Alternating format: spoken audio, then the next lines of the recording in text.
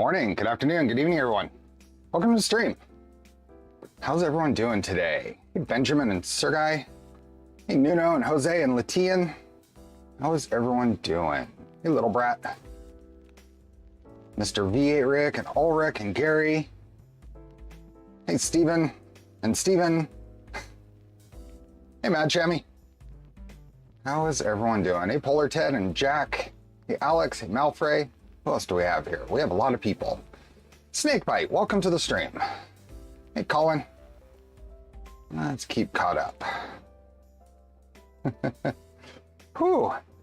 We are on part 6 of the Mercury 1 build.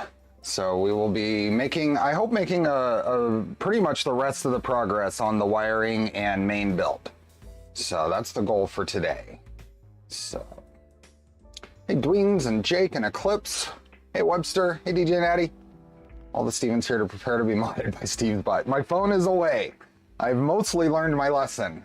Whew, it's warm in here already. I've been scrambling. It has been a day. Hey, Derek. Hey, PF Dennis. What do we got? Jan and Collie and Panzerkaden and Todd. Charlie's doing okay. He's eating a lot more, which is good. He's still having some litter box habit problems that are really frustrating. But we have an appointment soon with his vet, so we'll see. But I'm pretty sure he's gained weight. He's been eating a lot. So, hey, Francois. Hey, Scott. Hey, Bill Brothers, Tom Young, and BBs. Hey, Jared. It's barely been a morning there. Yeah, I know. So, he is eyeing the shoulder. So when we left off, well, let's first get a few things out of the way. Polymaker Filament giveaway link is in the pinned post and the description. So same thing, got to be here. We'll do the drawing in 3 hours. If you're in the US or Canada, you get a coupon. If you're outside the US, and you get a pick from a list of Filament. So, hey, MakeRS. Hey, Timor. Rebel Angel. What else do we got? Thomas and Tina here in Ireland in April weather. It's supposed to be, I think, mid to upper 80s here today. But I've been moving around and I've got printers going, so it's a little warm in here. I've got the mini split running. So, anyway, Polymaker Filament, we'll draw in 3 hours. Be sure you enter if you're interested. We have entries, so it looks like it's working. Derek, thanks for the gifted memberships. So, speaking of gifted memberships, next Saturday, I'm hoping to be ready to do the Nerf-inspired blaster build. So, oh, awesome. You're ready to get them down by yourself. So the plan is to do that for this coming Saturday's Charlie's Angels stream. So are you ready to get all the way down? I'll put you on your pillow. So I've been very late and very delayed in getting stuff printed for that, but I printed something last night that I thought was really neat. And this is color test. I'm not quite sure what colors I'm gonna use. This is Polymaker's Pro Dark Purple. Ed Chammy, thanks for being a member. Said this is the first chance since Rocky Mountain to watch. Oh, that's okay. Everybody's busy. Let's see. Anyway, so this is Polymaker's Dark Purple Pro. Now I've already removed these organic supports, but I was looking at the parts and kind of some people say that you can print them without supports, but if I pull this off, the definition that I got on that Picatinny rail, I don't know if you can see that, but there is no evidence that that was on supports. This printed like this, build surface down here. That turned out really good. So, Samoa. Simao, I don't know how to pronounce that, I'm sorry. Charlie will be 16 next month. I don't know when in the month, but June is Charlie's birthday month. So he'll be 16, and that's pretty much as long as I've lived in this house. We got Charlie and his sister right after we moved in here. We moved in here in April of 2007. So yeah, this is PLA. This is PLA. Now the recommendation for, and I'm going with the recommendation for these blasters, is PLA or PETG. So I'm planning on printing them in PLA. So I have another part printing right now. If it finishes before the stream is over, we'll check it out. And that's in Polymaker's metallic red PLA Pro. So pretty solid piece here. But yeah, it turned out really well. I printed this on the purple Trident, just doors open, and I think 65 on the bed and 215 on the nozzle, and that has the Chaotic Lab metal tap. So I don't know what speeds I have that profile set up as though. Have you tried reapplying to the top, glue to the top of the supports? I normally do that and disable Z-gap as well. Applying glue to the top supports? No. Hey, John. What probe are you using on the Mercury one? We will be using a clicky. We printed the parts for clicky. We'll be installing that today. Me and Charlie are both Gemini. Doors open and fans to full. Yes, exactly. Hey, Rushmere. So thanks to Apollo for that build. So, what slicer? That was the beta 1 of Prusa Slicer 2.6. I just downloaded it last night just because I realized I was going to need supports. So I wanted to give the organic supports a try, and I think that was beyond my expectations. I mean, you cannot see any difference between the top and bottom surface on those rails. So, is my Prusa Slicer profile public? Not really. I need to put them out on my GitHub, but if anybody messages me, I can send you whatever. Beta 2 is already out. I just downloaded it last night. When did Beta 2 come out?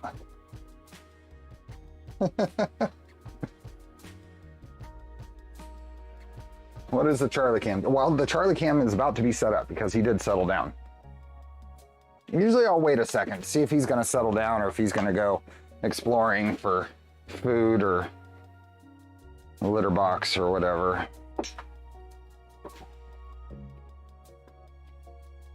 Okay, let's appease the masses. By masses, I mean Sean's wife. Oh, what? Oh, there we go. Oh, I had the Charlie cam on. It was just pointing at my dirty floor. I see.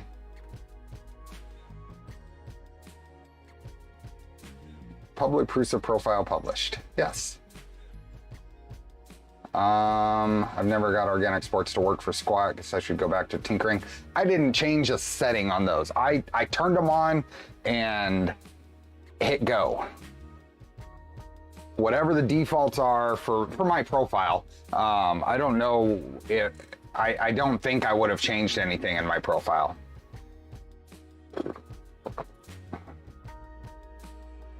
Beta 2 released on May 17th? Well, what I did to find it, because I didn't know where to find it, is I went to Twitter and I searched for posts from Mr. Joe Prusa himself announcing that a beta was out, and I found the beta 1 post and hit the link. So I'll have to go check it out. Okay, we have got to make progress. So what did I do between streams? So I didn't do much. I did reprint the tanks. By popular demand, we have yellow tanks. See it over here. Now, I had some problems with these, and maybe is Turtle or Dutch Dude here? Hey, Steve. These were very picky on the size. And I believe, I mean, these work, but the magnets I use, so they're very dependent on the thickness of the magnet that's in here. The magnets I have that came from Fabrico are 3.5 millimeters. The tanks are available in several sizes, 3, 4, and 5 millimeters. Now, the first ones, the blue ones here, I believe are 5 millimeter. So those were way too loose. The bed shifted around, could easily be wiggled. So I printed the 3 and 4 millimeter since I have 3.5 millimeter magnets, and was playing around with those. Both of those, the 3s felt too tight, but I also had a bit too much squish when I printed them. The 4s were way too loose. I could still grab the plate. Now it's good, but I could grab the plate, and without nearly this much effort, the whole thing would wiggle a bit. So I ended up reprinting the 3s with less squish on the first layer, and then I actually printed them in 0.1 layer height because, let's see if we can get a view on that. I just thought it looked better. So that's one, and if we can put this in here, yeah, I don't think you'll be able to notice, but it's way smoother. And these little curves along the top with the little tensioning screw or the retaining screw. Anyway, much better now. Doesn't move around, still articulates just fine. So, we can just keep going, and we're just moving one of these.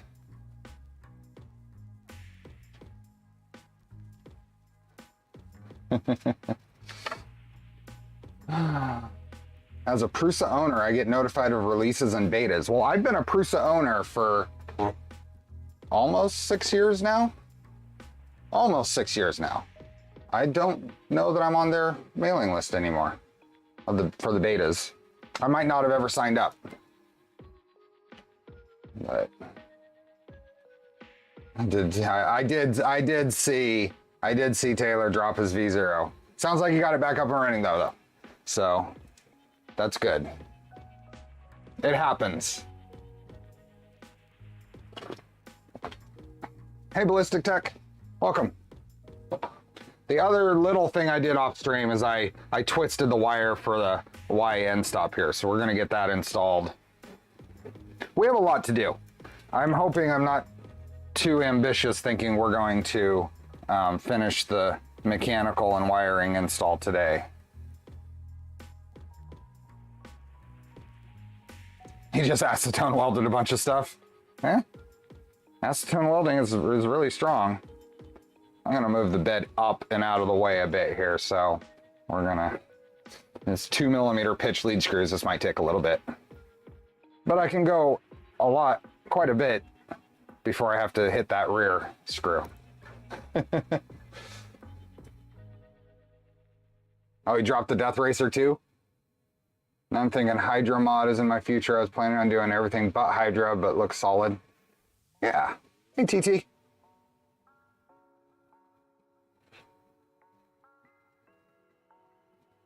Will the Hydra mod also allow you to change the angle of the print bed during printing? There is no practical application of that right now.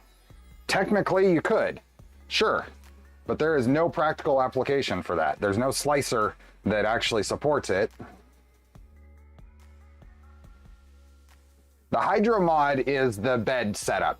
The bed setup for this. So this is kind of a modular setup. The Mercury one, the base setup is the gantry. The CoreXY gantry up here. So, tool head, belt system, linear rails, this whole replacement piece up here. Then the next part that you can do is the electronics with the new feet, the skirt, reset up here. And then the other part is the bed. So the Hydra bed, the 3.3 lead screw setup.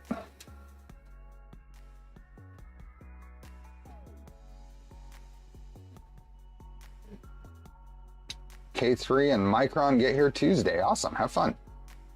Hey Cliff, the 5mm thick magnets work the best, but they are hard to source. I was only able to find them on eBay. Okay. This seems to be working okay. I don't know if you were here, I ended up using the 3mm tanks. And they do clamp down, and the what do you call it? The Kessel ball in here is pretty tight, but the steppers overpowered. I mean, there's friction there, but it's gonna spend 99% of its time in a tram state anyway. So it was more important for this bed to not move than for these pivot points to move freely. Hey, Techie.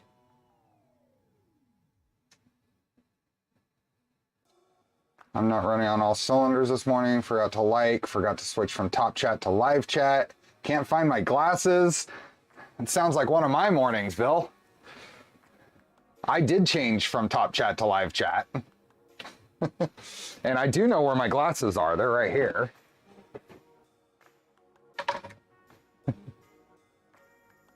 What is the reason the Trident doesn't have the bed support of this printer, or like I think you're talking about the Hevort or the EasyBot? Because cost, assembly complexity, and upgrade path. Hey Kyle, the goal with Trident was to reuse as much of the 1.8 frame as possible. The other thing that we kind of feel is the more rigid bed assembly on Trident is more resistant to lead screw wobble than some of the other setups out there.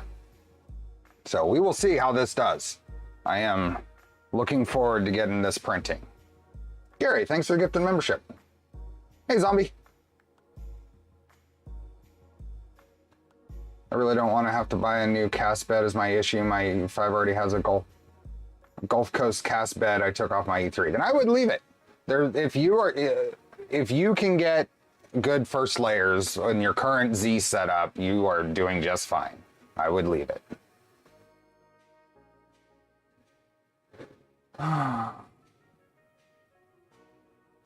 Mad Shammy, thanks for the gift and memberships. So for all the new members that are coming on, this weekend we're going to play around with the Nerf blaster. Nerf inspired blaster.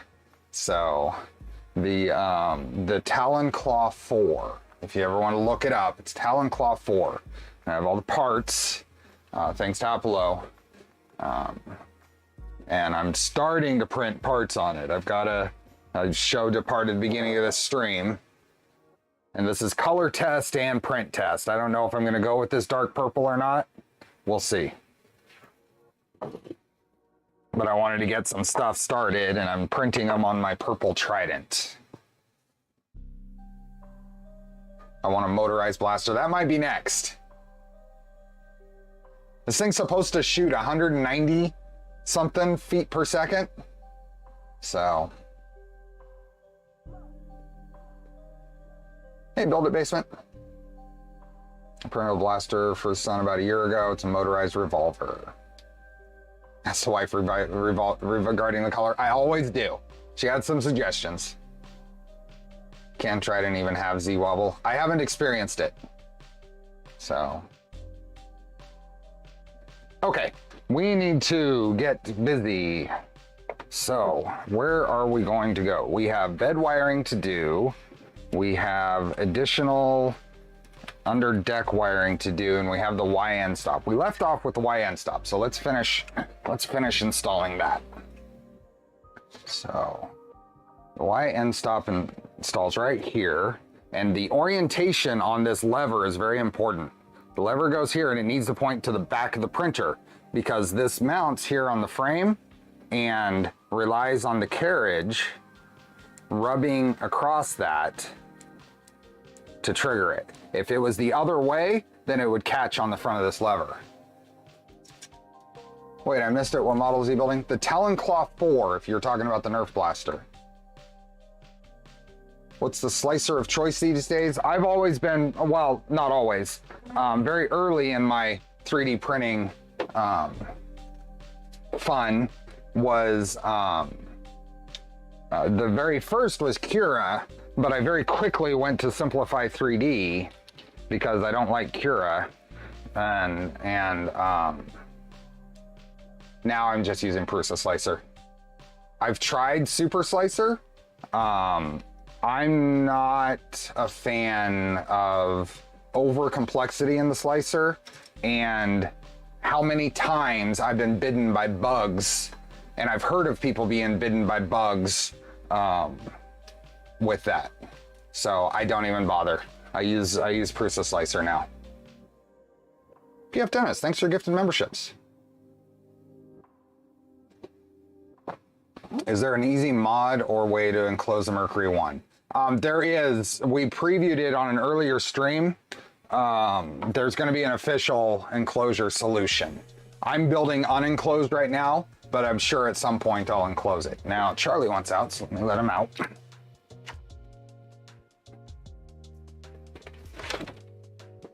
Okay. Hey, Sanity.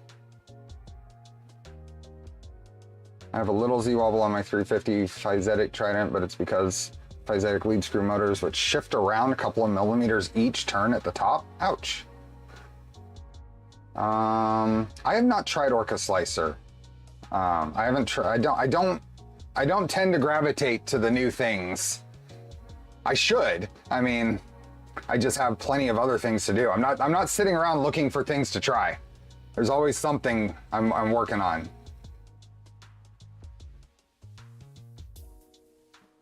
It's always a trash bag mod. There we go. The enclosure CAD work is slow going with all the printed parts and panel design. Oh, I'm sure. Hey, Ken. Let me catch up here and then we'll get this YN stuff installed. They are not as bend as those from Trident, but close. Oh.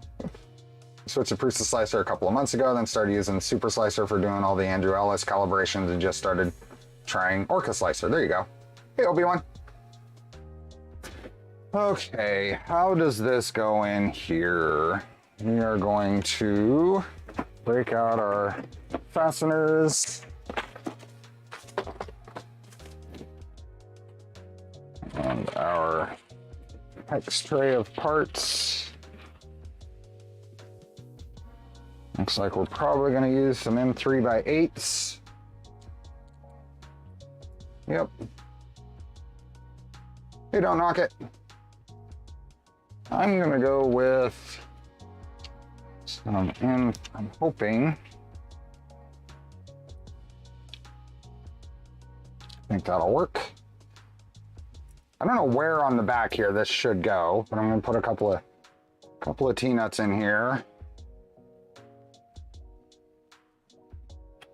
Did I get enough sleep? I did.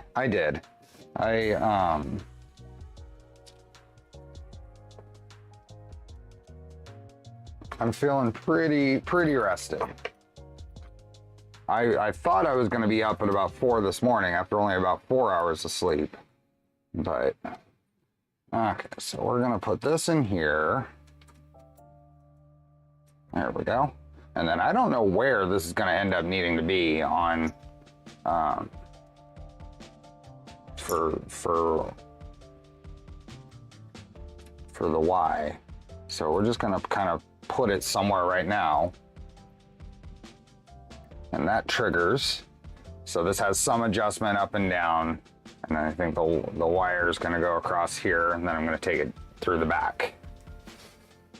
Remain the 3 in an enclosure to print 0 parts in ABS. Every print my Z offset keeps moving up. Guess my PLA BL. Oh yeah, that will do it, Chris. Nobody forks Orca Slicer and starts adding cool features. Okay, how are these prints doing? Prints are looking pretty darn great. What, that blaster is supposedly capable of 300 feet per second. Wouldn't foam just evaporate? I don't know. I don't have any experience with the Nerf mod and alternate design community. So, okay, I'm going to introduce something that I'm going to plan on doing with this build, because this is a good time to do it. I bought a whole bunch of open builds slot covers. I bought a whole bunch of them. So we are going to see if I can pull one of these out. Nope, I'll have to pull the tape off. We're gonna start, because that's what I'm gonna use to manage the wires for this YN stuff. The kit I sent you should hit around 200 feet per second. Yep. I think the spring set, the out of dart says it's 195, right? So right there. I think Charlie wants in. Let me see if it's ready to come in. Yep. Come on, Charlie. Go. Go.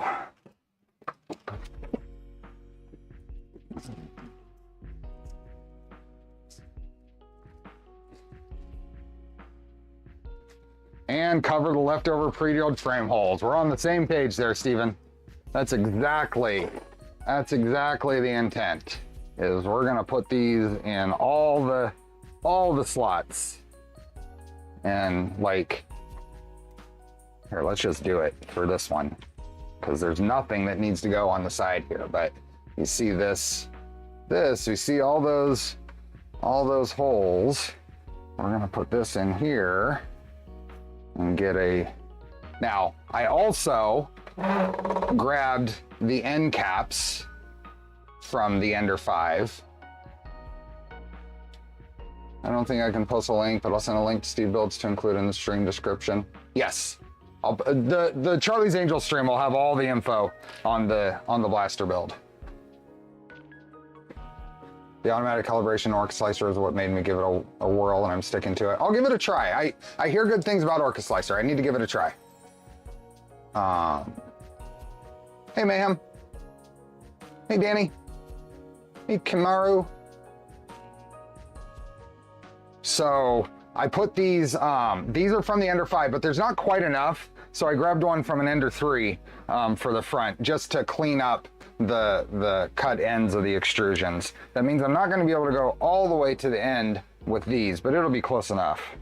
So I'm going to come over here and I'm going to mark the end. Let's go here, and then just use one of these guys to cut it.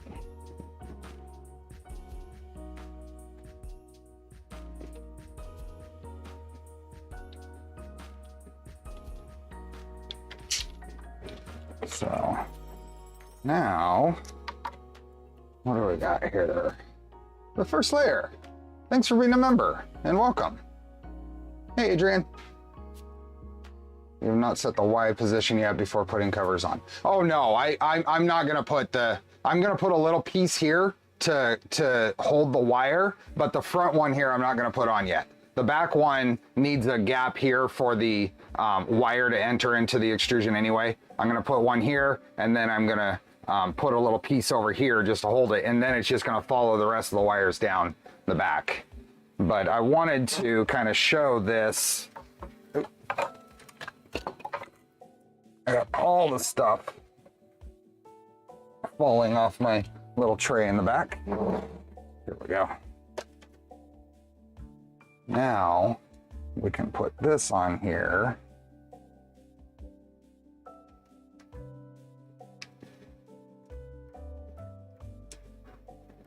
I might be pushing. Yeah, I'm pushing these out, so I've got a little too long.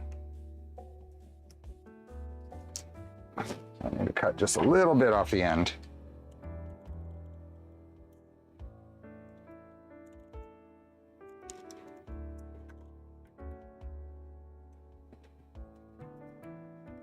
There we go.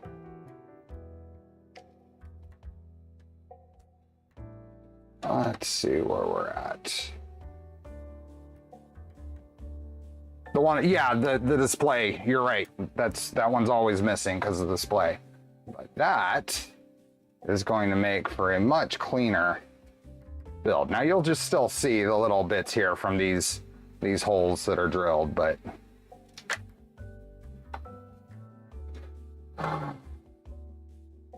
these extrusion strips are bought. So open builds is where I buy them. They're really high quality.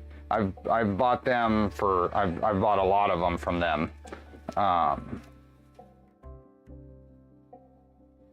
Do you typically use the stock Trident nozzle end stop or just clicky? I've been using tap. I've been using tap on my Tridents now.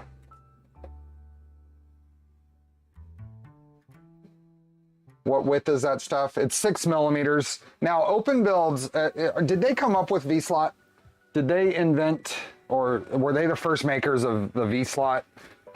Since this is all V-slot, their stuff is designed for 2020 V-slot. It's a perfect fit. These also fit very well in the Misumi V-slots, though. I use them on all my printers on the top in the deck to keep debris out from the top of the extrusions. Makes it easier to clean up. Nothing an anodizing pen won't hide. Exactly. You can print. There are printable versions of these. These aren't expensive from open builds either, so I just bought them. I believe they did. Okay, so now we're coming back to here. Let me see, I've got some shorter lengths from previous builds, so I'm gonna cut a little length here. I think I'm probably within a range of where I want to be, so I'm going to mark this and cut it.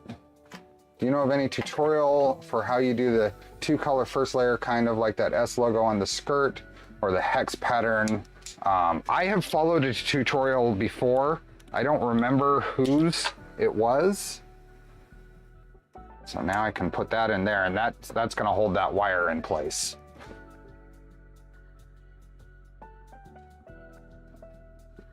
See right there. And then we'll come around, I'll do another little section on the back.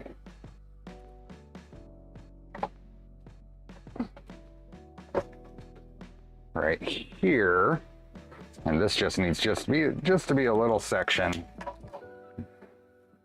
and then this is going to go into the little wire management that's here already. Wish there was a version of the slot colors for 1550 slot covers.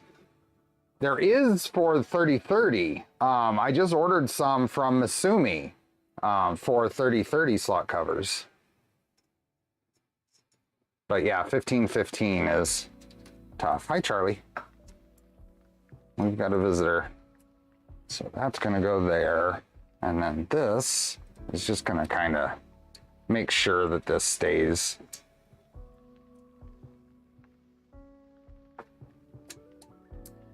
There we go, just like that. And then this will just follow along with the, right down the middle here.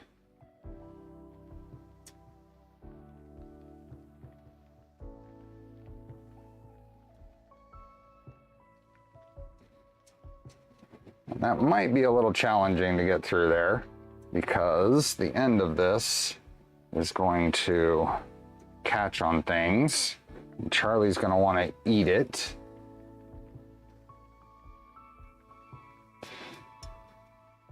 Charlie's sitting right below camera view. Oh, am I getting it?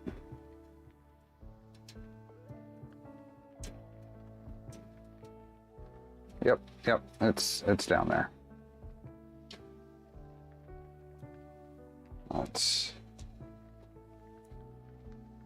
There's Charlie. Hey, Johnny boy.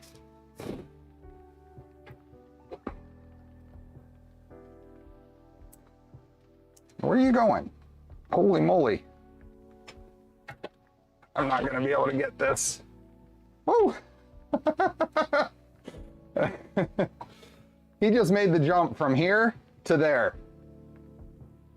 That's not too bad for a 16-year-old. I tried to get that on camera. I just couldn't. He went from here to there in one jump. I just couldn't get it there.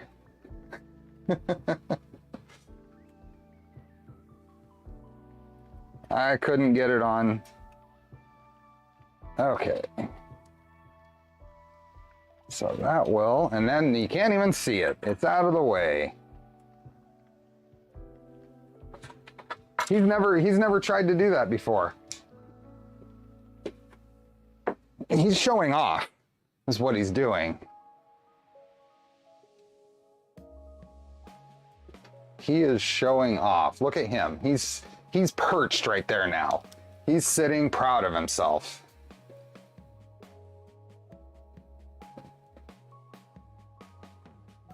Charlie's doing some parkour. Yep.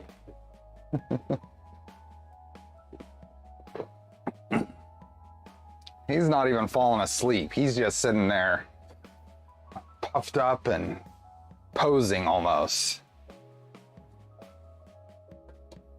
I think he does. I think he definitely, I don't play it up. He, on a normal day when I'm out here working, he does not do nearly this much coming onto the bench and stuff like that.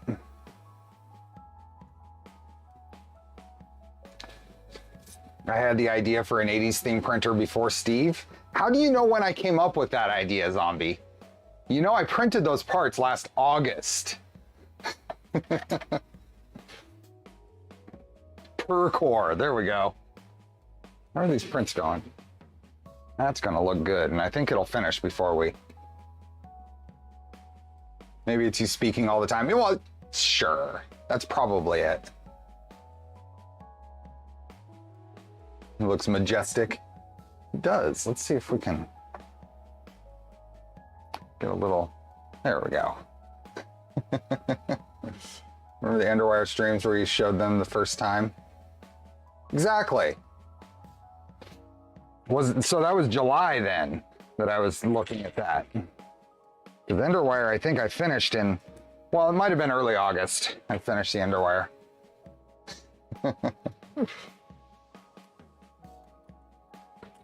Okay, so Y end stop is in place. We'll have to adjust it to make sure it works well.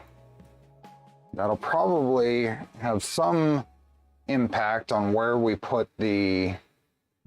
oh, now he's feeling like going to sleep. Where we put the clicky. I'm definitely the first purple LDO frame with Polymaker Galaxy Orange, Teal, and Pot Pink. That you most likely are.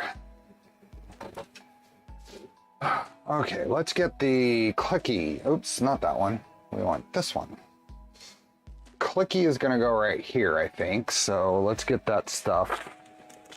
Oh shoot, I just dropped connectors all over in my thing. Okay, I got this and this, I believe. I think these are clicky parts. Oh, there we go. So I need to put a magnet in the back here and finish building out the rest of clicky. Hey, Ken from Germany. You could raise the bed up and align the nozzle to the back of the bed to set that end stop. The end stop probably needs to be set based on also on where clicky is. So it needs to still be able to get far enough back to grab the clicky probe. So I think that's the next thing we need to do. Better to drop connectors in a printer. This is true. This is true.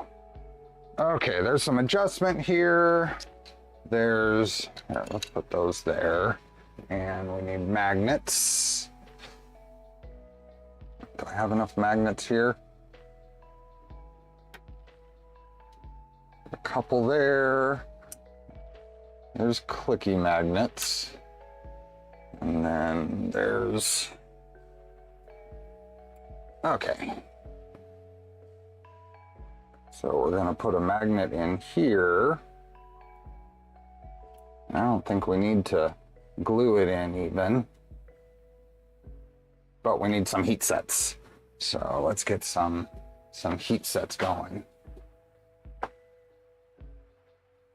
Also never seen a Trident like mine. Blue frame with black and gold accent parts. Nice. Has plenty of travel on X with the 330 rails. Yeah, I think we can hit quite a bit of this. Yeah, it looks like we can hit all of X. We'll see on Y. Hey, Doc. Welcome. Hey, Charlie. Where can I find the clicky STL files? Where are they, Turtle? Are they on the Discord? There's a link to the ZeroG Discord in the description. Okay, we need to do heat set.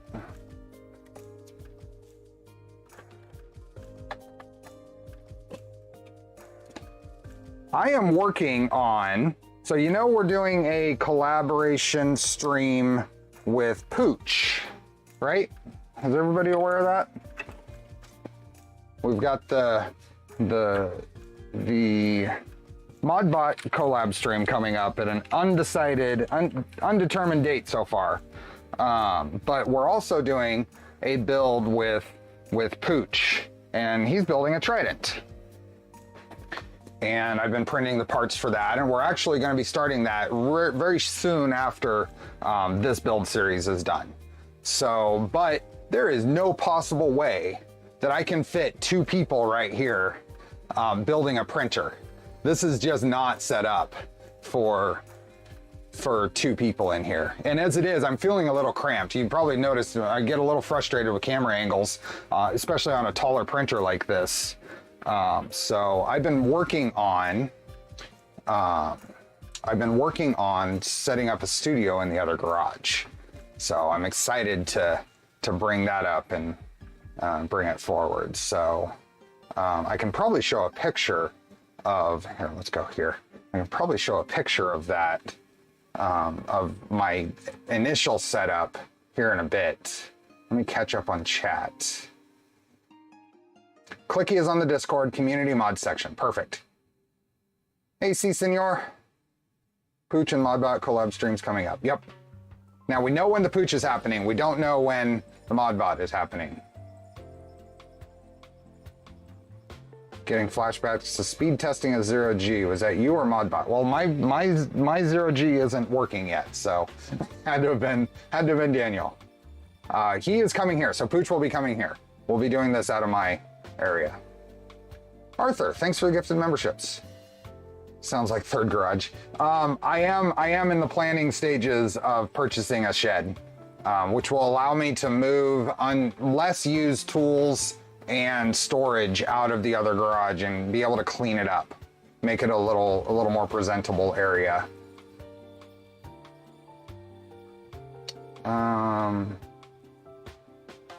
Mr. Reprack, yep. So, Voron Overload, I'm building a V-Core. Good. That's coming up. Not a V-Core, a VZ-Bot. Leaving stream on, need coffee, back later. See you later. Okay, let me get these done.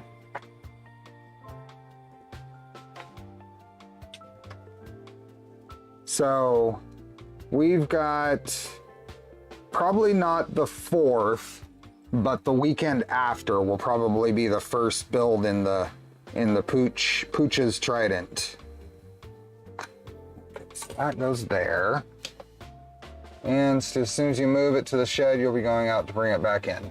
That's fine, but I need the big thing I actually need space for is material storage, flat goods. I don't have a wall in the other garage that works without being in the way of stuff. So, Zombie did the best Steve impersonation, having a cat on cam while building his purple Trident. Perfect. I missed any of those. I need to. Are you done with that build, Zombie? I may or may not try to do a weird Trident mod after yours is done. I won't like it. It's got to be pretty bad if I'm not gonna like it. Okay, that's there. We've got this here, and What are these fasteners? These are probably 12s or 16s.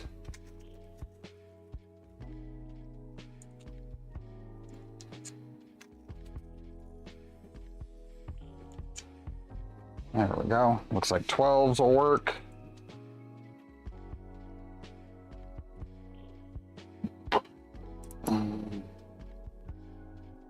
If someone can do the software side of my Voron, I can trade some imitation crab meat. Material storage is always a problem for me. Sheets of Baltic birch take up too much space. Yes. Although, where are you buying Baltic birch anymore? I've got some 3/4 inch stuff that I should use it for something, but I don't know what I'm going to use it for. Quadruple belted gantry mod for Trident. Yes.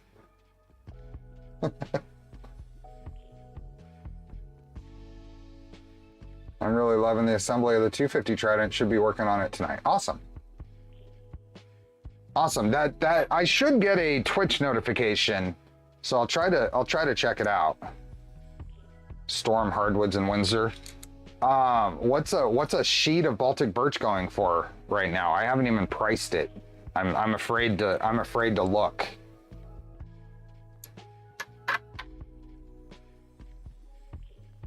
Okay. So that's there, and then I need a couple of T-nuts. Can you buy Baltic birch anymore? Yeah, that's a good question. Half inch is $125 to $135. I'm not doing that. I'm just not. That's not happening. Ball screw X gantry for the win. Okay, so now this is gonna go, I think this back corner, right? This is gonna go in there. This is gonna go in there. Figure out that looks about right. I got those T-nuts just spaced exactly perfectly.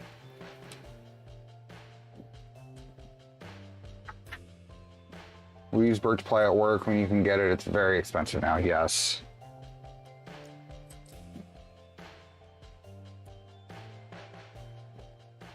What do we got there? Hey, Steve, working on my Micron while watching. Awesome, have fun. Last time I checked here in Houston, it was about $95. It did get up to around $240. Still like third the price of what it used to be pre-war here in Norway. Ooh. Is anyone else hypnotized by the Steveception where you can see his monitor in the corner of the over shoulder shot? My monitor, really? Oh, hey, this one? Oh, right here.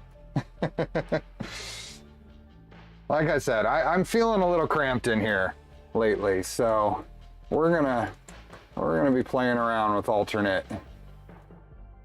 stream setups. Do I have this upside down? I feel like I have this maybe upside down.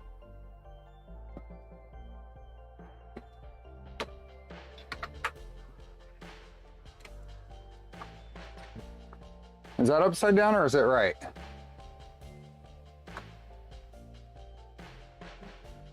Would you happen to have the STL available for the Acromills drawer inserts? They're on my, in the description is the printables link. I have it uploaded to printables. John. Just notice you have an LGX light. Yep. I had an LGX light that I bought way back when they were first released, and now I have a purpose for it.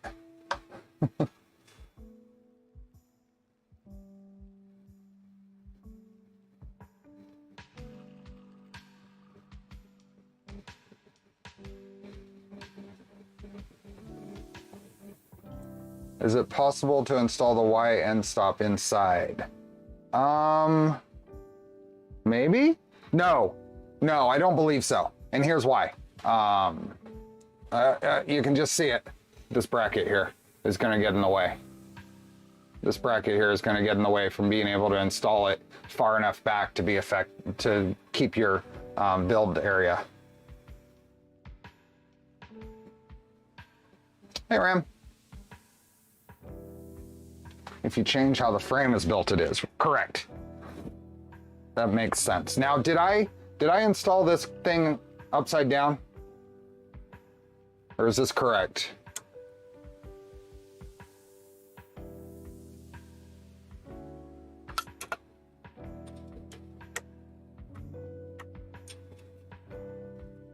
You did not, it's correct. Okay, perfect.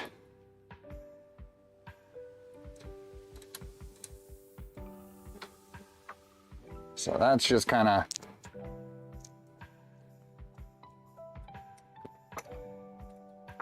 the little nubbin on the inside of those corner brackets could probably hold a couple of wires. It probably could. Okay, I wonder if this one happens to fit. It does. Perfect.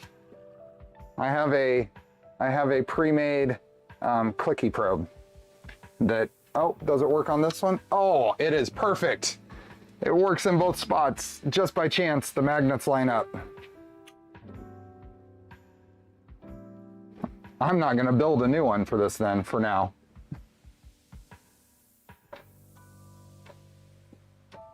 I've got that almost perfect. It can go up just a little bit.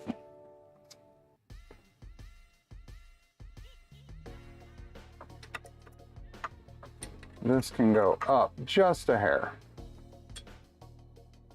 Rushmere, thanks for being a member. Screw cutouts used to go straight through for looks, but installing the screws were a pain. I see. I'm lining up the, and it's yellow. Well, it's from my V2. This is Lulzbot green, but whatever. I will build the blue one. I have all the parts, but if I can save a little bit of time, you guys have seen me do this. I'll do this later.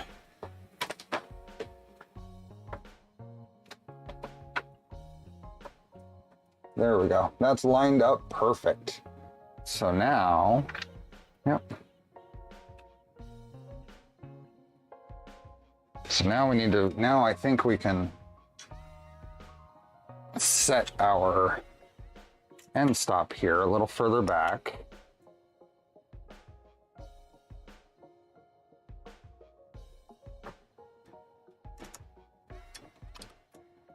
Three-quarter-inch Baltic birch 4x8 is $275.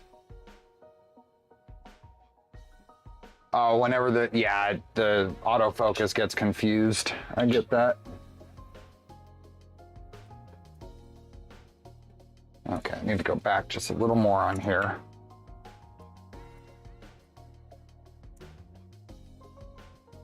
Let us know when the balsa wood and TPU trident will start. What I'm trying to do is, let's see if we can get a view here. There's the fan on the back here can hit this rear extrusion. What I'm trying to get is a point where the end stop triggers, but can still get far enough back to dock the probe. In your opinion, is Clicker better than BL Touch or similar? Clicky is certainly a lot more simple than BL Touch. That's where it triggers, so I need to go back even a little bit more.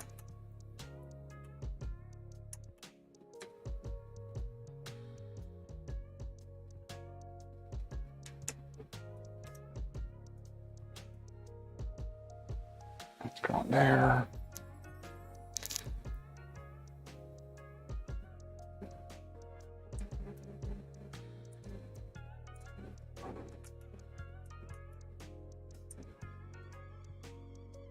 Let's try here.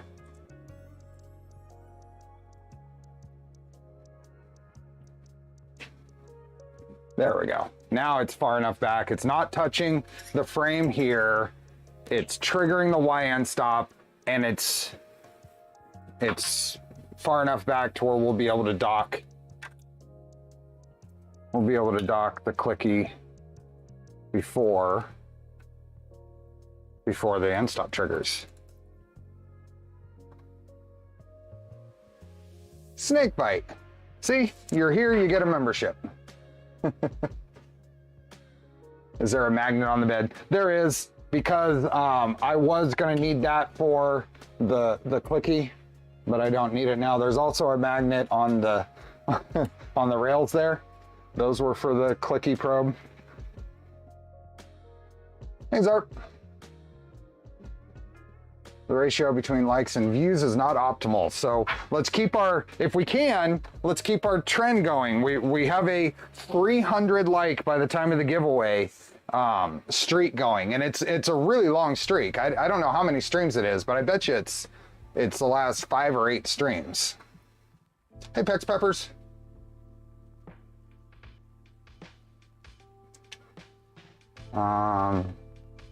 Euclid isn't well supported on the Mercury one. Yeah, I looked because I actually have a new Euclid probe I wanted to use. I just ran out of time to prep for it. So I bailed out with the easier option. I prefer the PCB based probe, but this will be fine for the build. Yep, and that's lined up perfect. So I don't know if I'll lose some space back here in the back corner of the bed, but that's okay.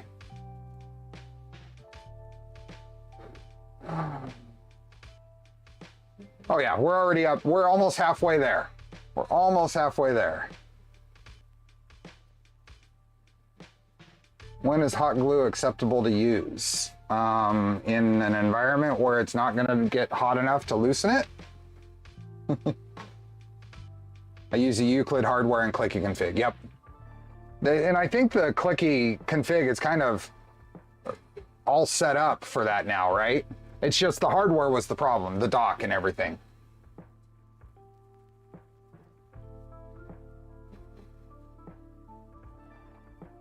I'm only here for Charlie. I understand. I think probably half my audience is here only for Charlie.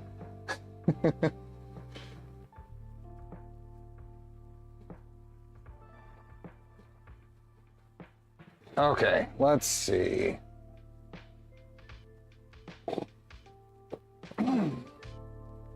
That is in place. The clicky probe is there. Are we, I think we can wire our bed and the chain. I think this can come off. Focus is all over the place, I know. We're here for both of you. I know the truth on at least some of you. Euclid is a right to left undock and clicky back to left right, so just these changes in movement directions. Yep. I'm a big fan of tap. Clicky's okay, but does lots of dancing around. I'm a big fan of tap as well. I'm running it on 1, 2, 3 printers right now. Okay, let's go back here. We've got some bed wiring to do.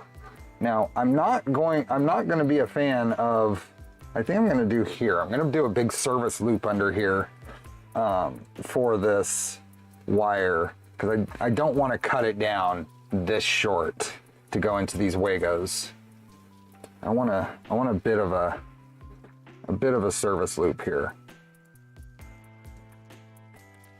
I don't know if I can go, maybe I can even go around the back here. It's not gonna hurt anything doing that. And then right there, and that'll kind of tuck it into the back here, I think. It'll poke out here, but. I'm here for Charlie mainly, Came for the beard, started for the builds. There we go. Stayed for the builds. There we go. Yeah, I think I'll cut that off right there, and then that'll sit right there. I watch Steve builds for the plot. Okay, let's do. Always so nerve-wracking. And it's cut. There is no getting around that now. So now I'm going to, I think I can just use this to expose a bit.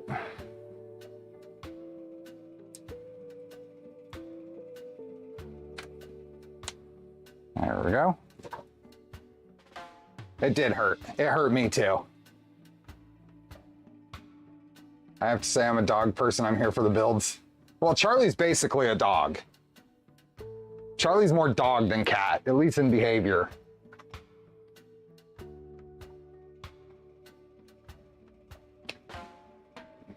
Expose a little bit more of this.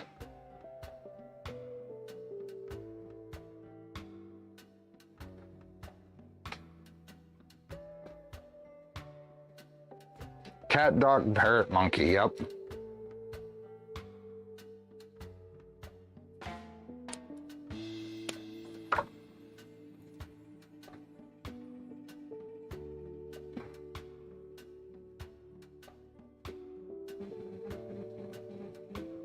Love my cat some catnip. He's just looking at nothing for a hot minute. When do you think the new version of TAP will be released? What new version? We've got a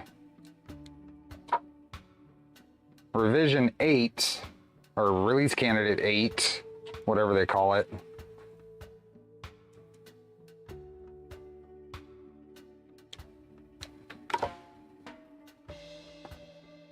Does TAP offer the same first layer precision of Prusa's load cell? Probably. Because you're limited, at this point, you're limited on your micro steps on your steppers. And you would be limited in the same thing on Prusa's, I believe. R8 was like 2 weeks ago. Yeah, it's out there. We have a new version R8 of TAP.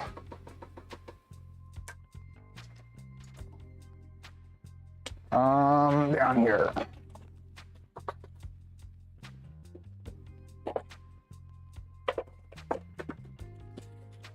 What do we have? 20 gauge or 18 gauge red. That what goes on here? These 16 gauge. These might be 16 gauge. Black. What about Boop? Boop just released beta 4, right?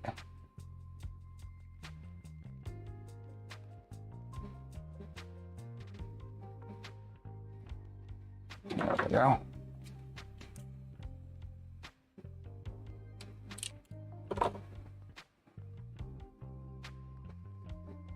It's still a release candidate, yeah. Released right after I ordered a kit for it. Are you talking about TAP? If you're talking about TAP, then the only change, I mean, there's printed parts changes, absolutely, but it's a couple of fastener changes that you should have in, you should have extras of. It's like 12 millimeter and 16 millimeters and some washers and M3 nuts. Steve, if I made you a custom print start macro, would you give it a shot? I would review it and see if it works into my workflow, and if I think it would be a cool thing to try, I would. I would give it a shot, Kyle. I am open to trying a different print start setup. I just haven't set one up because I do all my things in the slicer. Yeah, so I wouldn't worry too much about if you've ordered parts for TAP.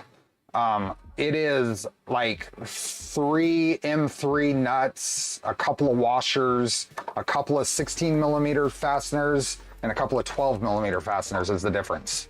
There's no hard to get, no MGN rail change or sensor change.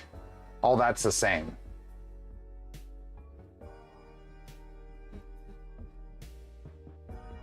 Two 50 millimeter and 3 bolts. Oh, I forgot. Yeah, Those are if you've done Stealth Burner, then you probably have those.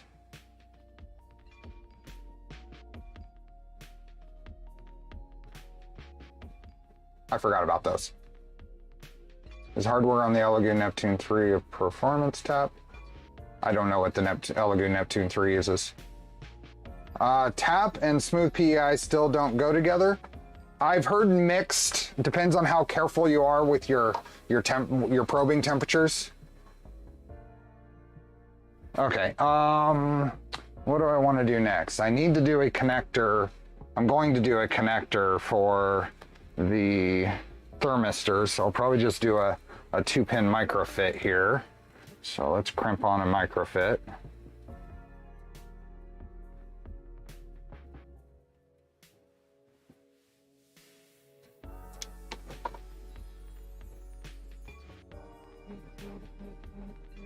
I'll whip you up one hell of a print start macro. People about to it. I will try it. You send it over. If I have any concerns with it, I'll ask you about it. But I'll give it a shot. Hey, pushing plastic.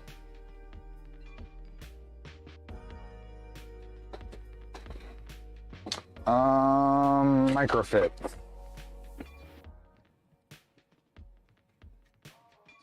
Microfit stuff. Microfit bins.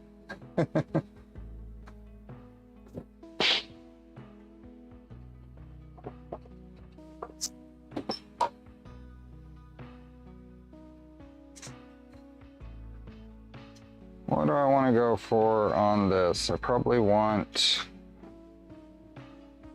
not that one. Those ones.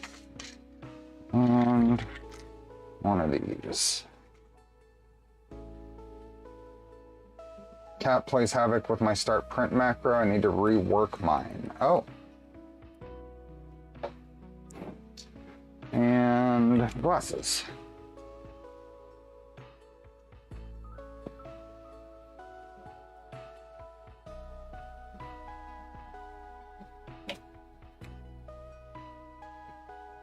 Get out of the way.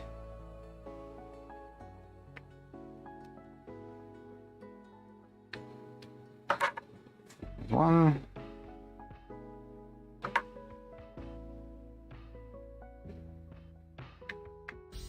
And two.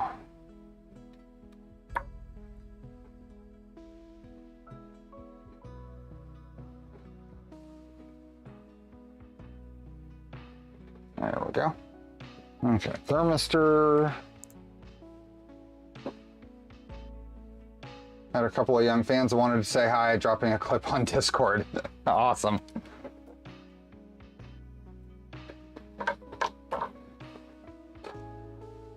Mad Chamois has some adorable kids. They seem to take a liking to me at Rocky Mountain.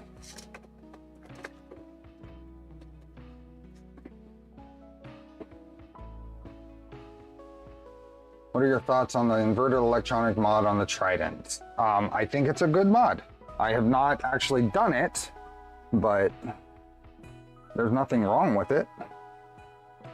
Okay, so let's go here. Yeah, let's go here and here.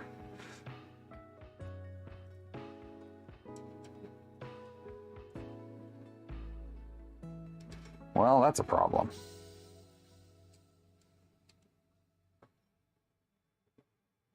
Did you ever give the new PA24s a shot? They're very good crimpers. They actually crimp DuPont properly. I saw that. I have not bought them. I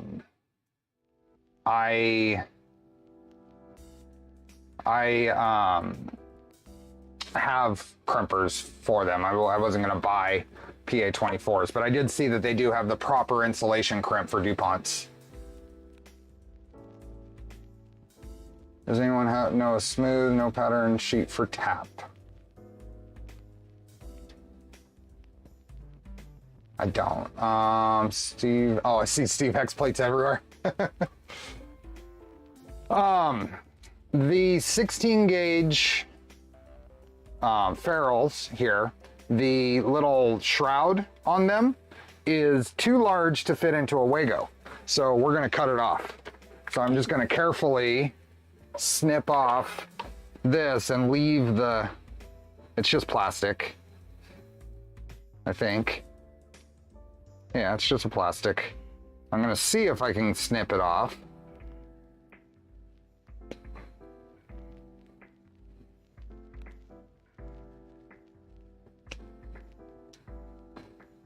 Yeah, because it won't fit, but I want the ferrule part of it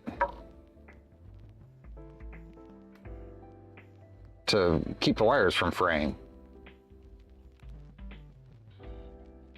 So the 18 gauge one fits fine. The 16 gauge one does not. So just take that off, and then I'm gonna put a little piece of heat shrink on there to keep this cloth insulation from fraying. Hey, is Max here? Hey, Max. How you doing? You can buy ferrules without the plastic part. I just don't have any. So we're going to make do.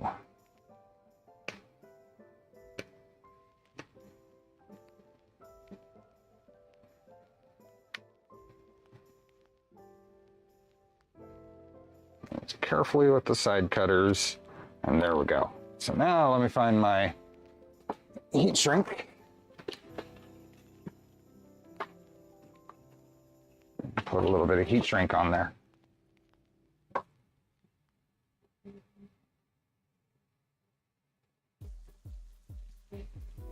There it is. That's gonna always be there. There's no, that's your legacy on the channel.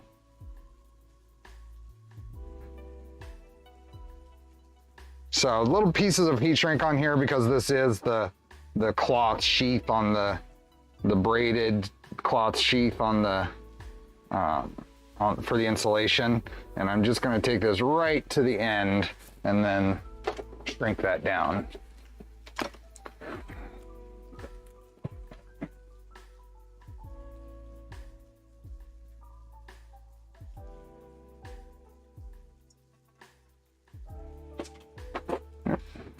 Now we can put those in here.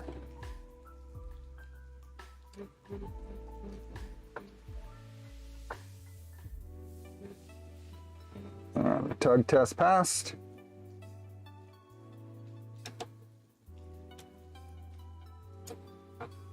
Tug test. We're just going to bend that, and that's just going to hold up there. And over here is the thermistor connector.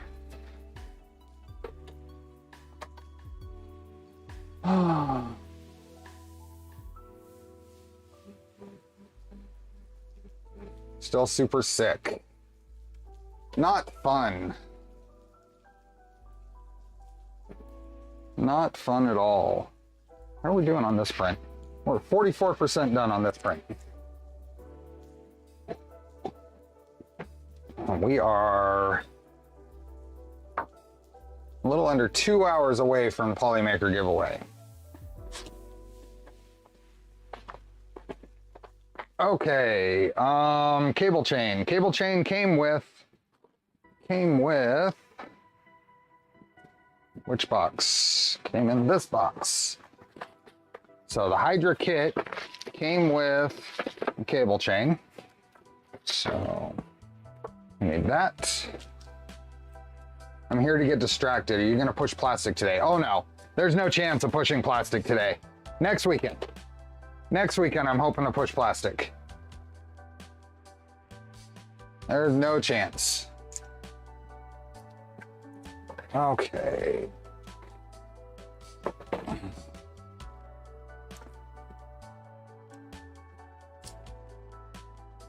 So on these generic cable chains, one side is often rigid and the other side is floppy. Show Max the blaster test prints. Do you see the blaster test prints? There we go.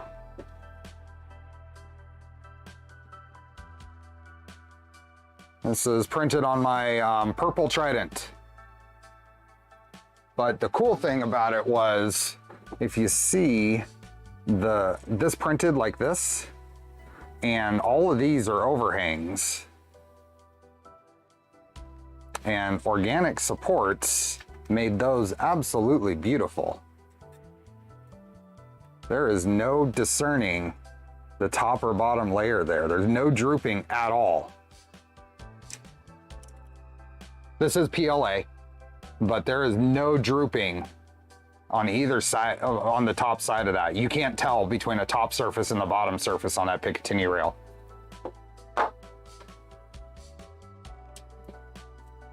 Apparently a 350 cube one with tap and stealth burner with CAN bus and LGX light is no longer 350 in the Z.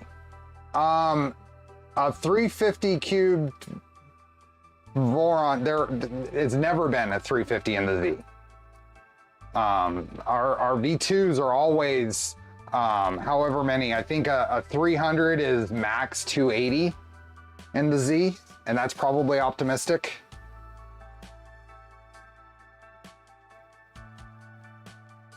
With organic supports, yep.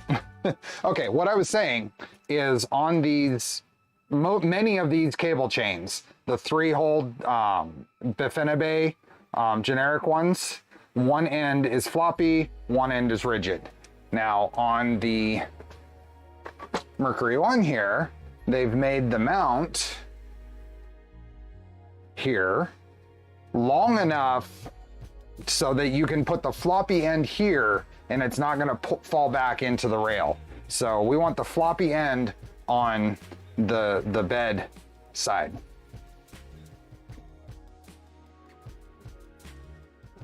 I'm thinking my 2.4 is 30 under 350. That's probably about right.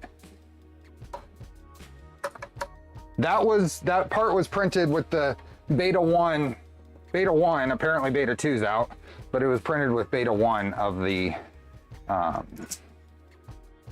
Prusa slicer. We have a printed chain end for the floppy end, but you don't need it. You don't need it. It's perfect. You did a good job here. This will work just fine without any printed end. There's no need for it.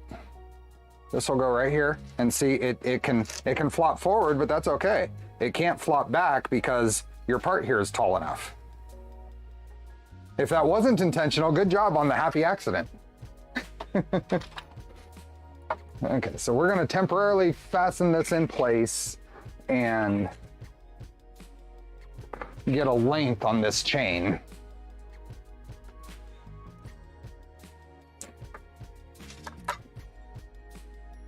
Where'd my screwdriver go? There it is. I always place the fixed end on the top. Oh, you don't need to. You can use these just as they are. You can go. Oops.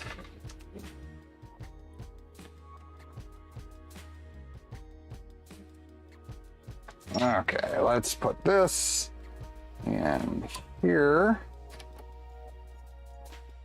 just for temporary sake. And then, I don't know, we're probably gonna have to move this up. I mean, I meant for it to be this way, yeah, exactly.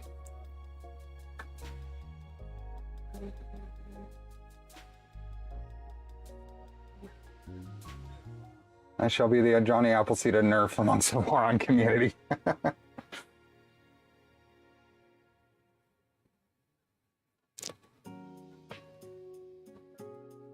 I'm gonna get this all the way up, which with these 2mm lead screws, it's gonna take a little bit.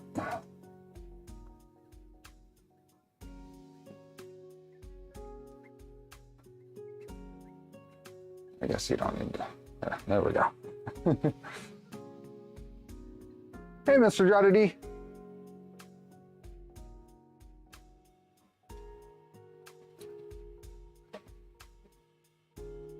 ZeroG trying to figure out how to clone myself. There you go.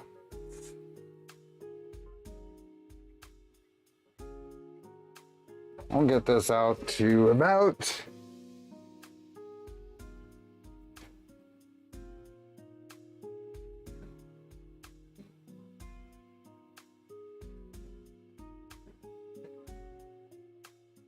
There we go. And we'll go over here. Do a little manual 3-point level.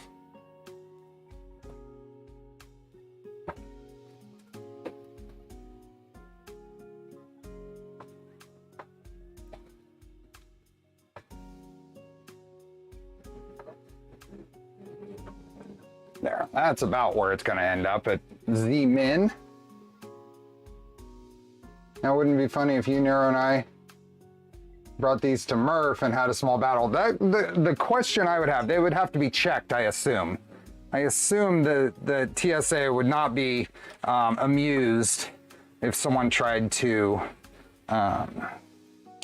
bring that on. Okay, there's one. So we're going to go, I think right about there. Seems to be. Let's see if we get any interference. Yeah, that'll hit right there. So I want to go down probably about there. I don't want to hit whatever's going to be about there. So maybe right here. So I'm trying to avoid hitting the fan duct up here with the tool head, any chance. Still have enough here so it's not getting in the way. And I think that means I'm gonna go right here. So if that pops off, what did I just knock off? Oh, I knocked the clicky off. There we go. Now we can take the end piece and put it back on. And that'll go right there. And that clears everything. Believe it or not, if you declare it, they say it's a toy, they're easy to check as baggage. Okay. Is PLA strong enough for the blaster build? Yes, it'll be strong enough. There's Charlie, he wants out.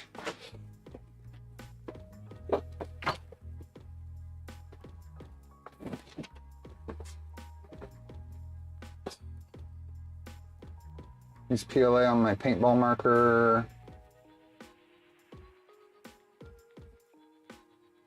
I'm metering that way. Okay. So, got lots of extra chain.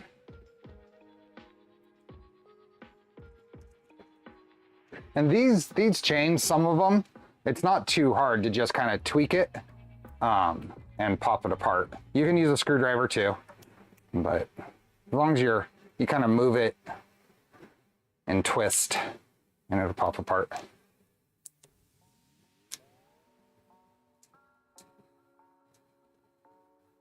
You have several Springer blaster builds printed in PLA. Important thing to remember is to print the plunger parts and sear at 100% infill. Yep.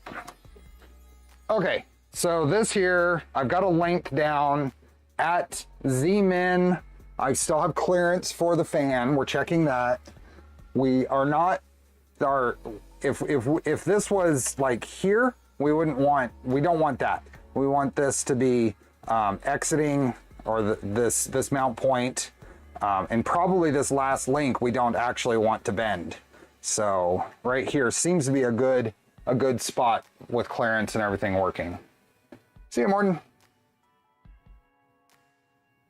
They are easier if you pop the latches open a few links back.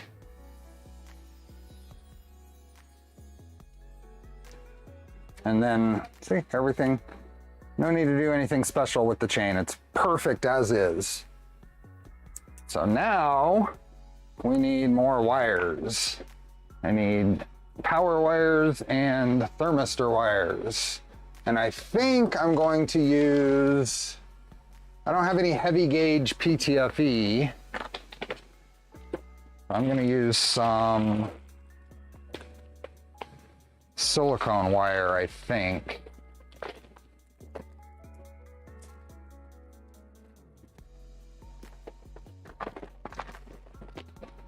I guess I should have mounted mine the other way. Yeah, see, it's perfect. If you notice, switch wire has a a tall attachment point at the floppy end as well, exactly for that reason. Same with Trident. I mean, the lower mount there is tall, so you can put the floppy end on that side. Okay, I have some 18 gauge silicone wire I think I'm going to use here for this, and all it's doing is going through here, so we're going to go here and here, just checking lengths, and then down into the thing. So we need about this much. Now, if I had my choice, I would, and I didn't want to waste a bunch of wire, I would use all black for these, since it's all switching the live side, but we're gonna just go with what I have. Hey, Bruno. 2.4 does not have it though, and people's chains flop to the right. That's what the guide is supposed to be for on 2.4. Yeah. Okay.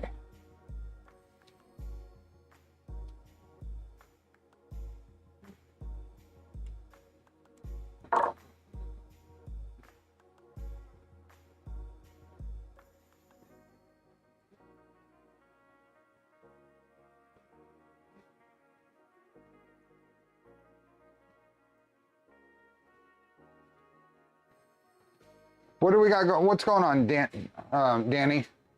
I've seen little mentions. I didn't catch everything. What do you got going on? You got a build problem you're dealing with? Okay, 18 gauge pieces work. What did I put there? What's going on? Absolutely no change. I think I was getting 0.2 volts, will not go up or down. You got a power supply problem?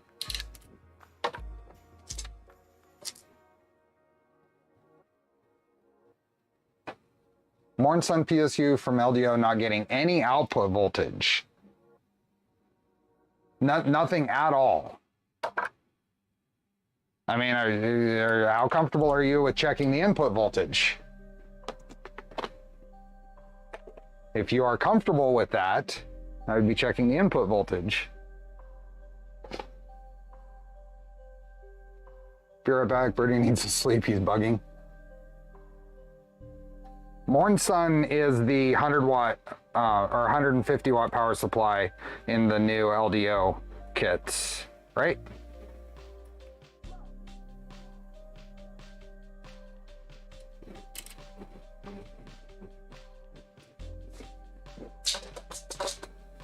But you have input at 120 volts. I would be contacting LDO then for a potential bad power supply.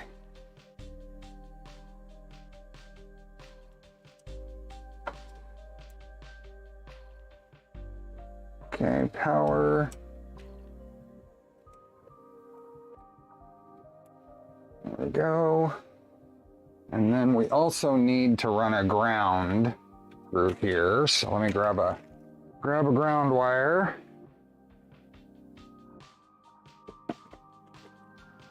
I have something long enough already.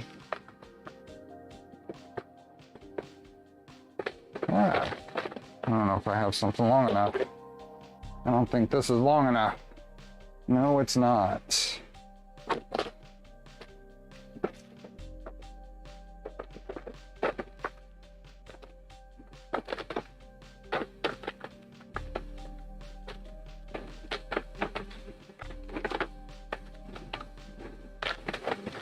I may have to cut a new wire. What do I have?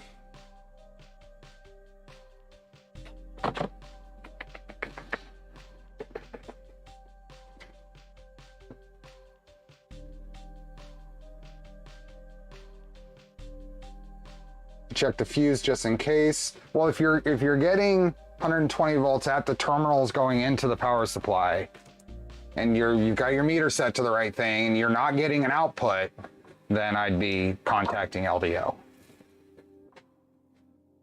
Okay, I need power cord.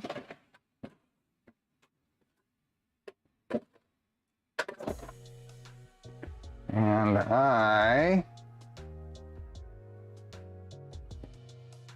I'm going to cut up a power cord.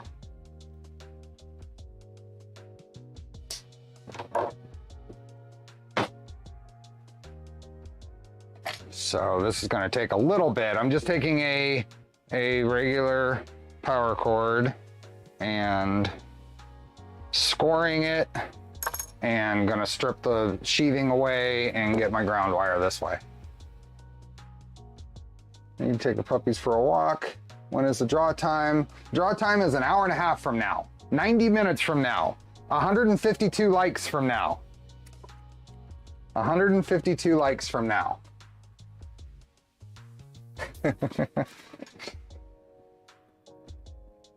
Okay, so I take these and I just kind of touch. This takes a little bit of time, but careful not to cut into the wire inside. I'm just scoring, not even really slicing, just scoring the outer insulation here. And then pulling it. I do it in small sections because there's a lot of friction there, and it takes a little bit to do. Danny contacted who you bought the kit from, and they should have a contact with LDO. Yep. So real quick scoring around. If you bend it, you'll see where it needs a little help. Just touch it with the knife.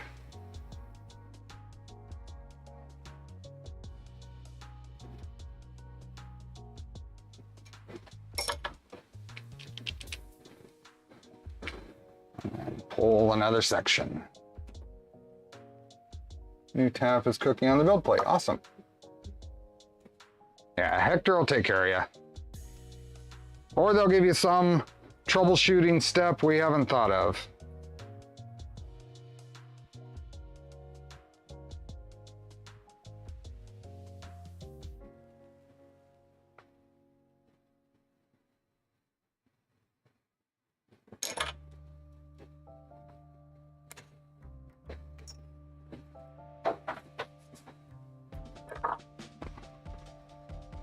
Just from experience, I figure I can do about 5 inches of this at a time, and it's not too bad to pull it off the end.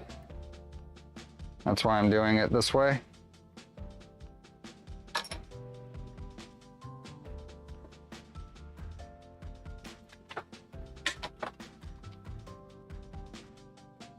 Steve build. Hey, Kilroy.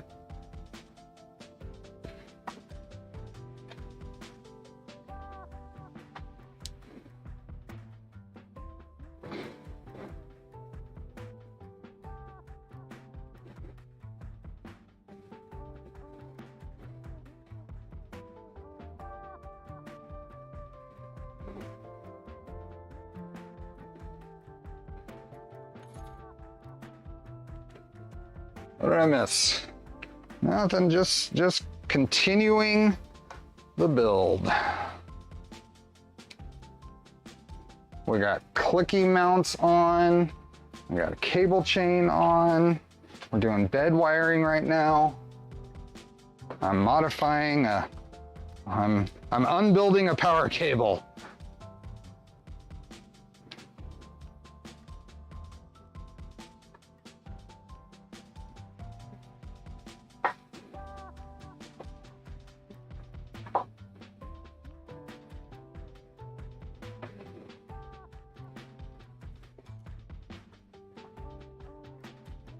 Yep, filament links are in the pinned post and in the description.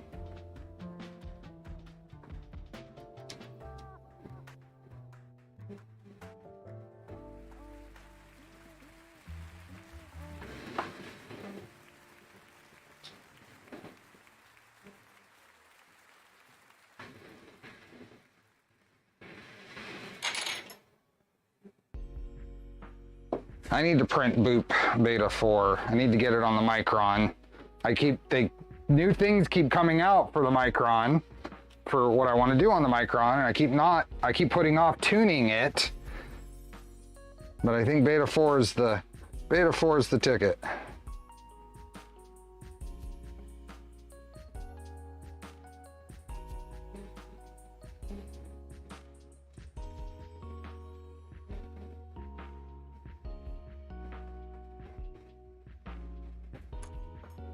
Do you always sand down mating surfaces for assemblies like motor mounts? Often, yes. I use my little, I don't even remember where I bought these, but I have this nice little flat file that I use. And this works great just to run across the mating surfaces of printed parts.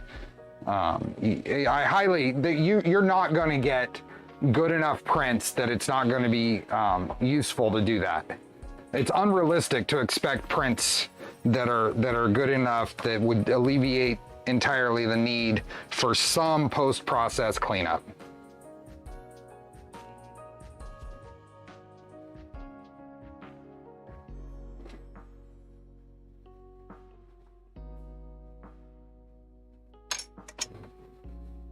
I keep looking at those skirts and thinking your little mesh layer hack would look really good on it. Maybe a tighter pattern. Yes, it probably would.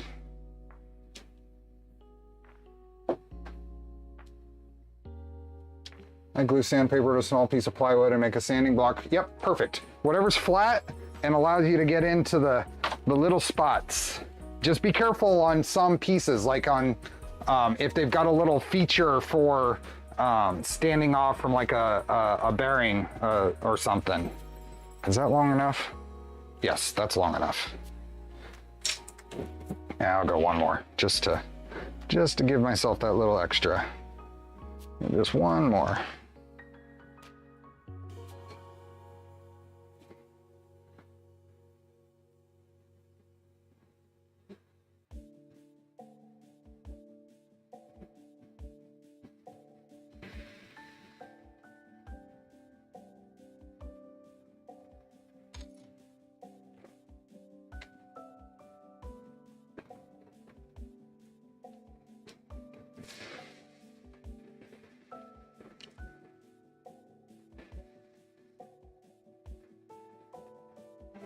There we go, last one. Anyone using the high flow Revo yet? I have a 0.4, which I know is the minimal benefit. And I have the 60-watt heater, but I haven't installed it. I'm thinking about putting it in this purple Trident. Okay, we have green wire.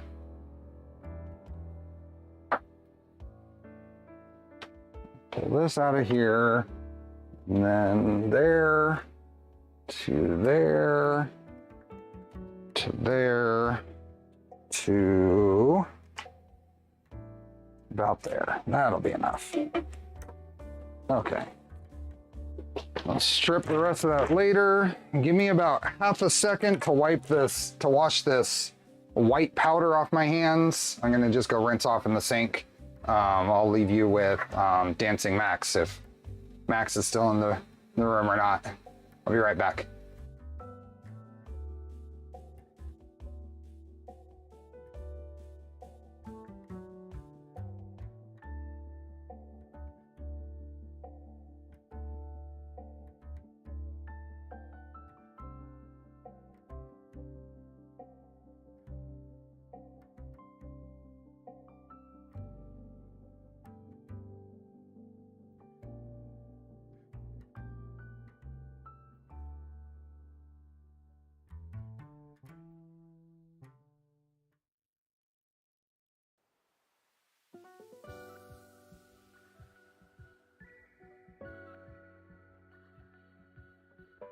Okay, let's see.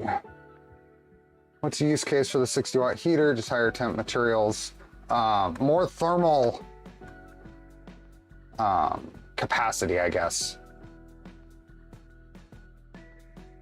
Untwisting wires seems unnatural to me somehow.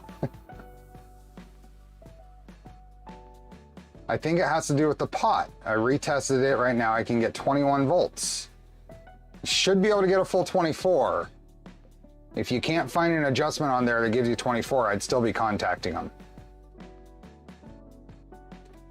So, okay.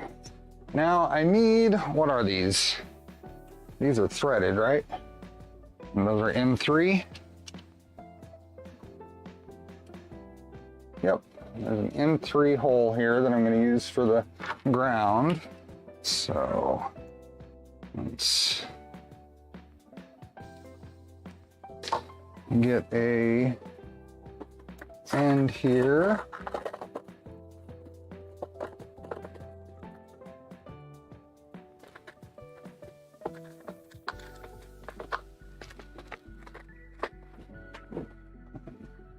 End on one side.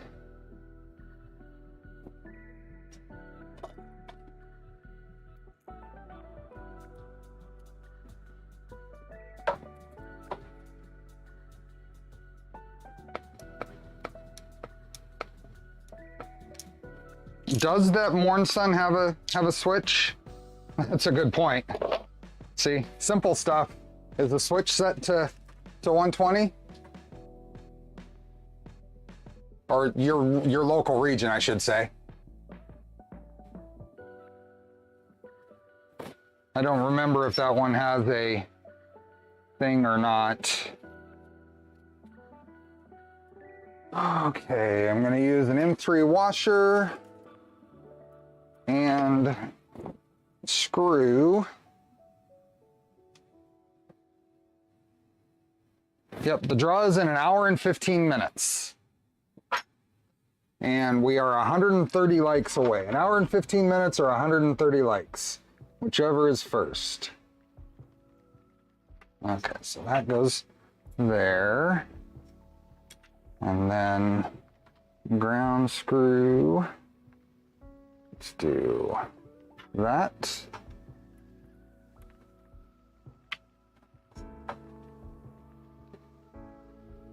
There we go.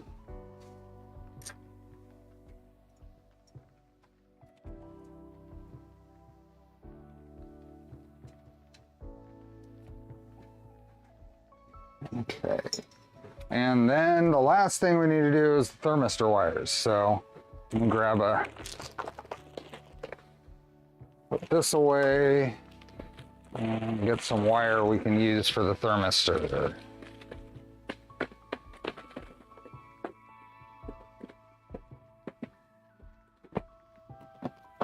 TFE wire.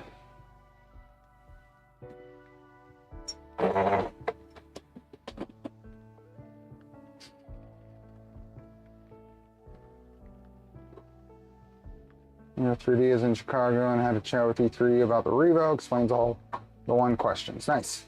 Hey, Shadell. Okay, what do I have in here for what I can use for thermistor wires? I'm just going to use some black wire here, and we'll label them. Hey, Dennis.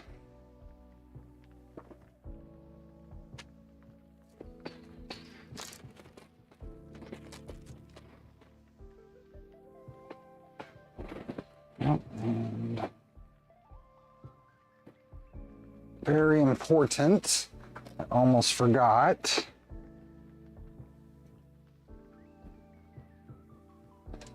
There we go. Oh, wow. Perfect. Perfect timing, I guess. Hey, John. Well, whatever. It is the cat. Like I said, he's part dog.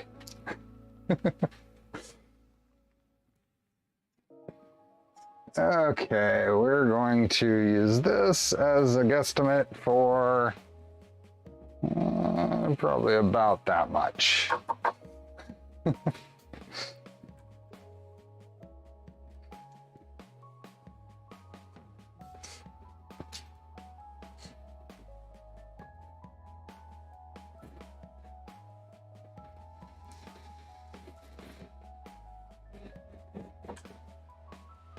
thermistor wires.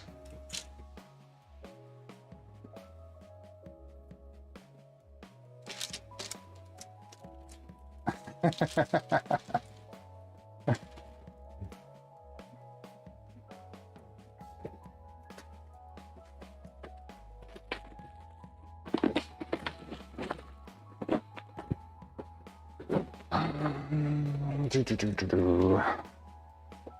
think it's a cat thing. My dog can't like himself there. Oh no, many. That's a pet thing. I mean, has anybody ever had a chinchilla? I did when I was a kid. If you had a chinchilla, you'll get it.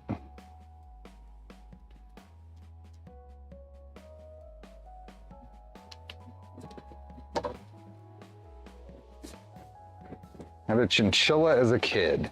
That was a cool little pet. The poor thing jumped off of its cage one time and broke its leg, like full on floppy broke. And he ended up being fine. It healed. He would still run around. He would do loops around that cage even after that.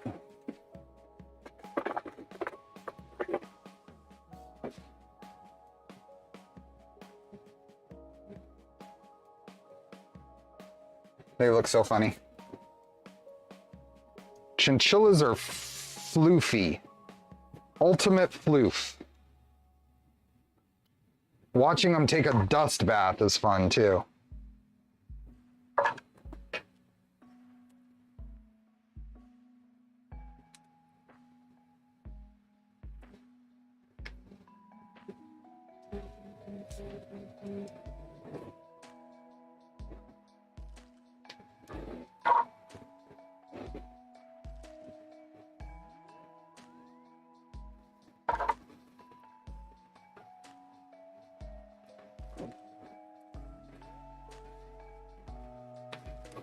Okay, there is thermistor wire.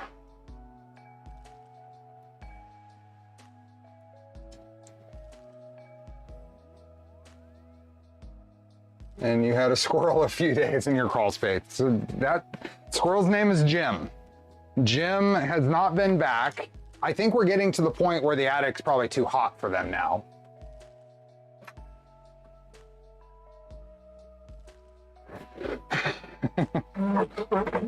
But I have not noticed the squirrel being back.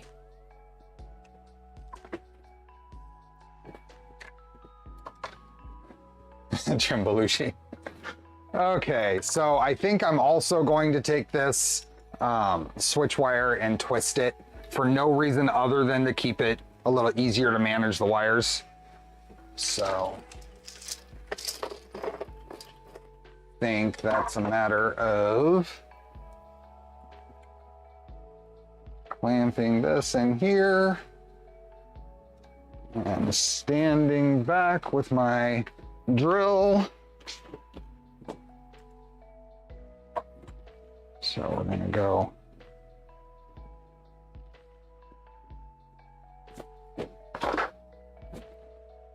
hi again, zombie. And then just, oops, I only caught one of them. Oh, well, hopefully that's okay. Did not have that on a stable surface. Everything good? Yep. You have some Wix filter stickers on your blue cabinet. I didn't realize that either. So those cabinets, so there's also a sticker on there that I should remove, but I haven't, because those cabinets belong to my dad. And my dad used to run a mechanic shop in our hometown, in my hometown. And so that's where those came from. All of those stickers are what he put on there. It is as he had it. So, why are you not capturing? So that's the story with those blue cabinets, is they belonged to my dad. So here we are. Yes, my dad used to do leather work. Yep. For muzzle loading black powder rifle clubs was he was into. Okay. So now just kind of there. There we go. In Nevada? No. No, here in California still.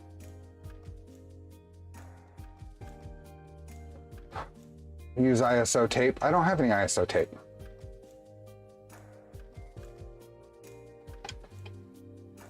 Copenhagen? Yeah, exactly. So that was one of his vices. He was he chewed. So.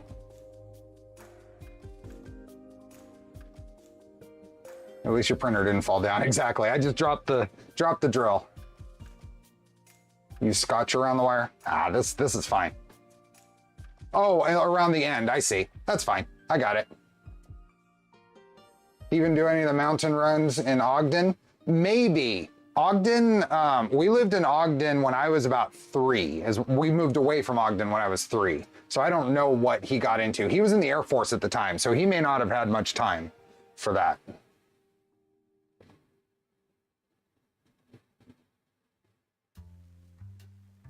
So. Did a bunch of black powder stuff along with Indian reenactment stuff in the mid 80s with my first stepdad. Yeah. Yeah, we did a lot of it. I used to, the Pee-wee shoots, I was very good at target practice with the muzzle loading rifle.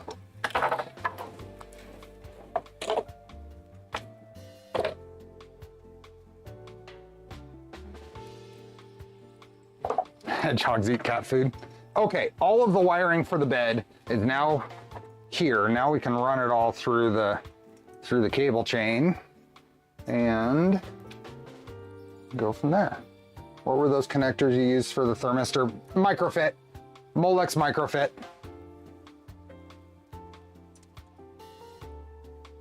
Let's pull this out. And pop all of the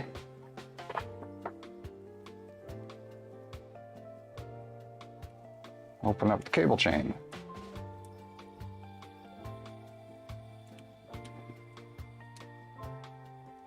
So not JST compatible, correct. So it's a good inline connector for our purposes.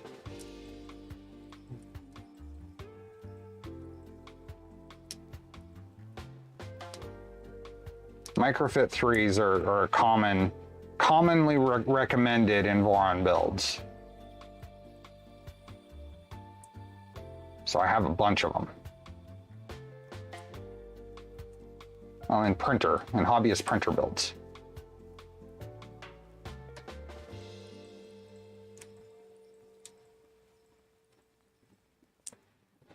Okay, so open them all up. Floppy ends going up here. So now we can take these, feed them through here.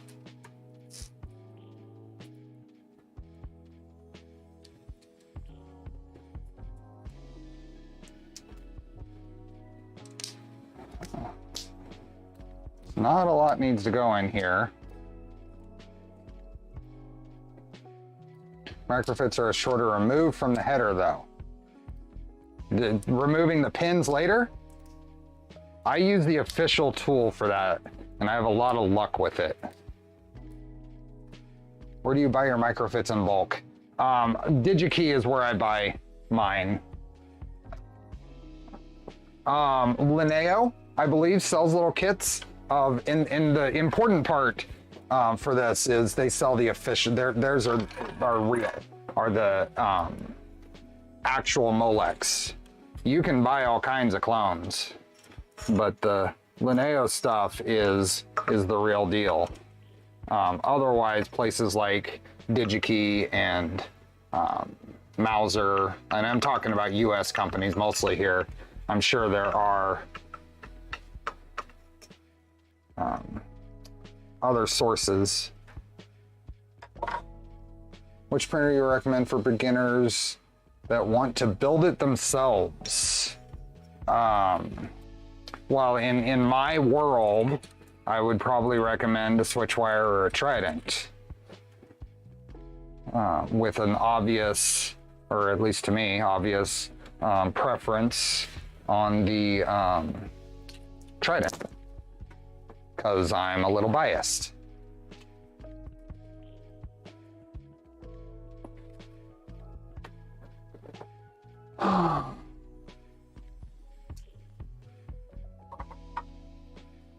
The official MF3 removal tool is great, though it's expensive. It is.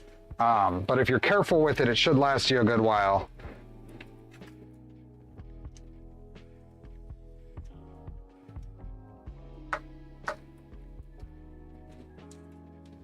There we go. I'll use my...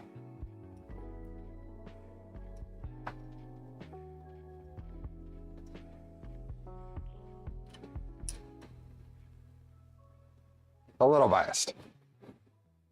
A very big little biased. Very much not at all biased.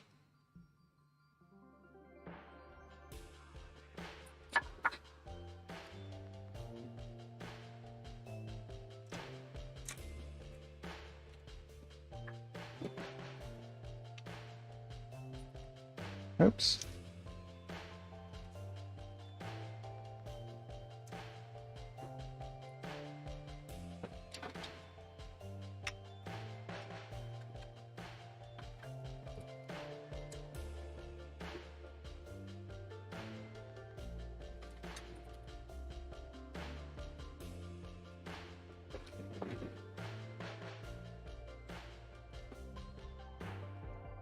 I would recommend the Trident over the 2.4 for a first build.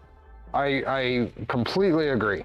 There's an extra level of complexity when dealing with the gantry on a 2.4. It's not an insignificant difference to do it well. And Trident over a Tri-Bent, 100%, yes.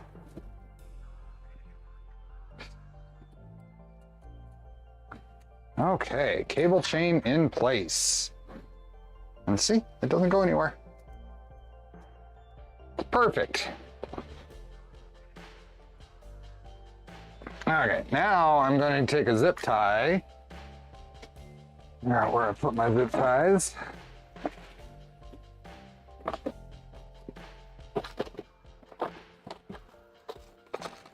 Where did I put those zip ties? Maybe in here? Oh, there they are. Quad belted Z of a 2.4 makes it pretty fiddly, yeah. Tri-Bent, is that a Trident after Nero drops it? No, Tri-Bent is a Trident after UPS has its way with it. Okay, so I'm gonna secure these cables probably on both ends. Let's secure it. There's no zip tie spot, so I'm gonna just zip tie to the across the cable chain itself. So I'm gonna go through here and just grab it across here at one of the end links, which will be fine.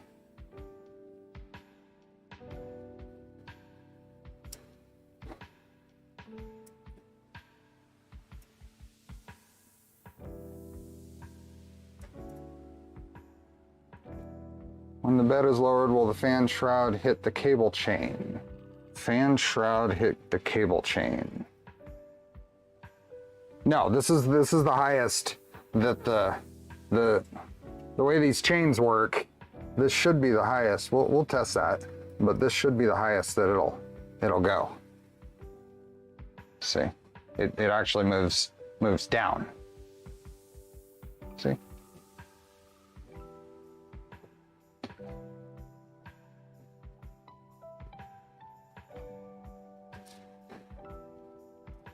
Okay, that's good there. I'm gonna take a little zip tie and kind of hold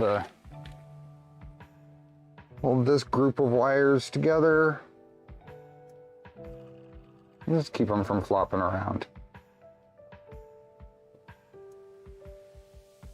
There we go.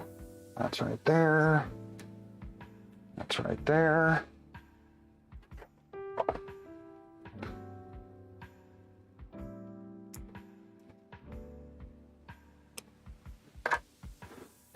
Hey, Bryce. I'm glad I did the 2.4 first. Makes the Trident so much easier. The next printer is going to be a 500mm rack rig. Awesome. My next printer is going to be a 600mm Voron.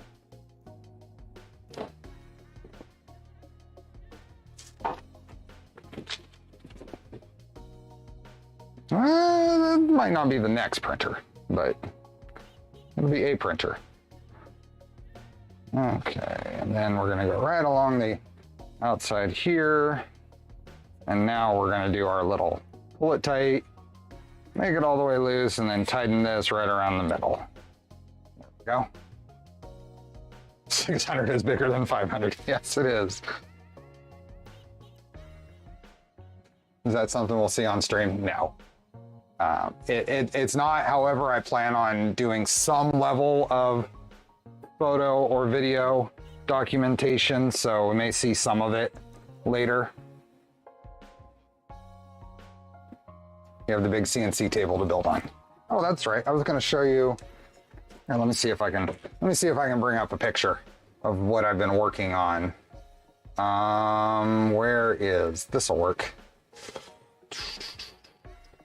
I think everything's good here. Let me bring up this picture. I did figure out, so this keyboard, I was complaining about battery life, and if you don't turn its power save features on, then battery life is terrible. With the power saving features on, I have to remember to hit a key to wake it up, but it's been pretty good. I don't like having to deal with the power saving features, but it is what it is. Here's what I've been working. Another thing I've been working on. So this is the. Hey Colton. So this is the. This is an open builds extrusion based. It's 2060 and 4040 extrusions. I bought this from Open Builds that I was going to use to house the Shapeoko router. And it's not. That was a bad idea. That was a poor choice. So that's why I built a table for the router. So instead, I bolted a piece of 3/4 inch MDF to the top, and this is going to be the build surface. Oops. The build surface for the, and that's a mess, but I don't think there's anything in there we care about. Build surface for the Pooch's Trident build. So I'm playing around with an extrusion-based overhead gantry for my overhead camera, and yeah, that was yesterday's project.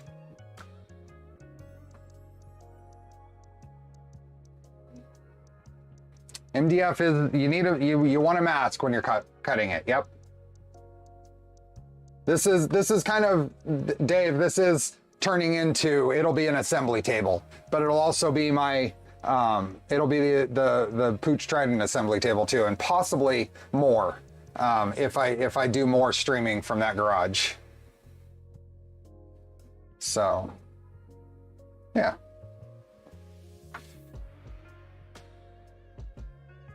DIY or wireless phone charging thing with some lithium for the keyboard. Well, I could. This is, for someone who asked, this is a Keychron. This is the K1 SE, I think. I like it, other than the battery.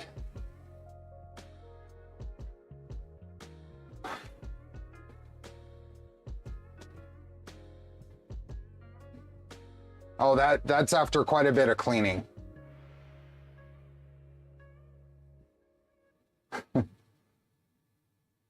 Wrapping the table with some fancy material or keeping it bare? I'm undecided on what I'm doing for that one. That garage would be a beautiful studio area, but I've made my opinion known already. Chose for my Trident Rapido with CHT nozzle. What do you think about that combination? It's great. You'll have a good time with that as long as you know what to expect. I don't know. Does anybody else know if you have some trade-offs when you're doing PLA? If you're doing PLA, I think you might not have as great of a time, but any other material is probably fine. I thought about whatever the V24 is going to become and then realized it won't fit through the doors of my apartment. Yeah, it's gonna have to live in this garage. It won't make it into any other spot here. Okay, so we are an hour away from the filament giveaway, and we are about 100 likes away.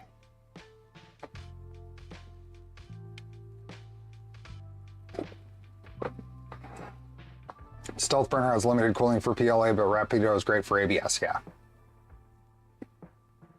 For hobby use, I do not recommend 80/20. The value-added services that make the cost what it are not worth it for hobbyists. I get it.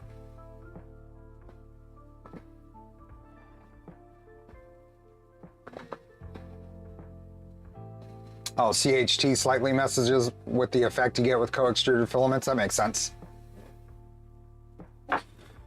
Okay, the easiest thing to wire right now is the ground. So let's go here. So I got a ground wire that's just gotta go up and plug in right here. So I'm gonna leave it at that length. I'm gonna leave it exactly as it is. I did good.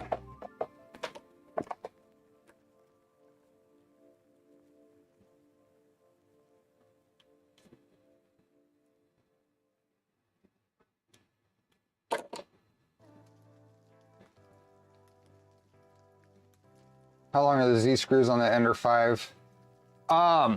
So as they came, the lead screws here, they came from Fabrico too long. I cut them down to 370 millimeters, but I think anywhere between, because it's basically at the nozzle now, and I think 350 is probably, you could go as short as about 350 on those.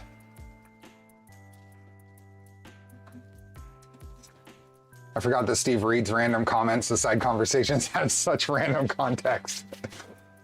You know what? I got some early feedback from folks that went on my earlier streams on repeating, especially before I had the overlay for chat, is they didn't know what I was answering. So I got in the habit of repeating questions before I answer them. And I try to do that. I'm sure I miss a few, but I try to do that all the time.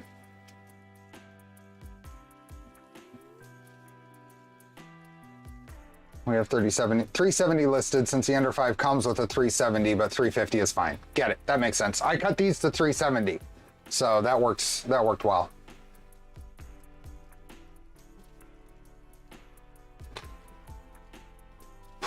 I saw your post of the Fadus glass-filled filament. I love it. It's a great filament.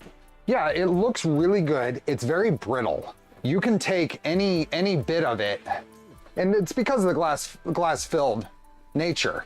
If I take any bit of this, here, right here, and it breaks easy. This is like PLA that's been sitting at the end of a spool.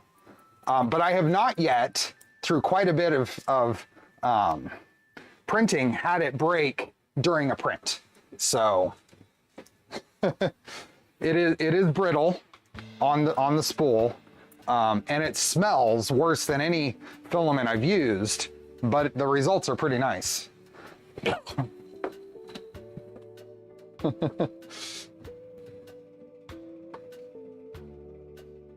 have the Fadus ABS glass filled. Yes, very brittle, but prints fine. Yeah, I haven't had any problems with it printing. It's not broken during a print. Hi, all of you. Always liked how you interact. Awesome. Thanks, Max. Anyone know the difference between a Rapido 2 and 1? I have no idea. I'd heard that there was a new one. I have no idea what the difference is. Another little thingamajibber.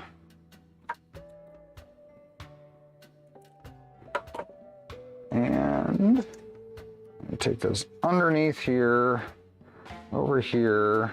And now I think we are fully, nope, we got one more ground to do. We gotta ground the SSR. So let me grab a piece of, oh, I gotta do one more cut. No, I've got another piece. I don't need to strip any more of this now. So piece of this, that's just gonna go from there to there.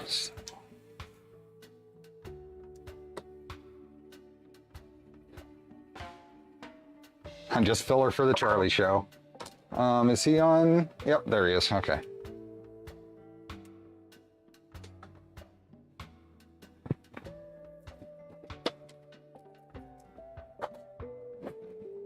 I dropped that one. It is, nope, there it is.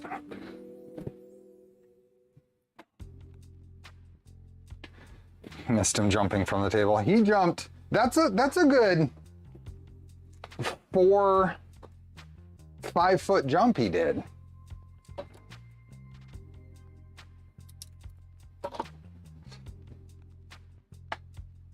Okay, so the last ground, and then we're fully grounded. We're grounded to the frame via this screw here. We're grounded to the bed. We're grounded to the power supply, and now we'll be grounded to the SSR. So we're gonna go at about there. Okay.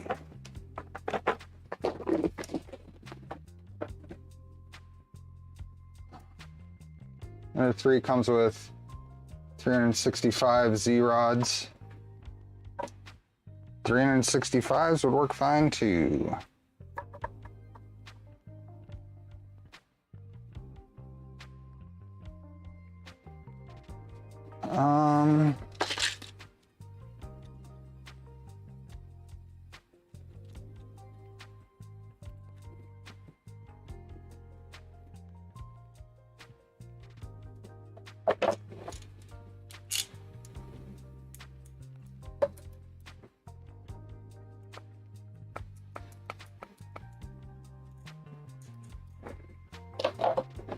Only 90 likes to go. We're getting there.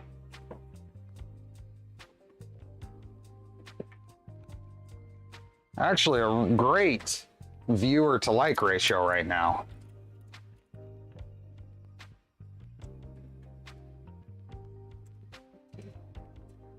Oh, you know what? I put too big of a, I'm gonna have to cut this off. I put too big of a fork on there. I thought it was gonna need the bigger one. Fortunately, I have enough wire here. Even better now that I just like, there we go.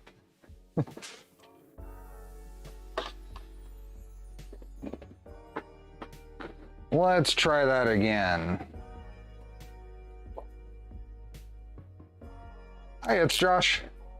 Welcome.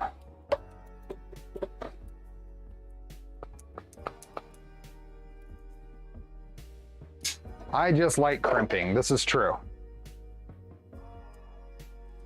I wear the crimping ain't easy shirt as a lie.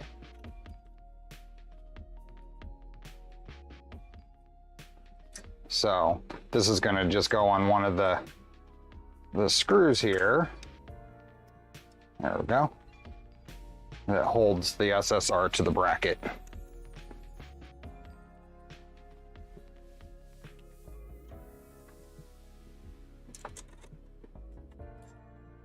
There we go. And then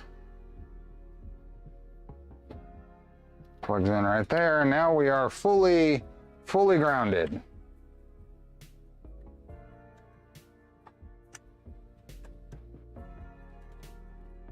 Now we have have, let's go here. Nope, we are gonna do this probably. Here to here. Here to here, that'll work.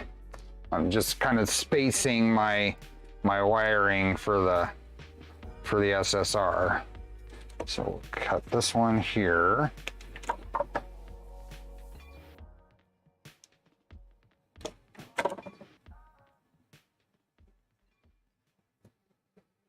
Currently printing parts for my first boron project. Looking forward to learning a lot. Awesome. What's your first boron project? What do you got parts being printed for?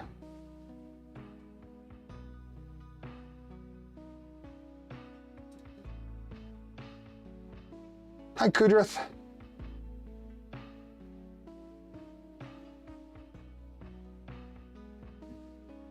Going with the Trident 300. Awesome. Is that an LDO kit or is that a self-source or someone else's kit? Just curious if it's a 300Z or not.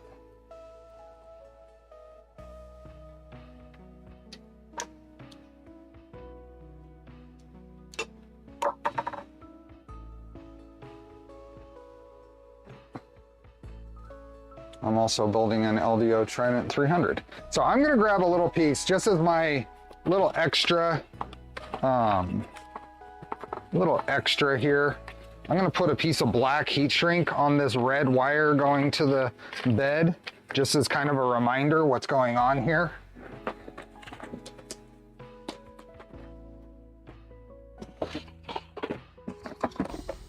I want to look at it and say, oh, there's black heat shrink there at the end. There's a reason for that. I know what the reason for that is, but I think it's probably a good idea. So on this one here, I'm gonna run just a piece of black heat shrink here. You might tell Pooch to bring some Haribos over each time you stream. Hey, that's a good idea. I don't know, I don't know if he's a Haribo fan or not. Probably is. He's built enough Pruses, he's probably acquired the taste.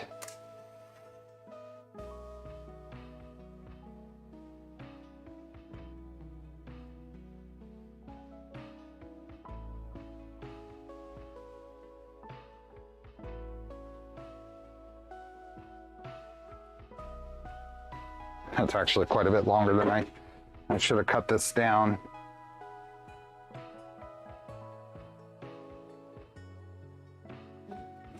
Yeah, I'm gonna redo that. This one needs to be that long.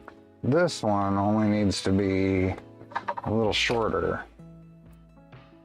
About that long. So let's do that again.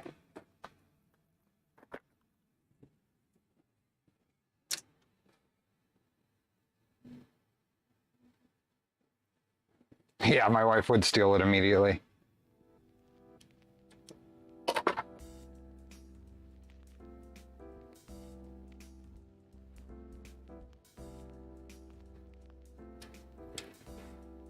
Okay, there we go. Let's do that again.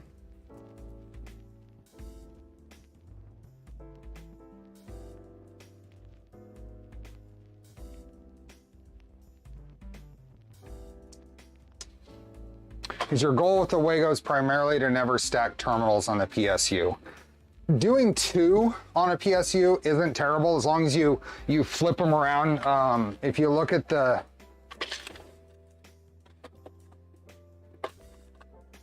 way these terminals are, if you flip them around to where they're this way and then put them in and tighten them down, that's okay.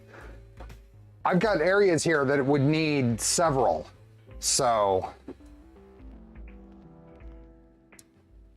yeah, the goal is to better manage the AC wiring, trying to keep everything in this little quadrant, keeping it clean, keeping it safe. Are you still looking for a keyboard? No, once I turned on the power saving features on this thing, it's been like a week and a half since I charged it, and it's still showing green.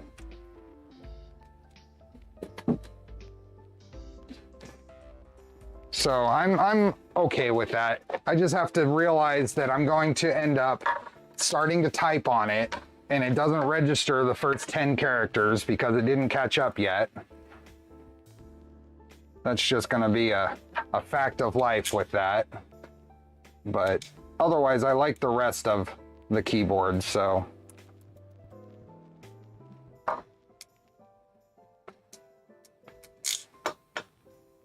How do people with custom build sizes do skirts on Tridents and 2.4s? If you stay to an even multiple of 25 for your frame size, then it's a lot easier than not.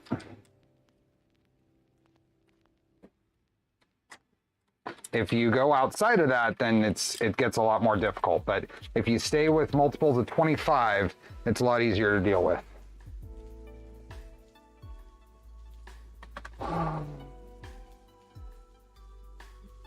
$175 is better than 180.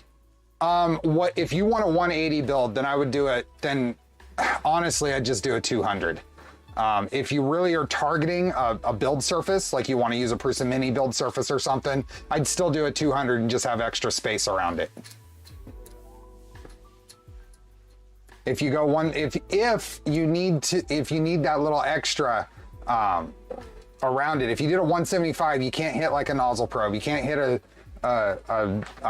nozzle brush, that kind of thing.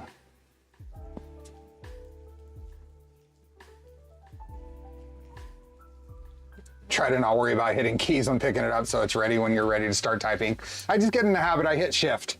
As I'm moving it, I hit shift. And then it seems to be ready by the time I get to it. When I remember, I'm trying to get in that habit. Just remove, add hexagons. Yes. And 25 millimeters on the V2 and the Trident at least is the even multiple to do that easily. Where can I get only DIN rails for this project? I'm finally finishing my Ender 5 Plus. Are you in the US or outside? So DigiKey carries DIN rails. I'm sure a lot of our vendors in the US, I know Tensor, they have sent me some DIN rails. I used them in the Micron. They have colors, which is cool. So Tensor 3D. I don't know if West 3D, Fabrico, Printed Solid, Philostruder, those folks are carrying them. I just know that Tensor is.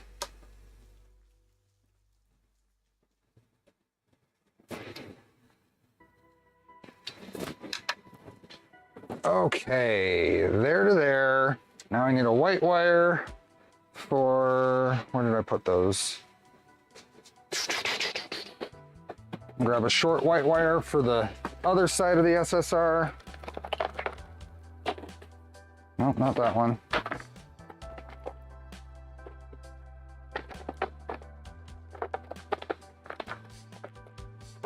There we go, this'll work. You can print DIN rail. Yeah, you actually can. You can print little pieces. It's easier if you print little small pieces of them where you need them to go and use like VHB or something. I wouldn't print something that is expected to go the full width of a printer. No matter which orientation, it's going to be weak and break.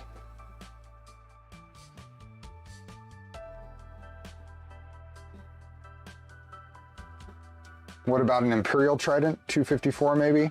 Must be hard for the barbarians in the US to handle building. So in all actuality, all the bed sizes are 10 inch, 12 inch, 14 inch on our builds. So if you look at the CAD, the 250 bed plate in there is 254 millimeters. So about that long for this. It's going to be the other side of the SSR.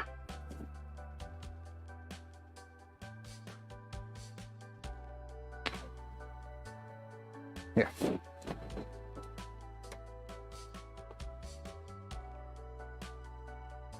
This Ender 5 outside dimensions is exactly the same as a 250 Trident. I found that out because I set this frame on top of my 250 Trident I was building at the time, and it was the exact dimensions. That is a purchase keyboard. I bought it on pretty good sale on Amazon.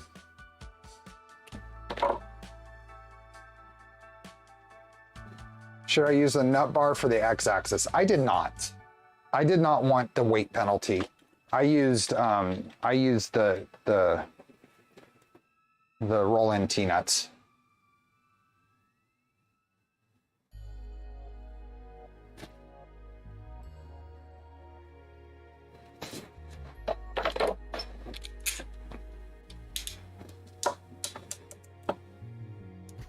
Remember to add 69 grams of weight. What do you think about CNC tap? I have, I'm printing right now with a printer with CNC tap on it, and it is working fine.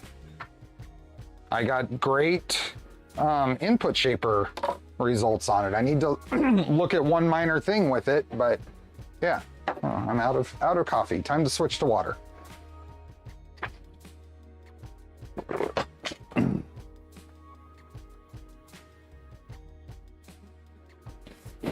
Okay, one more of these.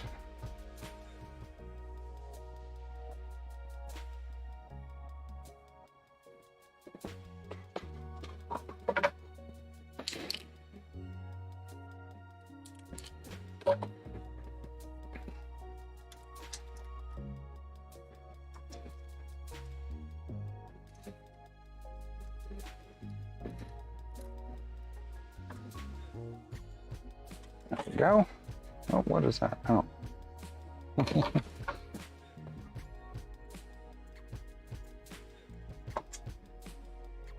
we go. And this over here. And now I think that 100% completes my AC wiring.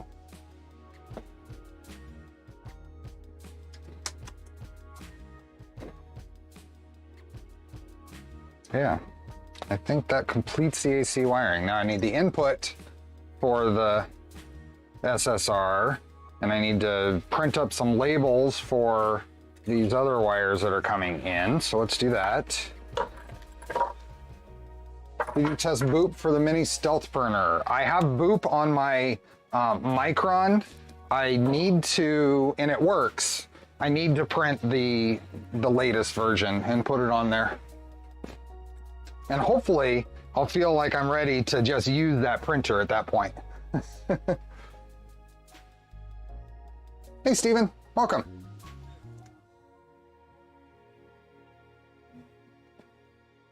Okay, label maker. Got my little brother label maker here. And oops, that's not what I want. I want that. And what do we need here? We need thermistor bed.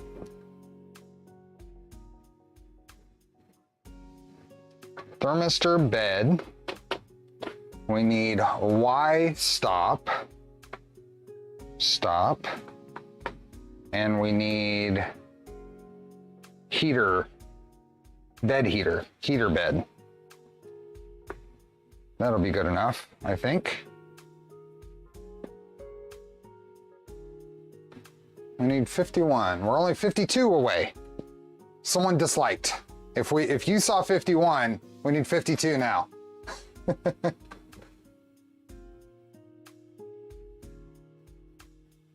We'll get it in the last 5 minutes, I bet. We'll get it down to the wire. How is this doing? That print's gonna look good. I like that filament.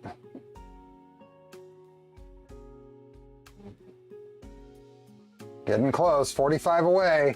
We got time. Keep the streak alive. Okay, print. Okay.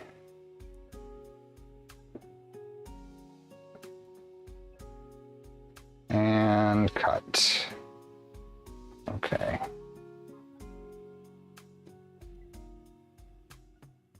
Okay, got labels.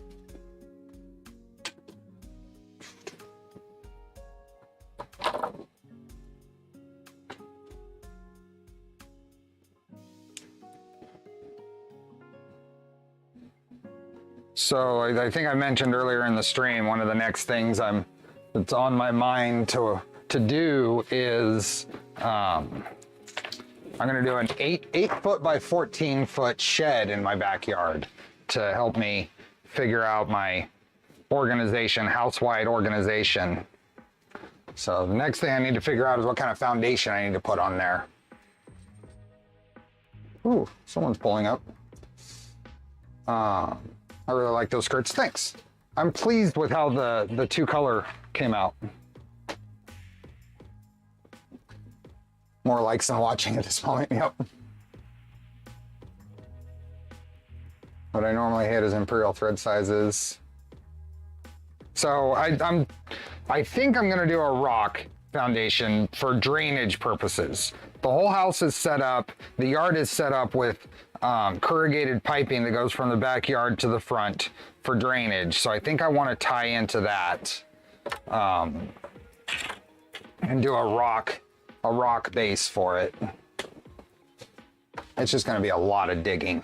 It's gonna be a chore.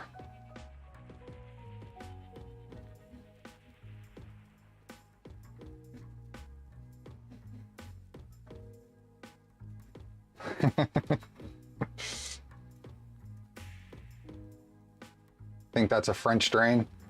Something. Okay, this is the thermistor for the bed. So let's grab the label for that and put it on right now before I forget. Thermistor bed, and we're just gonna push it all the way down there. And then we have the Y end stop here. We'll make it, we got time. Y end stop, and then I need heater, the bed heater. So what wires are we gonna use for that? Be sure to get the proper permit. Not sure if you need it in your area for the shed. I've looked into it. So my city is weird. So generally in California, the rule for a shed is anything under 120 square feet of floor area does not require a permit. West Sacramento amends that and says roof area under 120 square feet, which is weird. Excuse me, my throat's dry.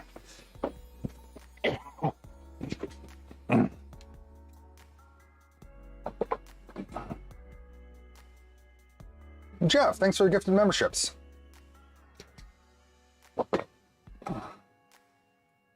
So I'm gonna call the city and get some clarification. 8 by 14 is under 120 square feet. I think it's 112. But the overhangs on the roof take it to just a hair over. I don't know what that was.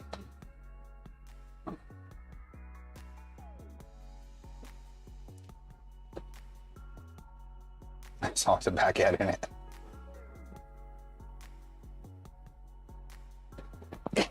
I'm sorry, there's something dry in the back of my throat. Yeah, 120 is very specific. So your 14 by 8 shed will require a permit, 14 by 18. I'm gonna do 8 by 14. 8 by 14 is the plan.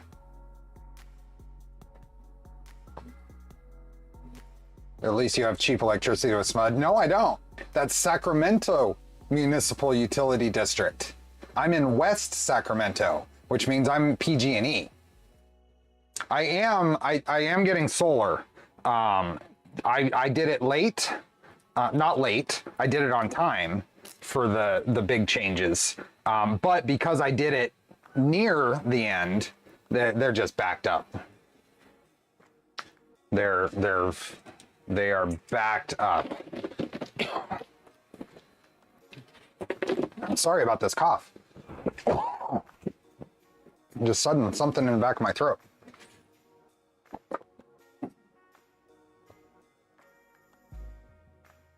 Santa Rosa, Sacramento, and Rockland are all 120 square foot with 1 foot fence clearance. And I'm gonna have about 3 feet of fence clearance.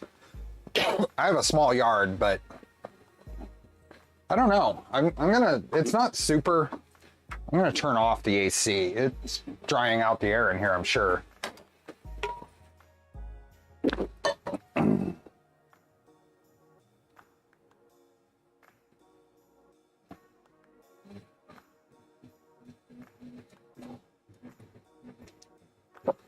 What are the difference in the memberships there? There's only one membership level, Denise. I keep it simple, I keep it cheap because I want to include people. It's just a fun thing.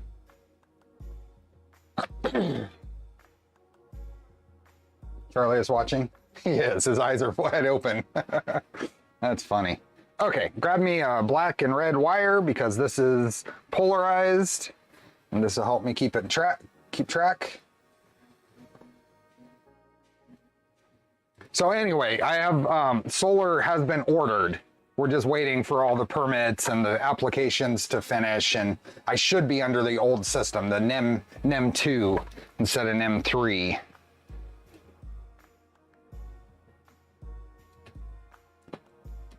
What am I doing here? I need a bit more here because I'm gonna double this up.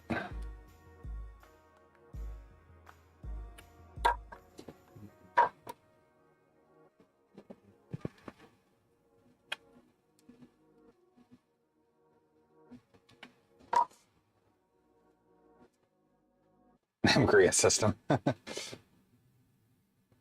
It's a quick and return investment. It is. The rebate's pretty good right now, and I think it's like 5 years is I'll be breaking even. And that's assuming rates stay the same. I usually do. I have it a little low right now. I do have it on in the background, the string music. Okay, one more of these.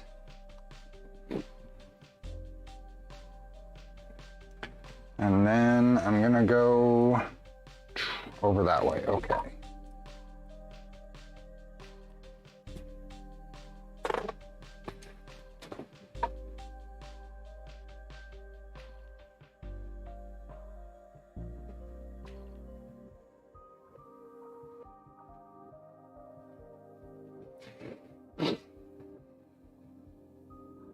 I don't have quite the right size connectors here, so I'm just doubling up the wires.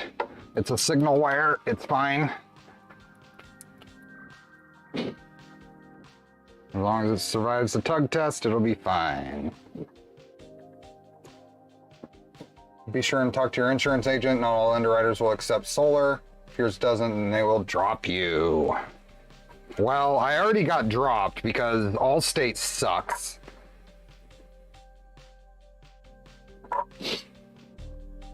So I'm on some other insurance plan. I don't even remember what it's called, what the name of it is, but it's dumb.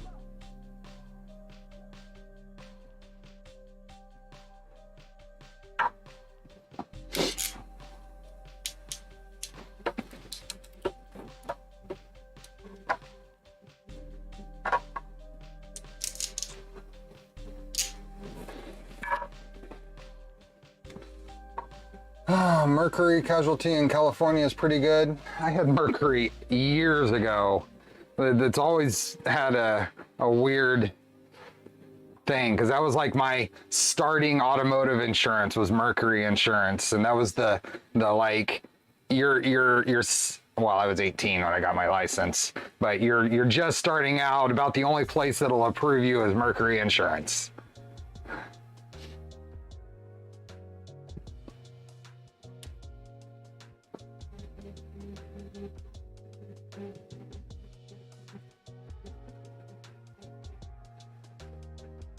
My dad had to pay to have his entire roof redone out of pocket to get his solar covered. Really? You should go with USAA. I don't know. I thought I looked into that and they said I wasn't. Because he never had it. Okay, so I'm gonna hook this up here. Yeah, you see. And here, and where is this gonna route? Probably just straight across here and into there. So I'm pretty much exactly where I want to be on length. So let's just put ends on here and call it good.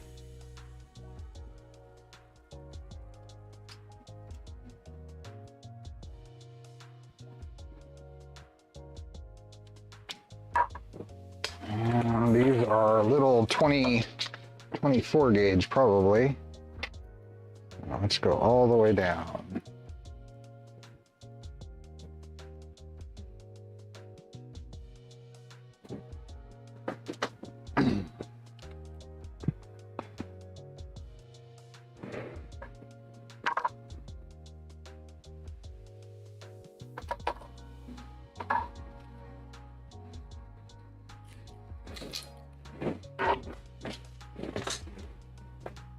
Okay.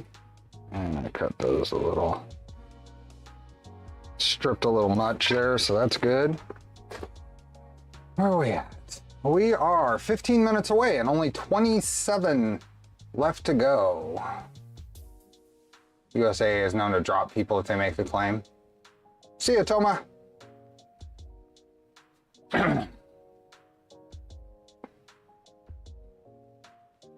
A few tips about wiring. What do you want to know about wiring? Yeah, he had locking shingles which were discontinued and they would not cover any. I have ceramic tiles on my roof. Oh shoot. And I forgot to label that, the heated bed, but it's pretty obvious. So I'm not gonna worry about redoing that to label it. You're still eligible as long as you have some proof he was in the military? I might look into that because I really want to switch.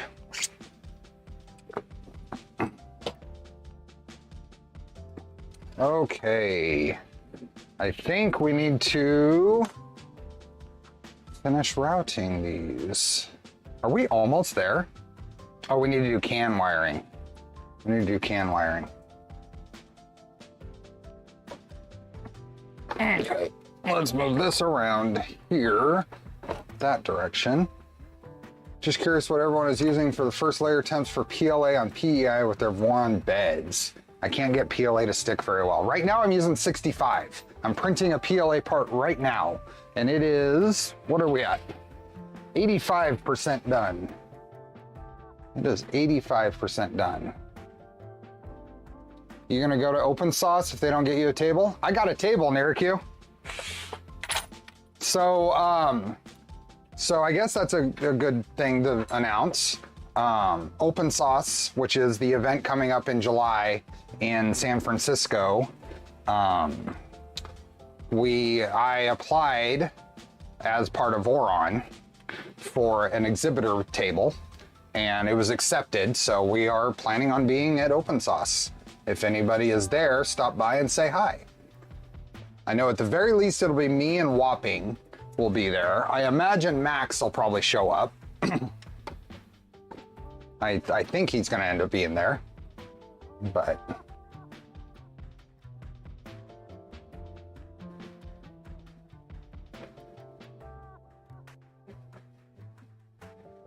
Shoot, I got a new job, but you need help. I think we're good. The open source is pretty, it's a little different in terms of setup. We get 2 people included. So, as always, great and informative stream, but I have to run and get ready for my stream. Hey, see you the first layer. Thanks for being here. I appreciate it. Bill, you'll be there. Awesome. Nerikia, we still need to figure out a date for a Sacramento brewery visit. That reminds me. We kind of let that drop. Okay, this is gonna go across here and then plug into the heat bed spot on the bed. I mean on the controller. These are gonna go across where the power supply is. So let's wire those right now. Let's, oops, that's not what I wanted. I'm gonna ship this over here for now. I don't think I actually need this. Oh, yeah, I do. That was holding the, that's holding the the DC wires. And I've got that.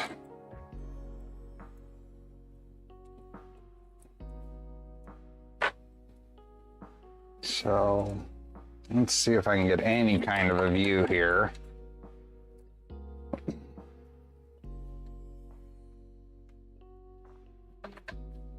I just bought a ticket for open source. Awesome. Oh, you're going to open source too, NerQ? Awesome. But we need to do a local. I think we just need to show up. I don't know what days, if it should be a weekend, should be a weeknight. But I think we just need to show up. Just do it. I'm gonna run these over here, I think. Oops.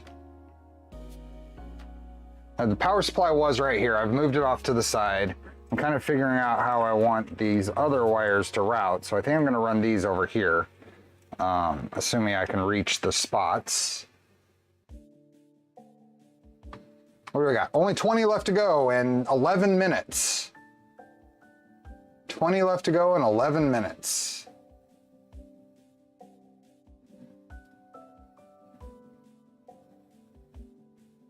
I used to live in Sack of Tomatoes. I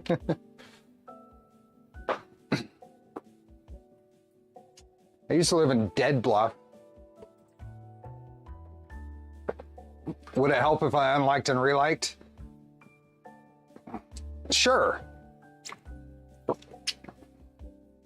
14 to go. Okay.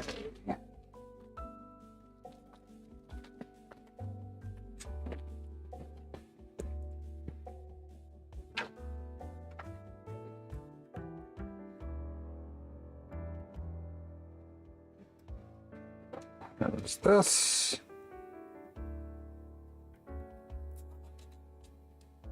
Only 8 to go.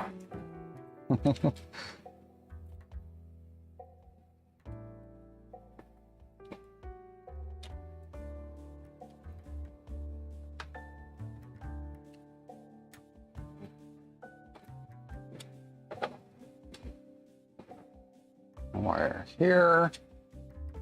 Orton, why would you be a city?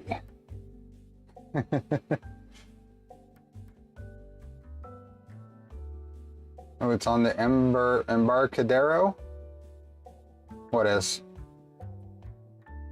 Open sauce is at Pier 35. We only have 3 more to go. This is incredible. This is quite a streak, I think. Okay, I think I'm gonna go ahead and tighten that one down. That's gonna go right there. I'm gonna start finalizing some of these zip ties, I think. And 300, we did it with 9 minutes to spare. Keeps going up and down, it's very odd. Oh, hi Charlie. We're gonna get a visitor. We're gonna get a visitor just in time for a giveaway. Aiming for likes. We are having fun with the like streak. So somehow we've hit 300 likes before the giveaway, before the filament. Oh, well, thanks, Charlie. For many streams now. For many streams. Hi. He knows what time it is. Thanks, Mad Shammy. It's fun, exactly. Have you had any issues running a Pi 0 with the V0.2, or should I just use an extra Pi 4? I have ran a clipper on a Pi 0. If you can, use the Pi 0 2. the newer one, and it's fine.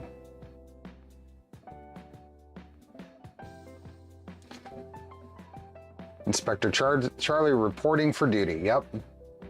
My father lived in Sacramento. I used to go up there all the time. Passed in 2009. My wife worked in Princeton. We almost bought a house in Paradise. Oh yeah.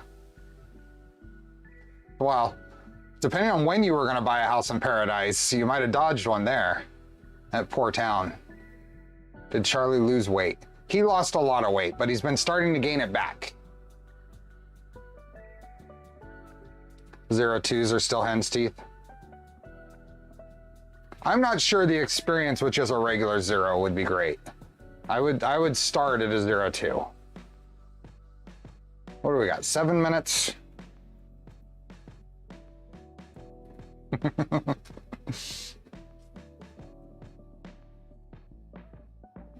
There's some unfortunately named towns in the UK, I bet. Kind of sad I don't see my sticker on your bench. I don't have one. I'll need to get one from you. Did you give me one? I haven't gone through all my stickers from the event either. Did you give me one at Rocky Mountain?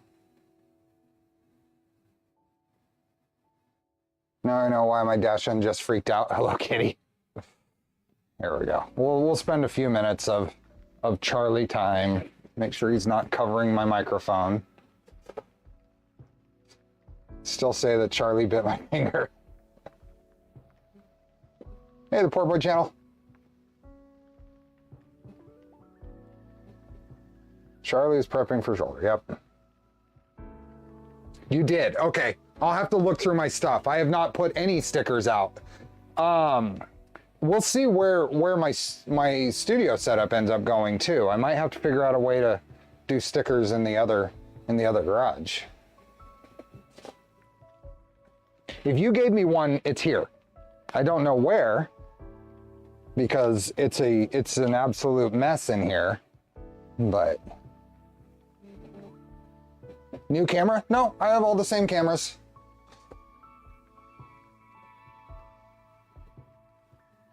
I'm glad my GSD doesn't try to sit on my shoulder. This is where he wants to be. We'll let Charlie entertain you at this point.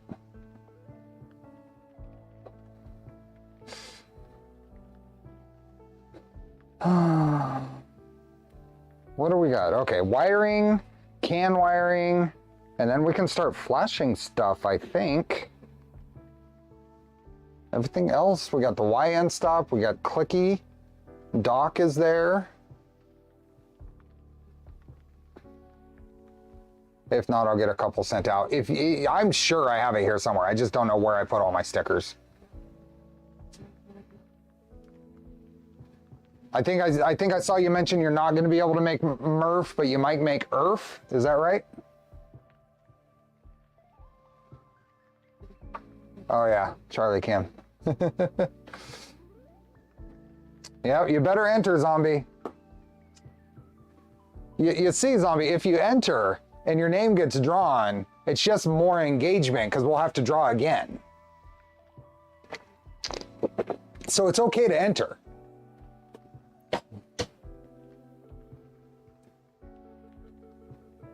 The 250 Trident is right there. Yep. It's got that filament there.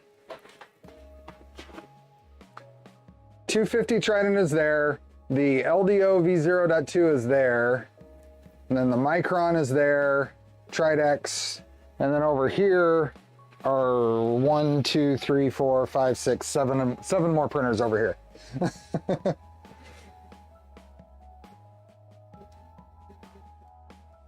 Dutch dude, I mean, unless you're a Polymaker partner, you absolutely can enter. Is the YN stop fastened?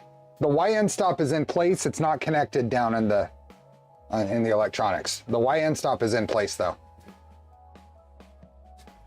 And 3 of the 7 are V0s. I do have 3 V0s out right now. Okay, is he gonna try to do it again? I'm seeing if we got 3 more minutes till the giveaway. I want to, he's down. Nope, he's just sitting. So.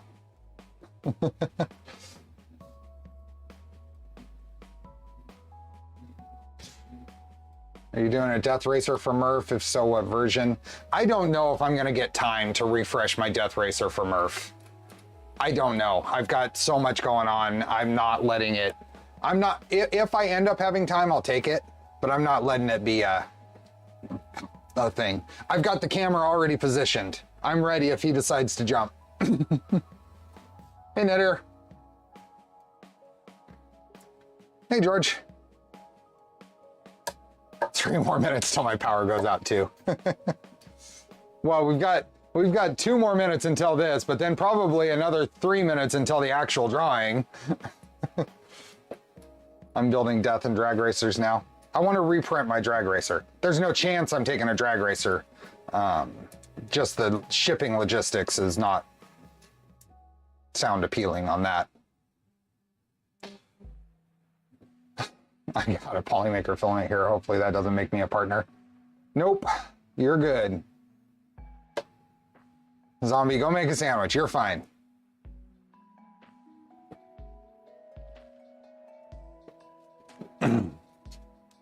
One more minute. 1 more minute until we do the drawing for the Polymaker filament. Take your Nerf to Murph. Nerf to Murph and Earth and Smurf. Hey Marcelo, welcome from Argentina. I think I have 40 spools of Polymaker in my filament closet. That's more than I have. I don't think I have 20 spools. And Murph. I'll be driving to Murph, but just planning on Death Racer. There you go.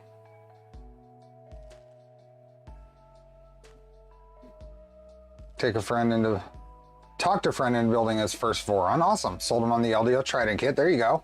Just finished printing his parts. Perfect. Eddie just published another video. I'll have to go check it out. Are you gonna want to sit? Okay, you can come up here and sit a little more. I want to go to Murph, but won't be for DFH. If I go, it would be more for me. There you go.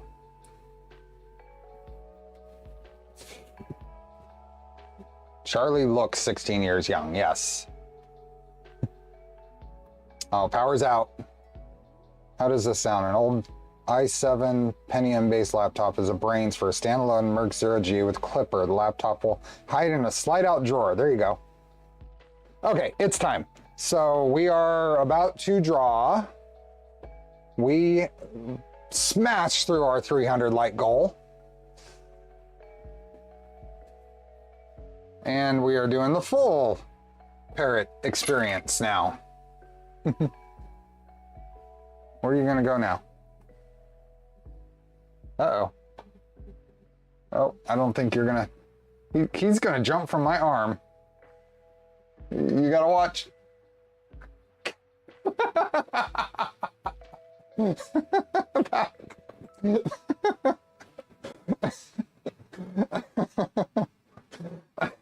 That's a new one, Charlie. What is up?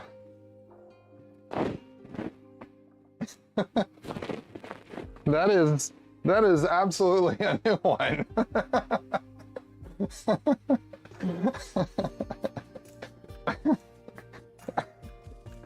And now he's in the litter box.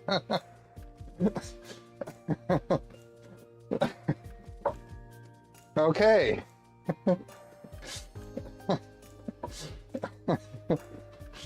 Let me recover from that one. Wow. Okay. Let's see.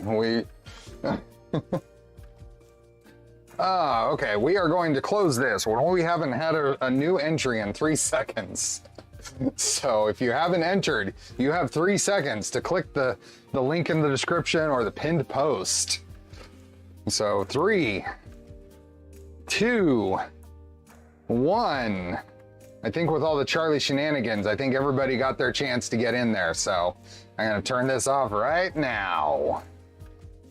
There we go. Nothing new came in, so we're good.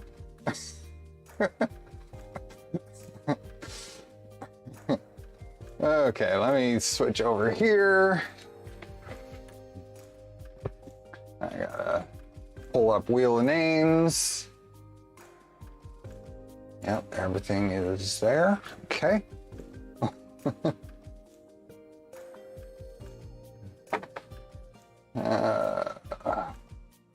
You heard the age. I export this. Create. You made it in? Awesome. Oh. Steven, you were the very first entry. You were the very first entry. Who got the last one? Snakebite. Our new live viewer. Awesome. You got in there just in time. Big money, no whammies. What do we have here? What is our number? We are going to go a number between 5 and 21. What's a number between 5 and 21?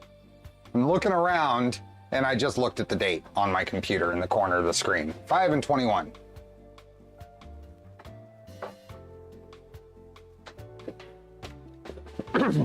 How are we doing here? We're at 92% of this print.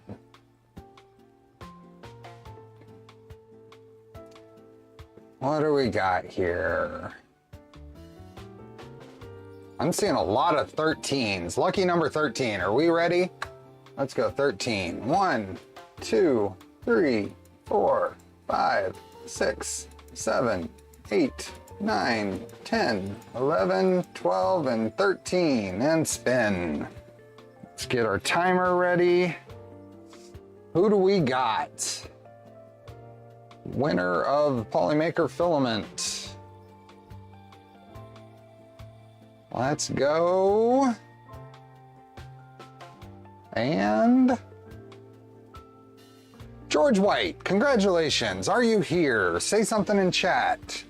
You have won either a coupon if you're in the US or Canada, or you'll get a form to pick a roll of filament if you're outside. George White, are you here? Say something in chat. There you are. I see you. You just said 21. Congratulations. Perfect. I saw you. Congratulations. Let me paste this here. Now, I have been absolutely terrible with contacting people. I'm going to try not to be this time. So for those that have waited a few extra days the last couple of rounds, I apologize again. But that was efficient. Yep. So George, you will get an email from me. It should be today or tomorrow. Occasionally I end up getting sidetracked, but you will get an email with a form that you can visit and pick what you want. You did win. You did win. That's funny. You were just typing a number. But I saw you type it. Congratulations. I've got you. I've got you recorded. You'll get an email from me. Way.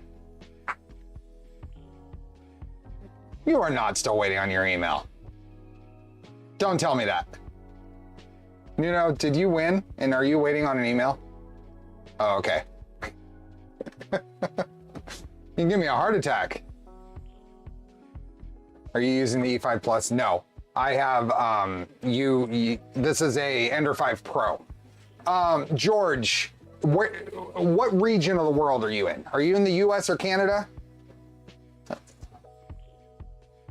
Are you in the US or Canada?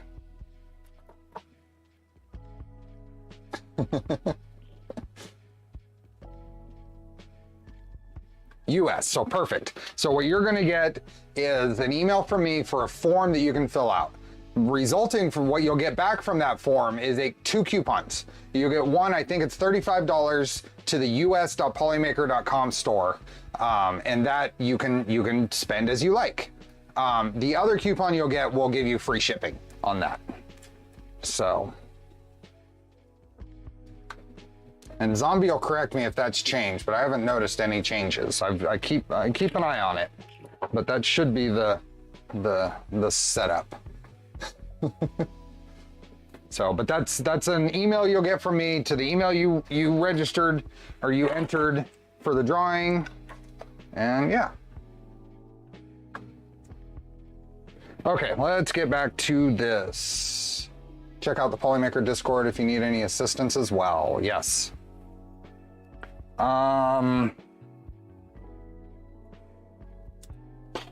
Let's get back here. Charlie is... Where did Charlie go? Did I let him out? No. Oh, he's in his litter box. I have made a Charlie jump GIF in the Discord live stream channel. Awesome. Crop it a bit. Yeah, there's a lot in the way of that. I couldn't move enough to get a better shot. This board is the Manta E3 EZ. Yep.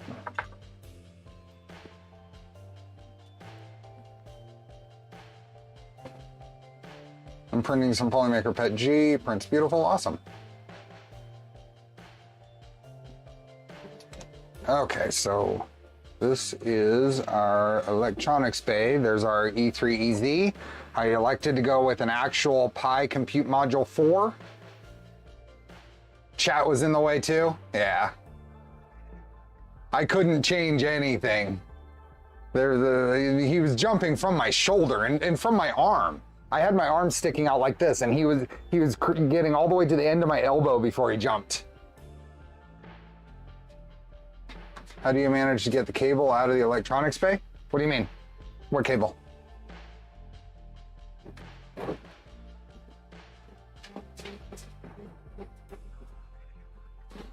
Can I use Superlube PTFE oil for the Clockwork 2 idler bearing? Yeah, I think that'd be fine. I'd probably want to use something a little thicker if I had a preference, but... Derek, thank you. Steve, may I persuade you to give a quick F360 class on how to do cross bridges in the next member stream? I don't know how to think of it and do it. Remind me, Derek. We might have some time for that. Unpin the giveaway from chat. See, this is what I need to remember. Let me unpin that and delete the link in the description.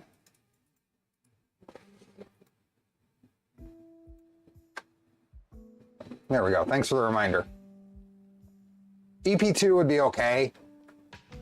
And he's going to want out. So that's already off. So let me let him out. We'll go through our routine.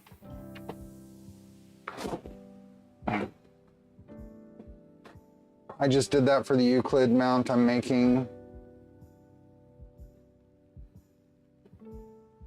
Just shut down the wrong printer. Oops.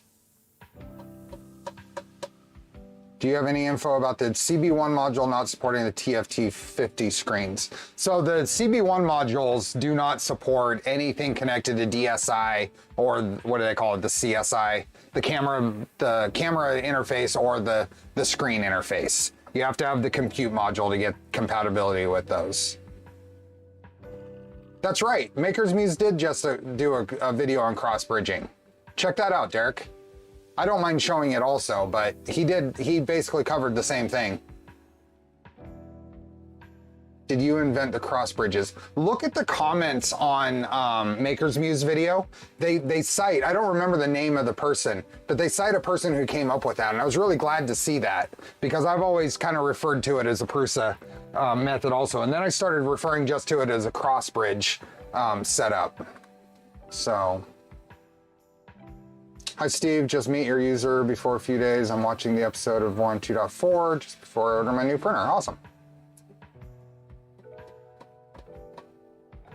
Any real improvement with the twisted wires? Didn't see any twisted wires. Oh no, there's no, I just twist, most of the time I'm twisting wires just to cable manage.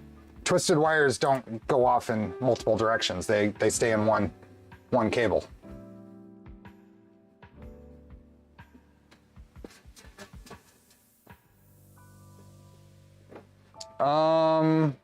That's almost done. Okay. CAN wiring and end stop in these wires. So let's bring up the pinout diagram for this. So we're gonna go BTT, E3EZ, oops, Manta, E3EZ GitHub. Manta E3EZ. So this is their GitHub. Let's do a quick paste so you can follow along if you like.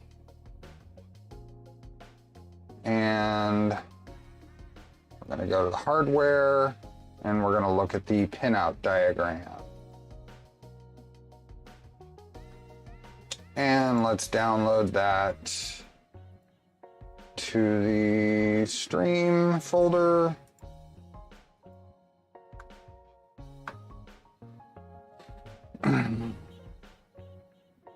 And open it. There we go. So, what we're looking for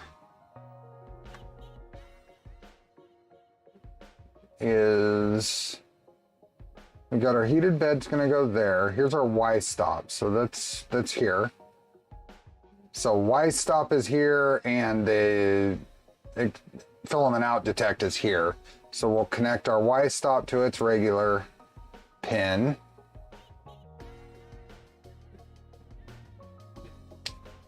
So we have that and bed thermistor.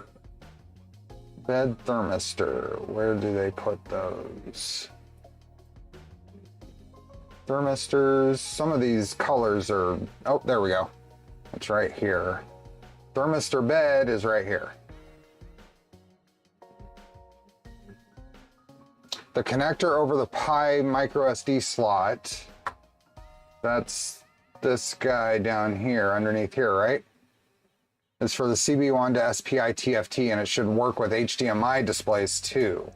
Oh, this guy here? Oh, okay, interesting. I'm just gonna use this HDMI port for mine, I think. But this connector right here, you're saying, if you have the right cable, you'd have to have the right cable, right? Is there a cable that goes from this to HDMI?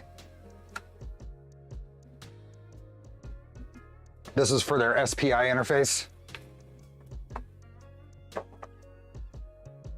Okay, so really what we opened this up for is we're doing Y end stop to this connector and bed thermistor to this connector. And then figuring out how I want to route the wires to those things. So we've got thermistor bed. So I'm gonna take this under all of this.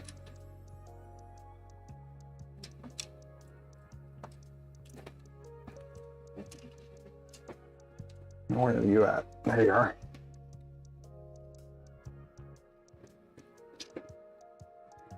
There.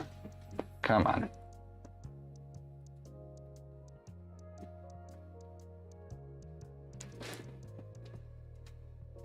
Trying to get this kind of cleanly routed.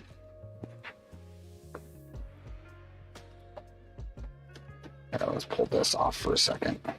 We'll just run it. Underneath these, underneath here, right along there. So let's get some zip ties in place. What did I miss? I missed something. Phil Brothers, thanks for gifted memberships. Hey, Golden Jaguar, welcome.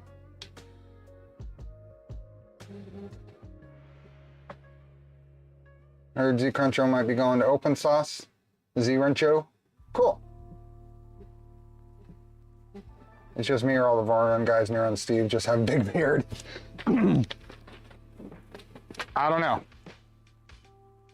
That's only SPI 9-pin 1mm pitch cable to HDMI via the mini HDMI. Yep.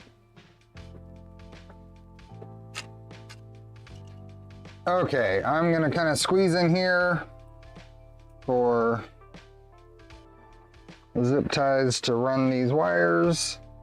This is kind of a, oh, and Charlie wants in. I gotta let him in, gotta give him access to his litter box.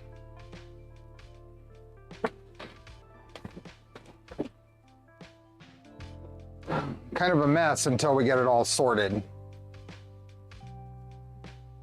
Max has a goatee, usually. Okay, run that out.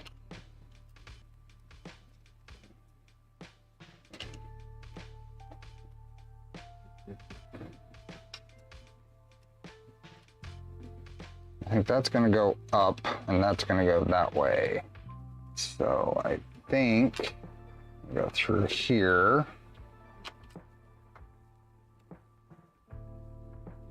But up. No, there's not a, I don't know how great of a shot this is.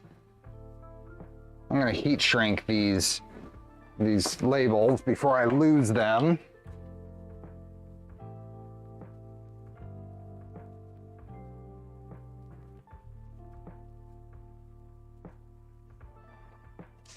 There we go.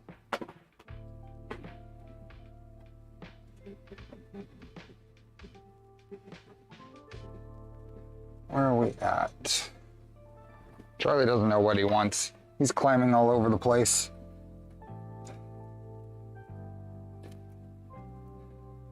Okay, so I think that can just get pinched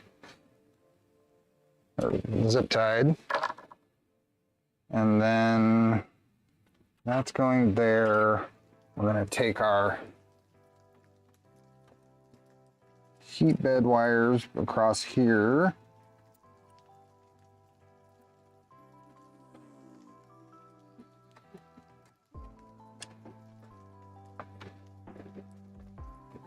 That goes here and here. And then I think these can get zip tied down. That's that. So then I think this can come back like that.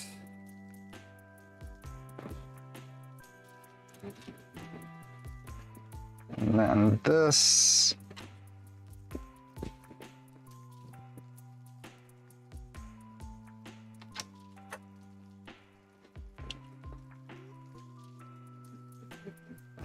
So it's the heat bed wire.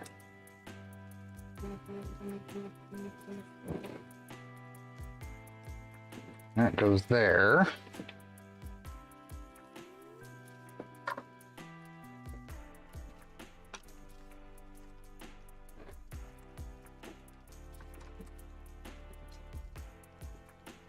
That's going to go right there.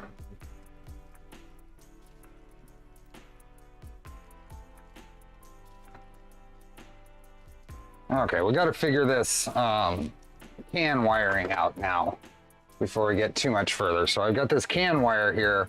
I'm going to need to score and strip probably about there, and then power and can high and low.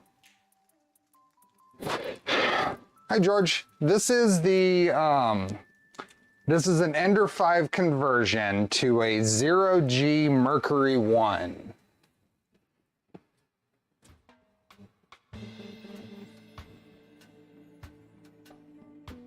Where are we at? Okay, so I need to score and strip the can cable. So I'm gonna just get my X-Acto knife and go through there. Huh? So if you had an Ender 5, this is basically a CoreXY conversion.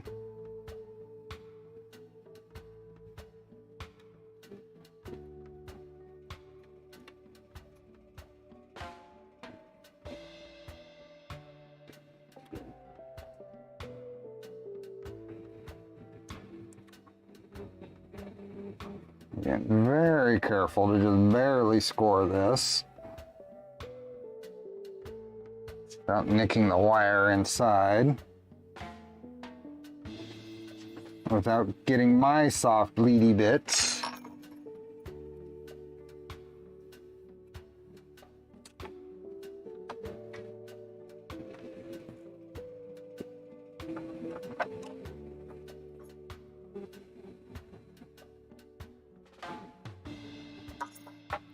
There we go.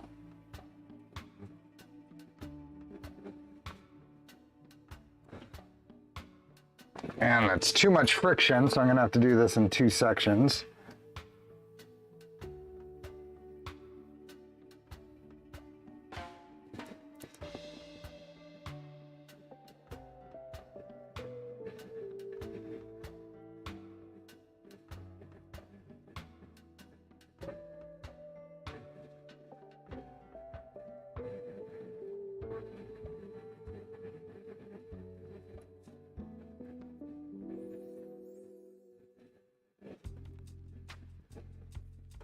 There we go.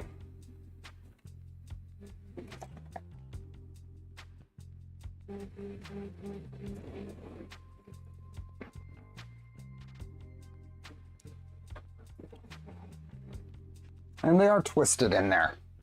Someone was asking if they were twisted. They're twisted. So I didn't know that.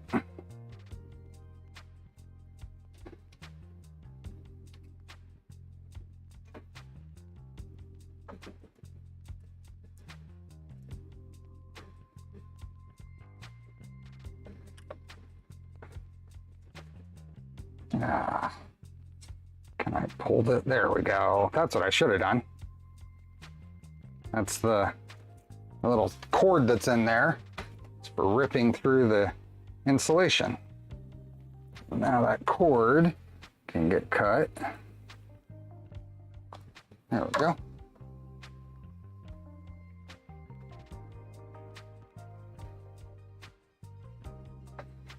There are 2 JST sockets. If both are populated, don't set the 120 resistor on the E3EZ, only on the first and last device in the chain. Yep. Hey, that print just finished. I converted my E5 into a Mercury 1 without having a backup printer. I have to make sure I have every part double just to make sure it was an experience I don't want to repeat. Yeah. Sorry, I get close to there because I have the wrong glasses on. Whew. Okay, so I've got and like I said, it is twisted. So we are going to split this off to CAN going in one of these, and then power. And I got to figure out where we're going to get power. Power and ground. I could theoretically just go over here, but it's not fused at that point. I don't think, does the EBB36 have a fuse on it?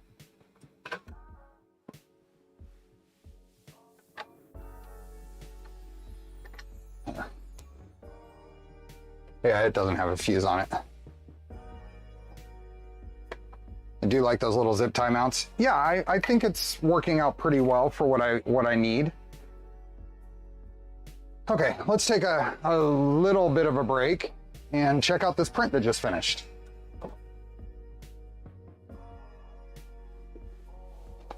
This is another blaster part. Looks like it turned out really good.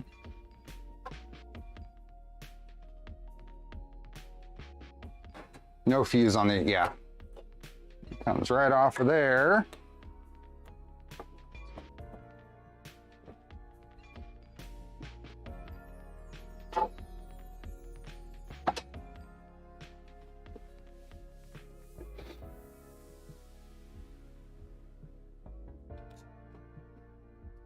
That comes off of there.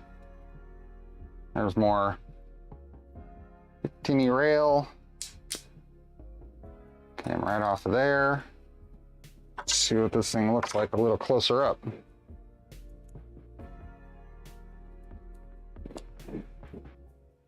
Where's my, there we go. A little bit of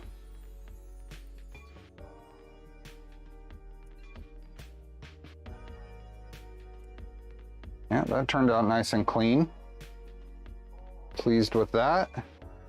And I've got a set of supports on the inside here.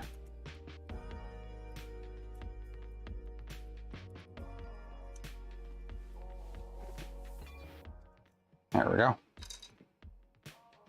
Oh, and there's some supports up in here for some reason.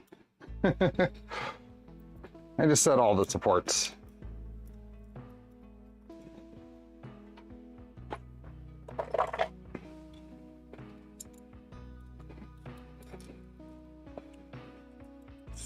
A little support that went all the way up through there. Yeah, that turned out pretty good. This is Polymaker's PLA Pro Metallic Red.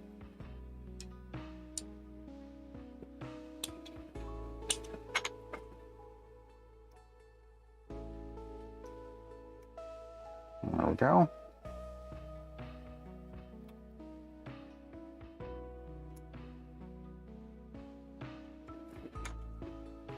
I like that color.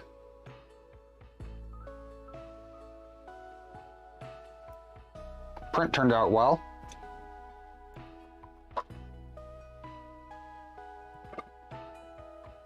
No, Talon Claw 4. Hey, Cheetah Kid. Talon Claw 4 is what it'll be.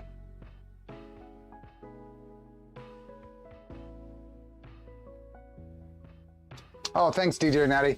Charlie's Angels #1 at the hour and 40-minute mark for a cross bridge tutorial.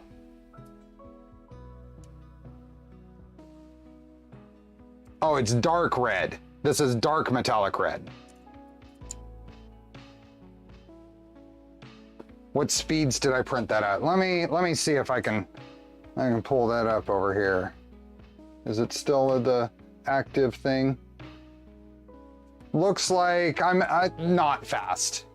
Not fast. This is an old profile that I had that I just grabbed because I was just doing some testing. It's all under 100 millimeters per second. I need to up that. There's no reason for him to be that slow.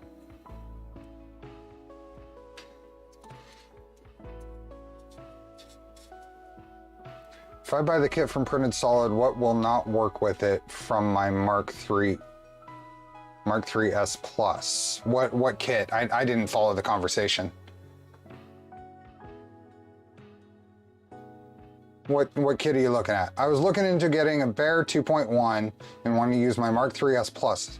Will stock Mark III S hot end work? I don't know much about the Bear or the Caribou kit. Yes, all of that will work, George. I've done the Bear setup. My Mark III is a Bear. You will be able to reuse. You'll have to reprint stuff, but you'll be able to reuse all the hardware. You out of here? See you, John.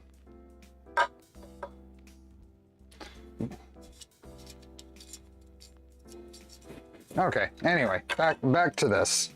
There's a little print testing, color testing. A lot of this is I'm checking to see what colors I want to use. So I'm printing parts I might use.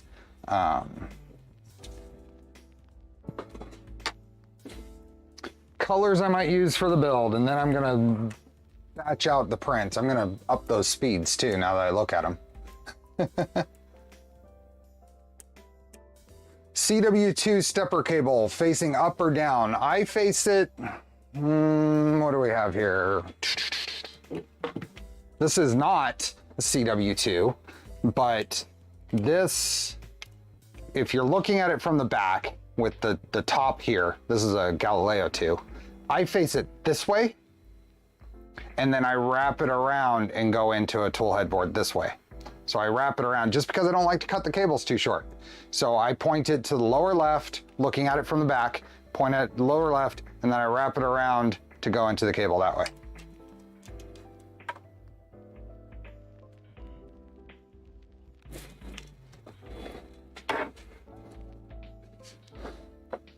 Galileo 2. Mm-hmm. Hold on. I know Jared would approve. It's also Galileo 2.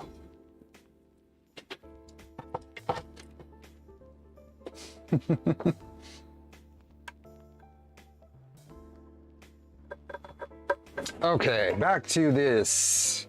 Where are we? If we look at this, where are we gonna get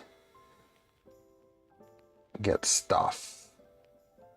Told you you can show a sneak peek. Yep.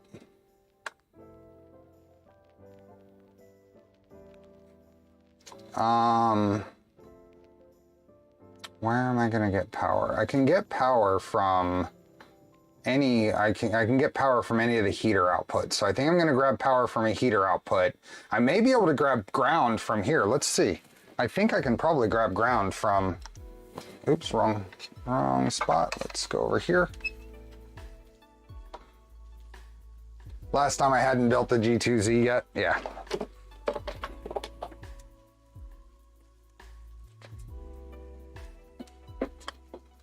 That was Galileo 2Z modules, Jeff. I want to see if I can grab ground from that high volt output. And I should just be able to go here and here. Yep, they're tied together. I assumed they were, but I'm double checking.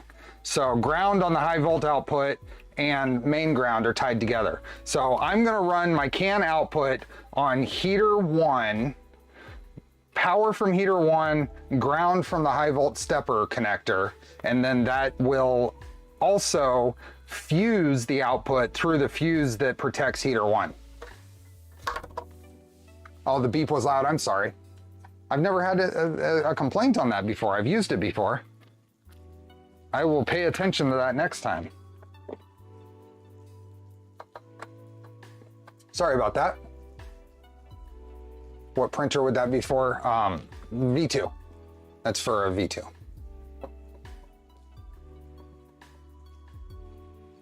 Okay, so perfect. I got a plan. So we are going to run this over here, and we're going to separate out our power and ground wires from our high in the sky blue CAN high.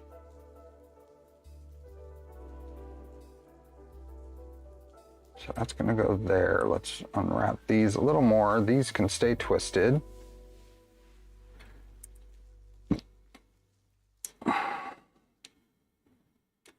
This will go up there. This will come around. And I'm probably just going to leave them long. I connect power for CAN direct from the PSU, except it's not fused at that point. And I don't know how critical it is that we fuse it, but I know we're not gonna regret fusing it. So if I run it off of here, I'm still getting 24 volts. I'm basically getting it from the power supply, but it should be fused, right?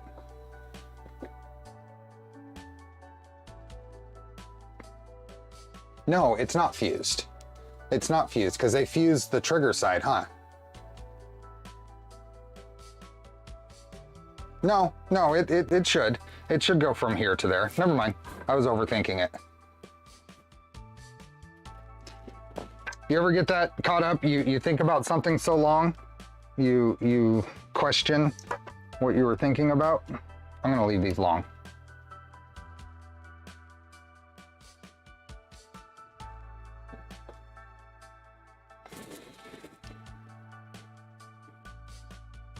And I don't want to deal, for one thing, I don't have them. For another, I don't want to deal with the external fuse. Oh, come on.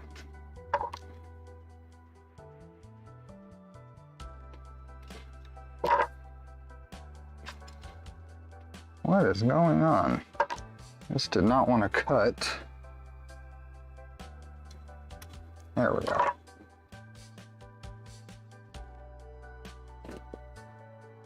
That's not a great view, sorry.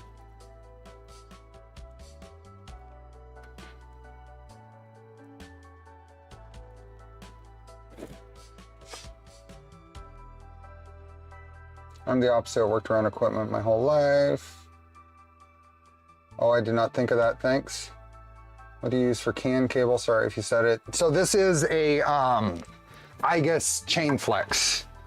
The particular chain flex I'm using, I used to have the sheet over here, so I am using the CF9 series. So Charlie Frank 9-03-04 is the part number I'm using.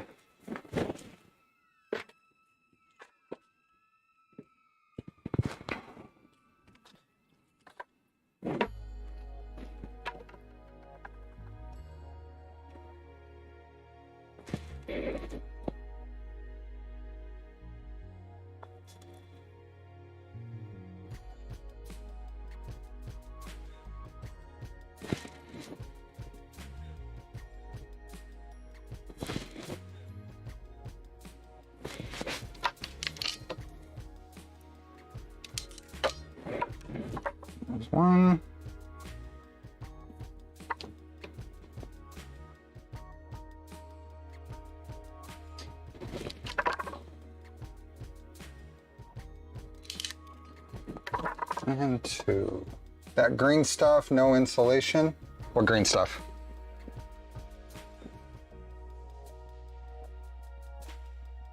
All high power outputs will be switch ground.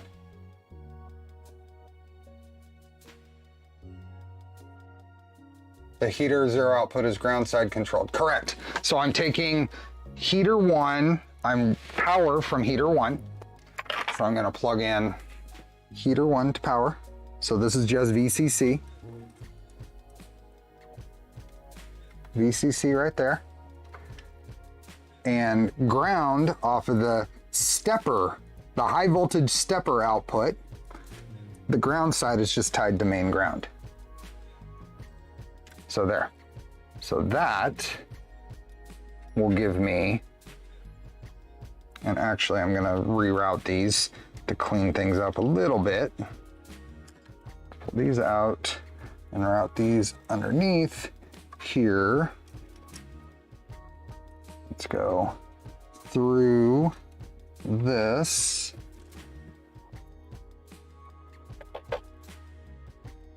So I'm not using the, what did I do wrong? Oh, captured another wire. There we go. There we go. I'm not using the ground side of the heater, the switch side. I'm not using the switch side of heater 1. I'm just using the power side of heater 1, and I'm using the ground side of the high voltage power input. That keeps everything nice and correct. The green CAN cable. I don't have a green kiloprint. No, I don't. The green CAN cable, I don't have a green CAN cable. Jack, you won't be able to post a link. YouTube doesn't allow it. It only allows moderators and me to post links. Oh, hey Ray, how are you? You actually see me on one of my streams. I think he's talking about the chain flex you used on a previous build. So it's just a different style. So this is, just has a thinner jacket for this particular series. I bought a few different ones to try, and this one I decided to use on this build for the chain flex, the IGUS chain flex stuff.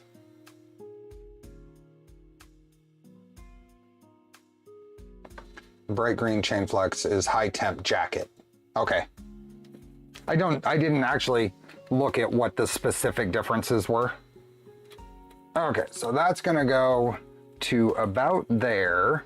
I'm just gonna let that kind of hang out. So I'm gonna cut that to there and then put a JST on the end. So I gotta do all of this down inside the printer. So Ray here in chat is who got who I did the other Ender, the Rev 2 Ender 3 to switch wire conversion for.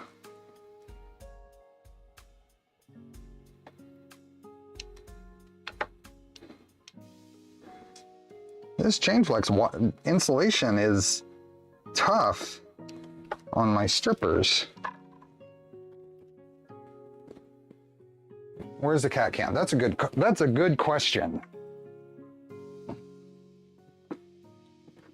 good question. There's a cat cam.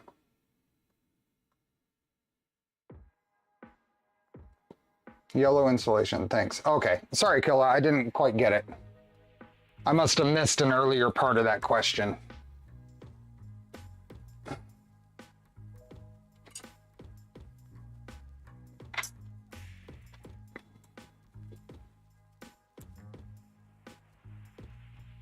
I need new glasses? You go, yeah, I do. I do. Both Xander and I do need to go to the eye doctor and get updates. Okay.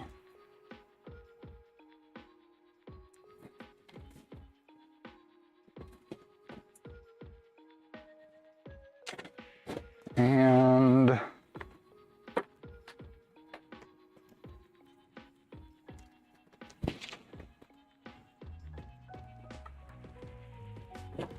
We are getting close.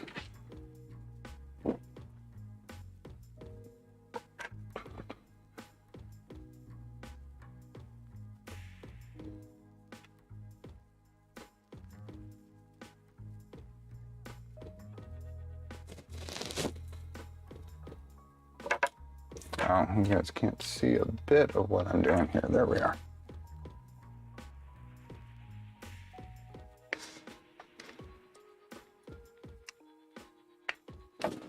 There's one.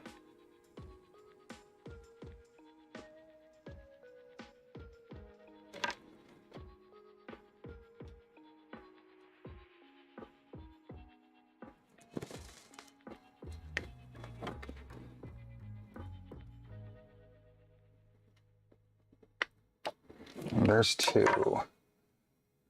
Yes. So if nobody caught that on the previous streams, Ray is my father-in-law. He and I built MPCNCs together. So he got a ton of awesome use out of his.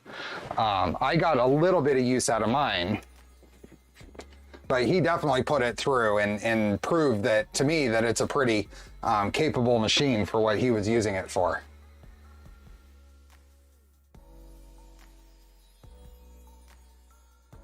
I have trifocals. You try and figure out how to use the area need while getting whiplash.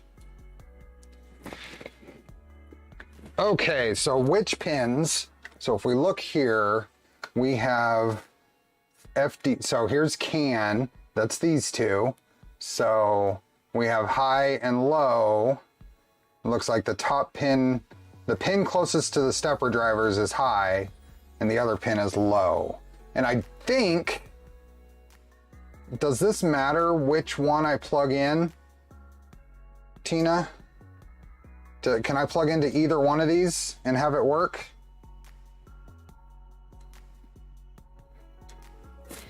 Oops, I want this one.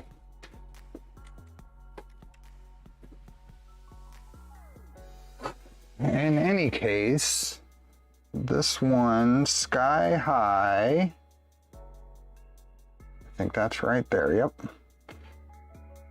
Sky high, yeah. Either one, Doc?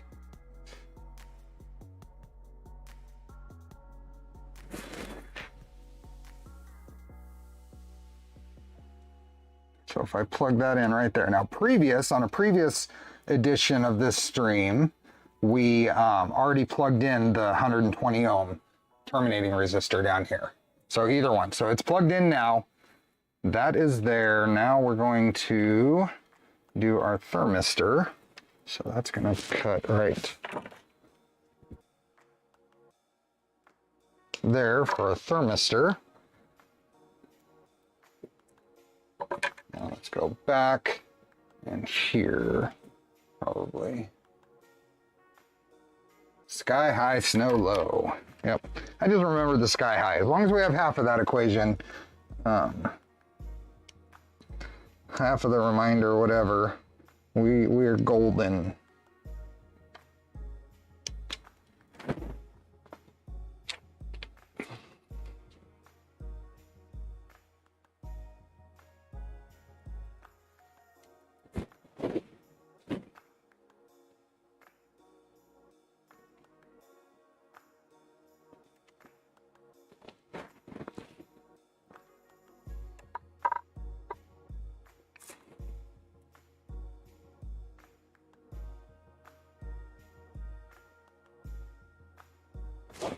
A little more difficult working with this, with the short wire. Oops.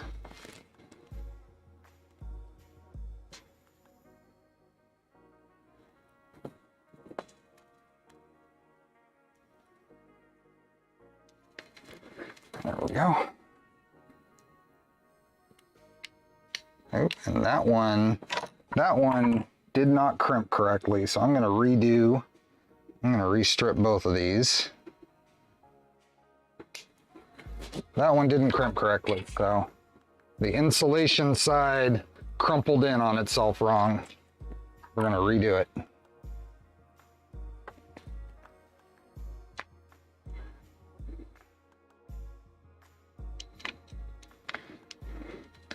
I get very few failed crimps.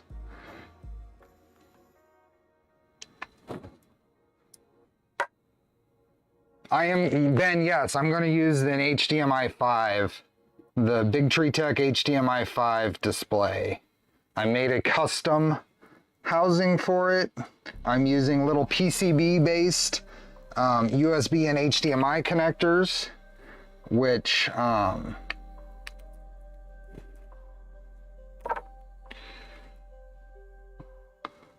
allow me to keep it at least somewhat sane on the width. I have not published the files yet because I haven't fully tested it, but if anybody asks me for them, I can give them to you. Have fun. See you, Ray. Thanks for stopping by. Go take a nap. Yes. Are your DIN rails aluminum or steel? I'm using steel.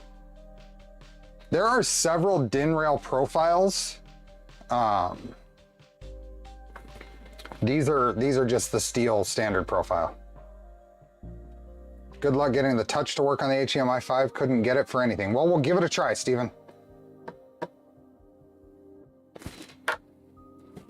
Okay, I need more connectors. So I have Y end stop and thermistor left. I just dropped a jumper. Y end stop and thermistor. So thermistor here. Where do you get the DIN rails? I've ordered them from DigiKey and Tensor 3D are the two main sources. I've gotten them off of Amazon too, I believe, early on. But DigiKey and Tensor 3D are my two main sources right now. Okay, so there is bed thermistor. And then I think my Y end stop wire is right here.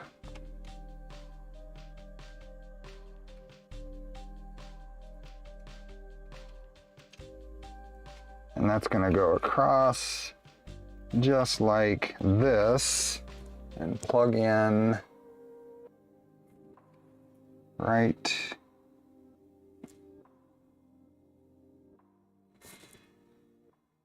well, that doesn't match up. That doesn't match up.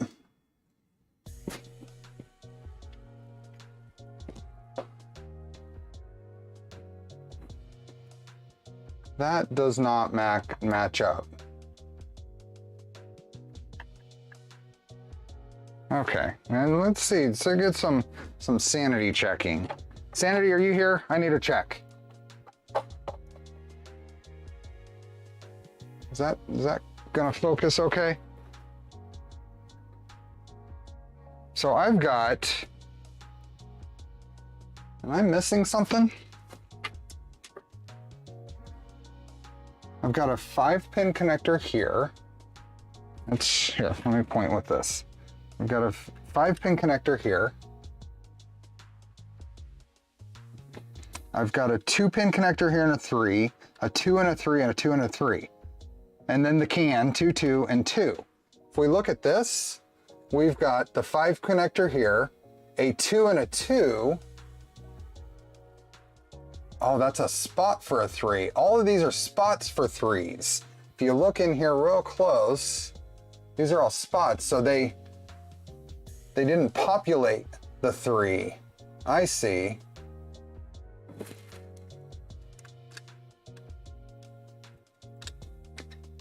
What is this? What is this yellow here? Oh, that's Z stop right there. Oh.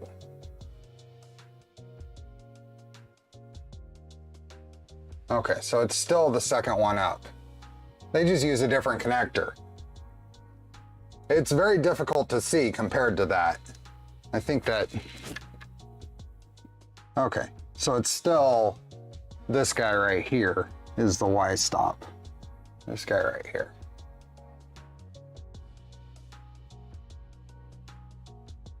Focus is way off. Yeah, I probably have a replacement for this guy coming. Oop.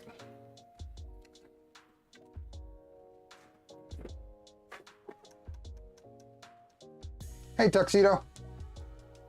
I need to turn the AC back on. It's warming up in here. I just realized I'm getting hot.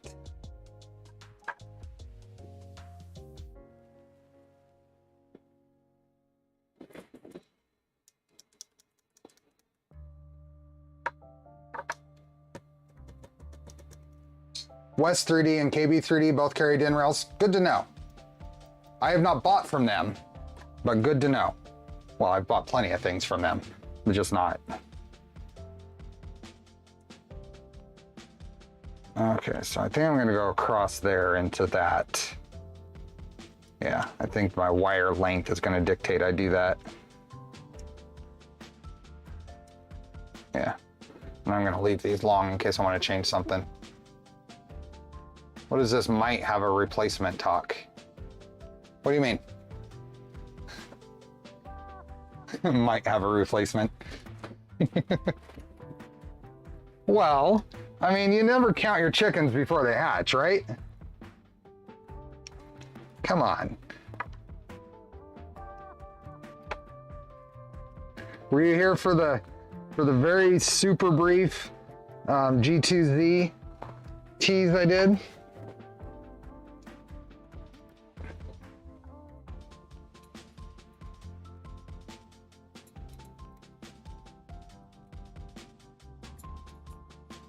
I'm not saying it won't show up, no. That would be dumb for me to say. I fully expect it to show up. What I don't know is how it's gonna fit into my setup here, right?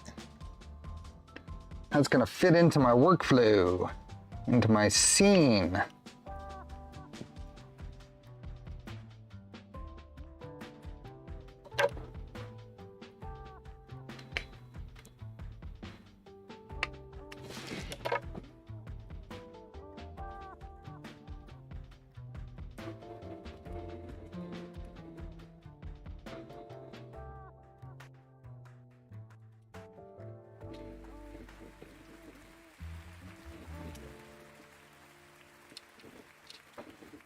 Okay, do I have everything? Is this fully wired now? I heard it from the other room. Had to turn the stream on in the office, didn't see it. It was just a quick, just the G2Zs I just printed and assembled. Somebody at RMRRF.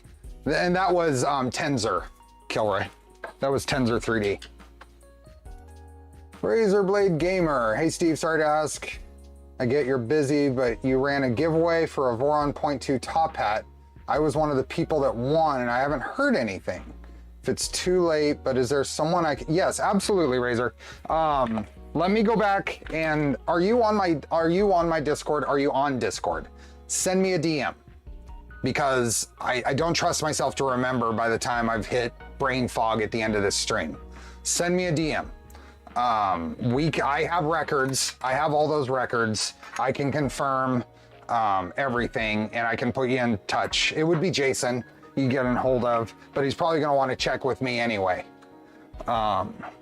If you don't want to jump on Discord, my email, the email for my channel, it's just contact@stevebuilds.info. You can send me an email there and I'll look into it for you. I've been looking at that combination of Manta board, display, CAN bus to do it on my E5 Plus. Thanks to this live, it confirms that it can use the Manta E3 EZ with Hydra. Yep, with tool headboard. Okay, let's zoom back out. Where are we at? Let me. Oh, one thing I'm missing. I gotta use my fancy fan.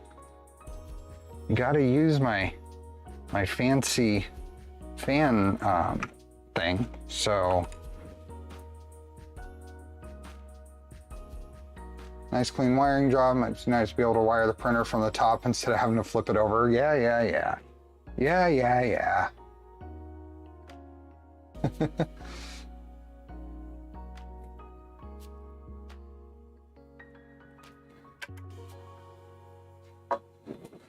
My fancy dancy clip-in fan mount. Okay, I gotta do one more JST connector, plug this into one of the fan outputs, and then it will be finished wiring. I don't think I need that there. And here we need a black connector.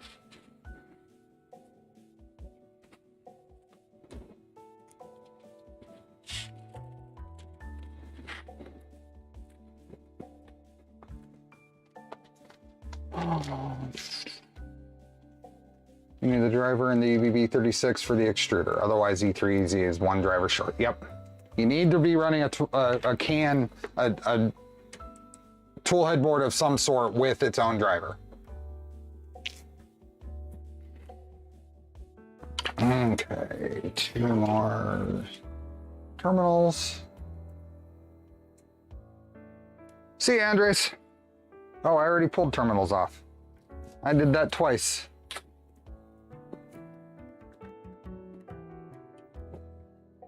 Okay, when this plugs in, what is it? Power is towards the steppers.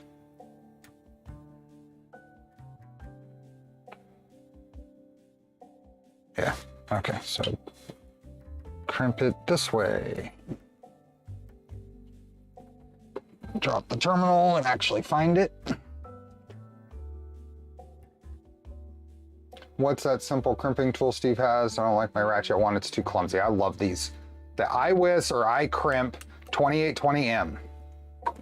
That's what I use, that's what I recommend.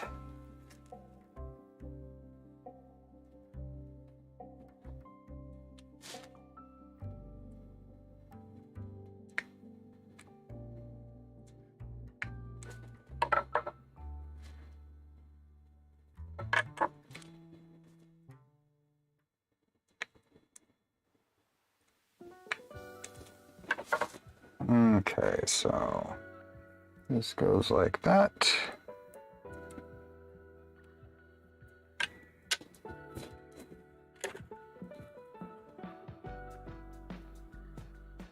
Should an Ender 3 Pro be using -1 or 1 for home direction and firmware? That will depend on your steppers. You can't, that's not a generic or universal thing. That will depend on your steppers.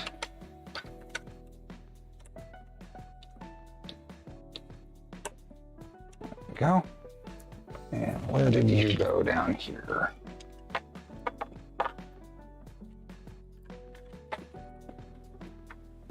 Come out here.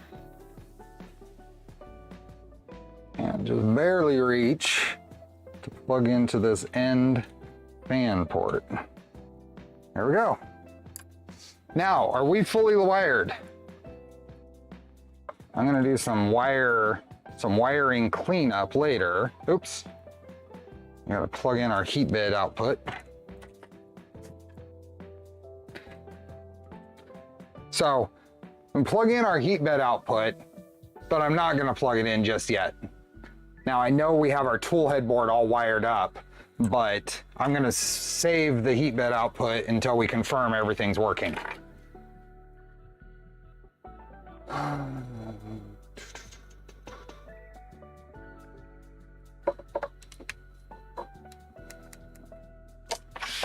Okay, what am I missing? I've got fan, we already did that, so I think we're ready to power this on and start looking at firmwares. Never occurred to me that crimp direction mattered with those, but if you put the terminal side to the flat side of the crimpers, it bends the terminal.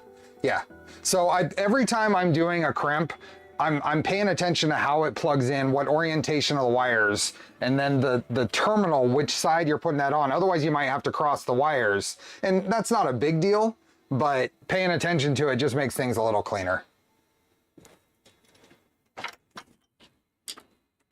You're putting extra stress on the wires when you're moving them around like that too.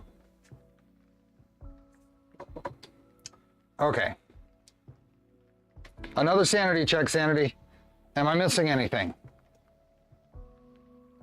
I think I got everything. I've got clickies in place, YN stops in place, steppers are all wired.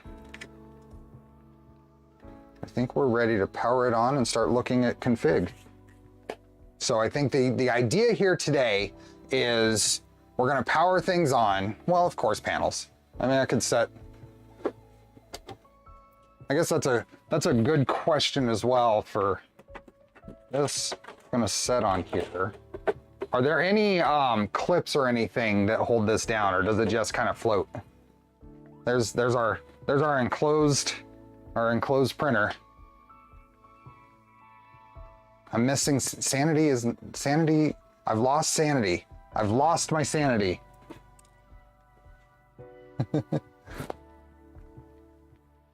There's magnetic clips. Okay. Are those in the files that I just haven't downloaded?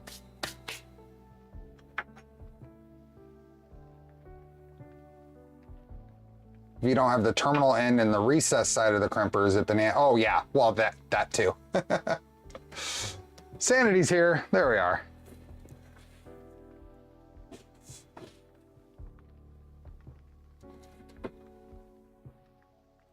It is a 24 volt fan. That's a good call, Sanity. That's a good check. That's a good U check. Is there, if we go here, it appears that these fan outputs just use voltage in. They're not selectable outputs, it looks like. It looks like they just use VN for the power side of the fans. So is that true? That it appears that these are source voltage only, so basically 24 volt fans only. I don't see any jumpers here for voltage selection. So that's an interesting note about this controller that I'm a little surprised at, actually. Yeah, there's no voltage selection for the fans. They're source voltage only. See you, George. You'll hear from me. Thanks for being here. Okay, let's power it up.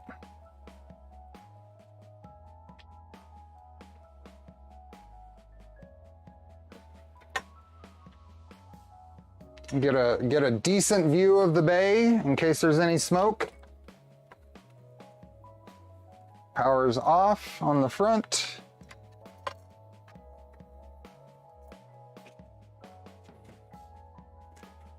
Am I missing anything? Okay, let's find out. Power is on, no smoke.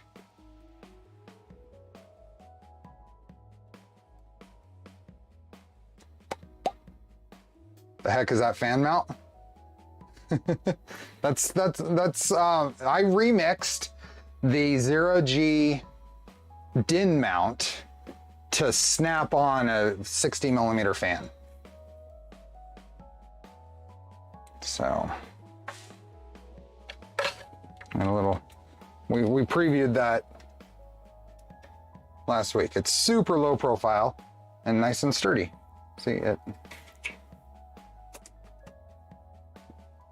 Oh, that's terrible focus.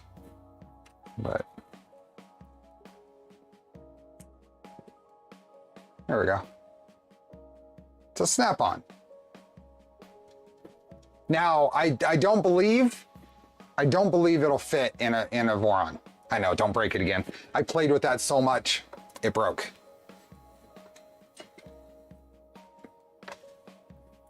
I don't believe it'll fit in a Voron. I don't think there's as much electronics height.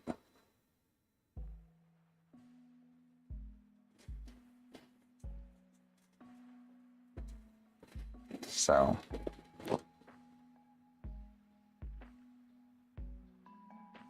The BTT EZ line is targeted at the no frills. Yeah, and it's intended for an Ender 3, really. And in whatever comes in an Ender 3, which are all 24-volt fans, is what it's designed for. I mean, everything to the mounting, to everything.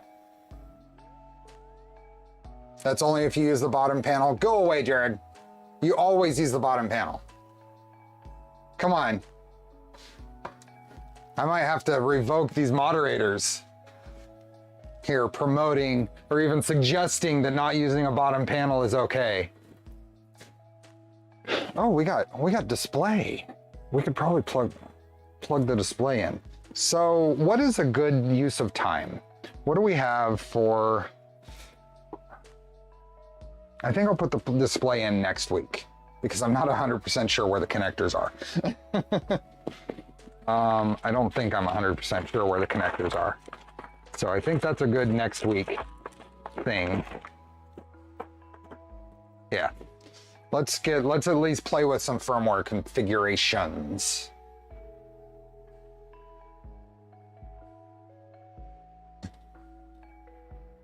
Does that mount in your repo? I could do that for my CNC controller. It is actually. That is. And so if you go out to my GitHub, I renamed Boron's parts or stuff to printer stuff. And there is a ZeroG folder in there. The display mount I have not posted yet because I'm not 100% sure everything works yet. But if you want the files, I can send them to you directly. So the display mount is not out there quite yet. When it goes out there, it'll be CAD and the STLs. But right now, I'm just giving out the STLs.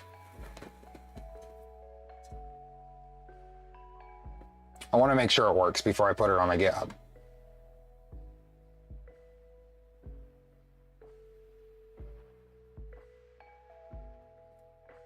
Okay, so 1 amp continuous max for the fans is more than enough. So this is on. The V0 and V0.1 don't have bottom panels yet. And you know why V0.2 has a bottom panel?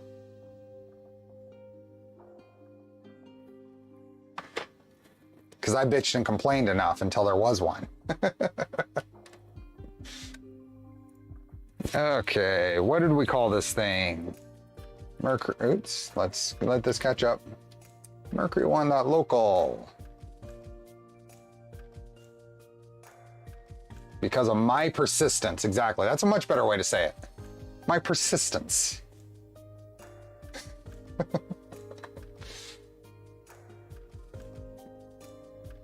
Squeaky wheel gets the oil, yep. Let's see if there are any updates since last week. Might as well get it as up to date as possible without updating system files. We can't update system files yet, right? You can print the panel under 250.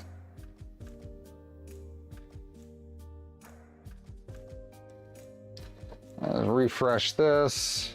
Are those instructions, Tina or Doc?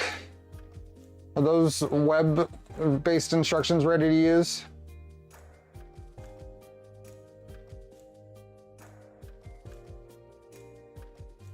So just Clipper version. Is system updates broken still? I don't know. Check if UDEV is under the updates. How do I, oh. UDEV is listed there, right at the bottom. UDEV is listed in the packages to be updated.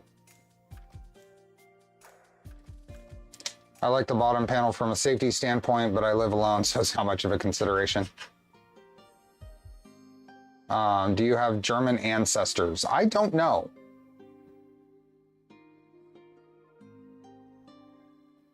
I don't know, actually. These 3D printer kits reminds me of MySpace before Facebook came along. What? Yeah, so better not. So I'm not going to. Let's update Clipper though. I agree, Barnyard. I think having the bottom panel on there is, if you have fans going, is definitely a good idea to help direct the flow. Okay, so Clipper is updated. Where, oh, where are we going to? So let's do the main board here first. So what I think we're gonna do is we're going to flash Clipper to the E3EZ because I'm just gonna use USB for the interface there. We're gonna come back next week and do the tool head and get it configured and get it printing. You updated 5 printers yesterday with everything and they're working fine today. I'm gonna save updating that. Maybe I'll save updating that until we see the serial device on here. Then we can update it and see if it breaks. Maybe, why don't we do that? That way I'm not chasing a problem.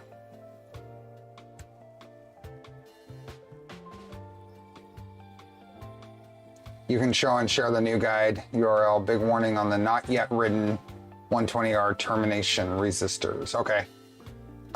Does that cover the whole process for flashing the E3EZ? Or should I go to Big Tree Tech's instructions for that? And can you shoot me did you already shoot me a DM on that? There we go. Updated URL. Okay, I got the updated URL. Use my GitHub for this stream.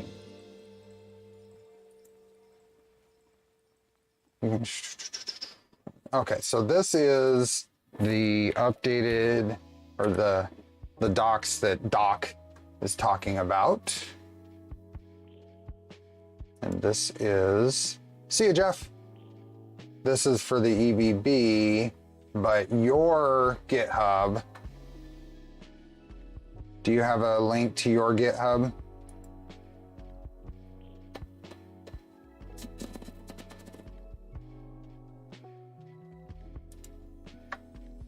See ya, Cheetah Kid.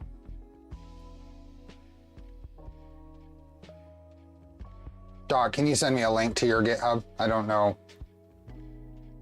where it is.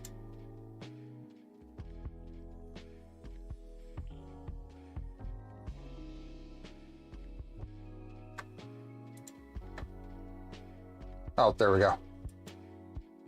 Thank you. I didn't want to scroll that far. Okay, copy link. And then we're gonna go here.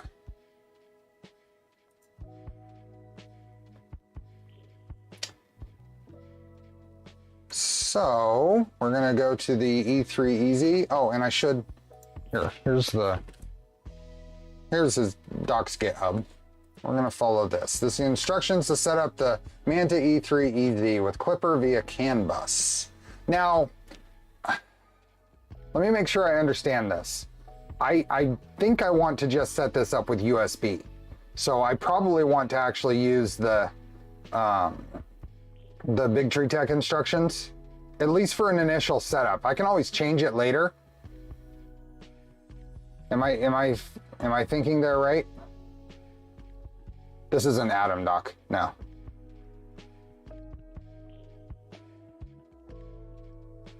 I suspect I want to follow the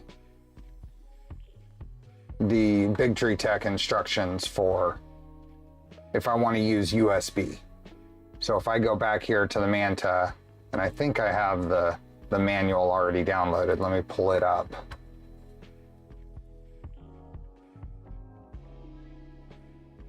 I can share the new URL in here too. Okay, when I get over there, I'll share it. Let me bring up Manta E3 user manual. Then questions on the peak umbilical. Do I need to select fan voltages? Yes, there's jumpers on there for fan voltages. So we're gonna go through, this is our, okay, this is where we left off on the, to get the bridge mode working, you need to use the internal USB of the Manta.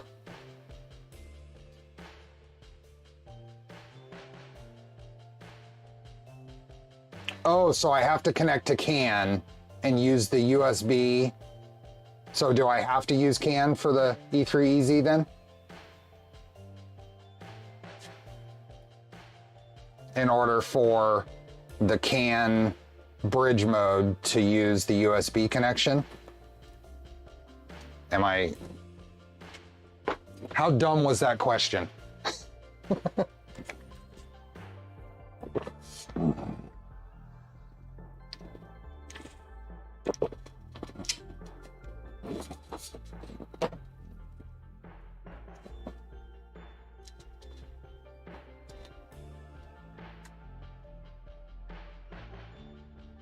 Are you going to use a CAN port on the Manta to run the tool head? Yes, I am. I think we should actually have power up here. Yep, we have power at the tool head board. Let's make sure we don't have heat. Nope, it's not hot. Okay, we are going to follow Doc and Tina's instructions. We're just going to follow these instructions. So we're going to start with the E3 Easy instructions and move on. So we're just going to follow it as it is given. So we are going to bring up a command line. Since I am lucky enough to have viewers here who are going through and helping with the setup, I'm going to follow their instructions. So let's see. Let's bring up a command line. Next weekend is Memorial Weekend, yes. And we are going to SSH into the printer. That is probably wrong because I think I typed in. Oh, good thing I remembered. Okay, so we are here. Can I bring in, let's go here and let's go up a bit. There we go. Make that a little bigger.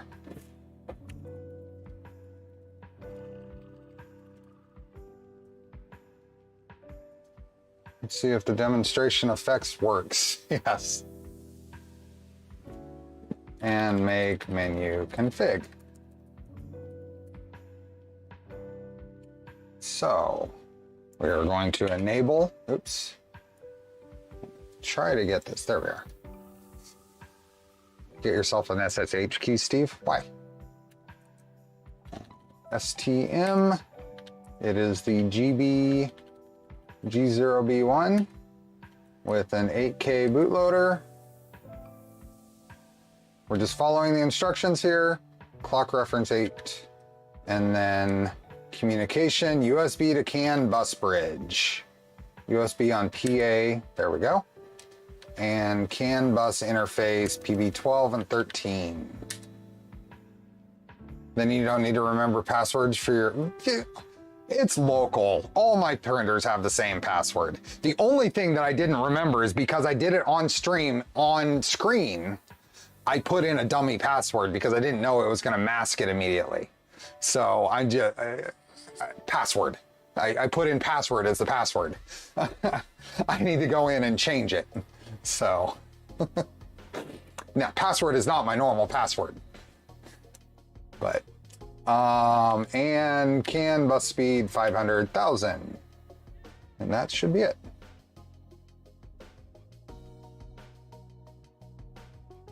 The results should look like this.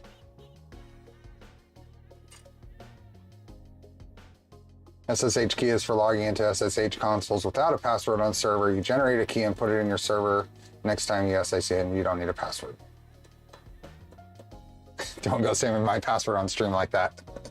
Password equals secret. Okay, so we're done with that. We're gonna save. I will have you know that Charlie's name is not a part of any of my passwords. Actually, I use a manager now. So I have very complex, very random passwords on just about everything. And they are different. So that's something I only within the past year and a half started doing.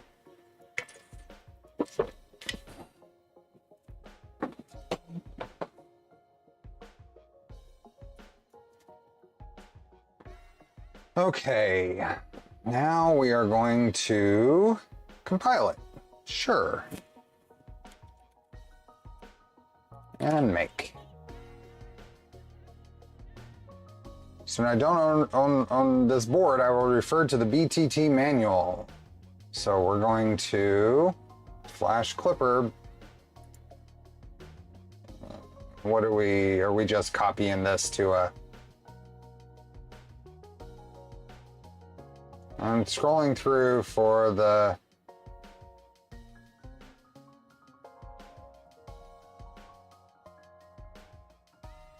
Compile the MCU firmware. Here's this. And make and update using, so we're just going to rename it firmware.bin. Okay. So that is done. We are now going to bring up WinSCP and create a new site. New site, Mercury1.local. Username pi, password.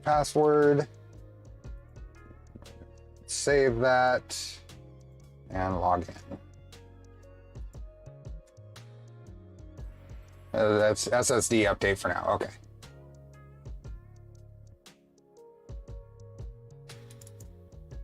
Pi clipper out. And here is our clipper.bin that we just made at 2:23 p.m.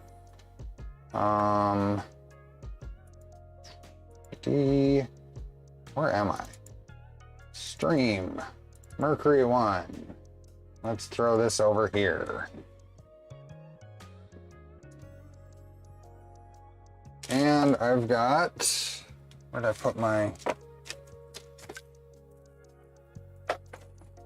put my SD cards?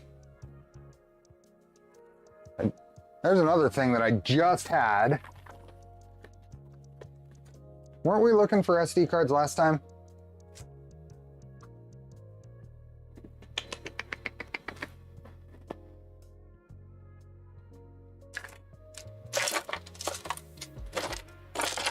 Where did I put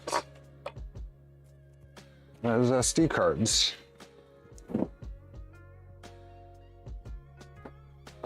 Yes, we were looking for SD cards last time. Apparently, I'm terrible about it.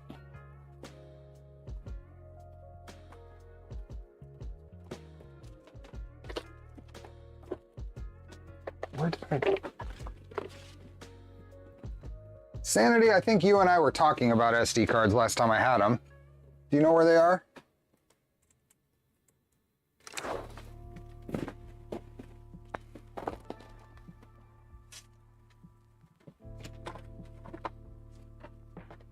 Okay, less ideal backup plan is just grab a random larger SD card.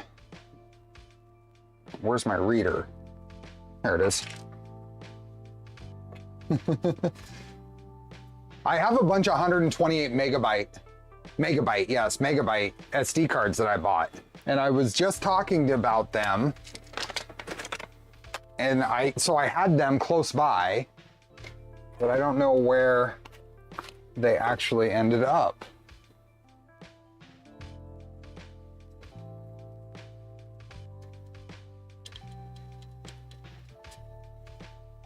An SD card holder.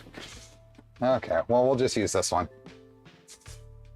I don't even know what this came from. Will it work? I don't know if it'll work. It's got a Pi OS already on it. I don't know if I want to format it. Where did I put that? Here, I'll use this one. I will use this one. I just snagged it out of a random octopus. I found one.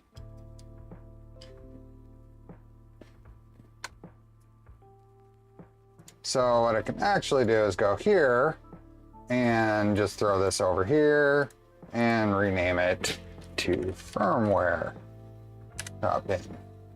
And I always like to just delete the old file. It'll be in the last place you look. That's okay, I found another one. I don't like to delay this. So there is firmware.bin. Make flash by BTT manual. Oh, this will be fine. Which, where is it? Which one is the MCU?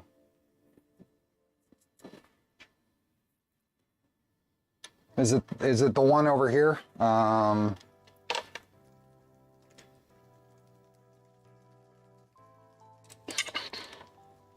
Is it this guy? This guy here, is that the MCU one?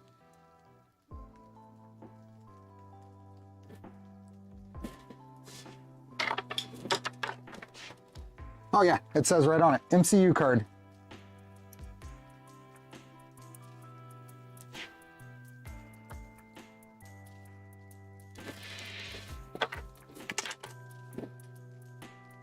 And then I guess I'm just gonna reboot.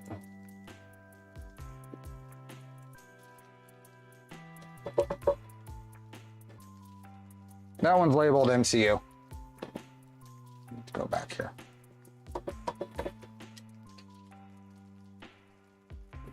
And then power it back up.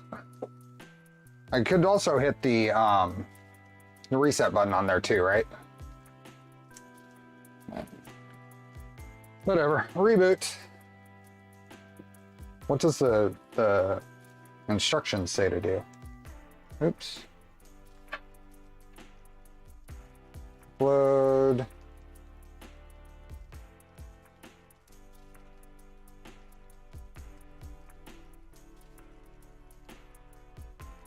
Copy it to the root, insert the SD card, click the reset button, or power on again. Okay, we're powering on again. We should be back by now. Yep, we're back. So let's go here and reconnect. /dev/ no, nothing. Okay. Does it take a little bit? Oh no, would we actually see it at this point? We wouldn't. Yeah, never mind, we wouldn't see that yet. Let's go back to yours now. So now we're done with this. Let's go back to these instructions. Let me let Charlie out.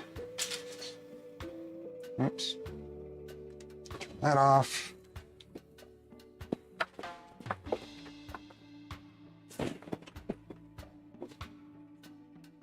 Yep, back to yours. I got it. Add the CAN interface to main sales. So now you have to create the interface for the OS. So to do this, create the file and fill it in. So let's copy that and go here and go sudo nano that file.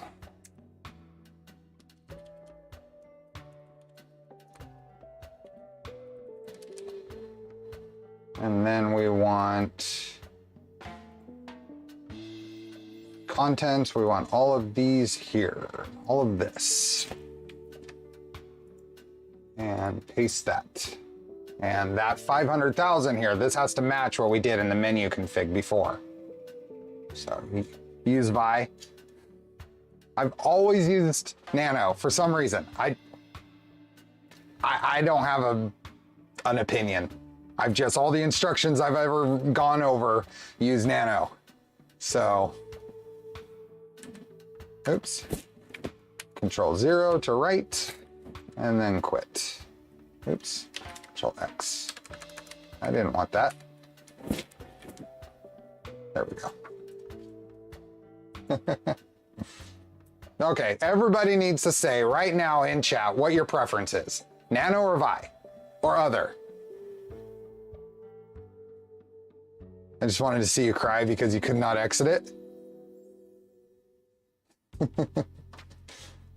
Yes, has to match, yeah. To save and close the editor.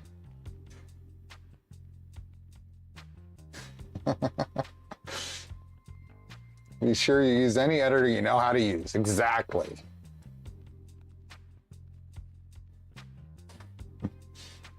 Add the Manta E3 Easy as MCU to Clipper.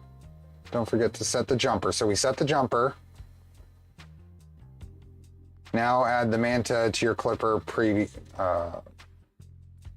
config with its UUID. So we should be able to run this and see if we have a, and I love these instructions with the animated instructions, but can we run this and see if we have a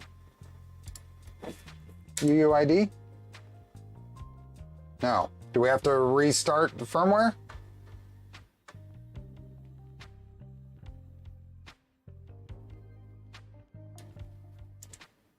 Did I miss something? After a reboot. Okay. So, sudo reboot.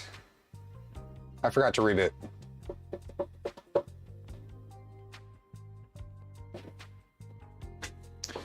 Forgot to reboot.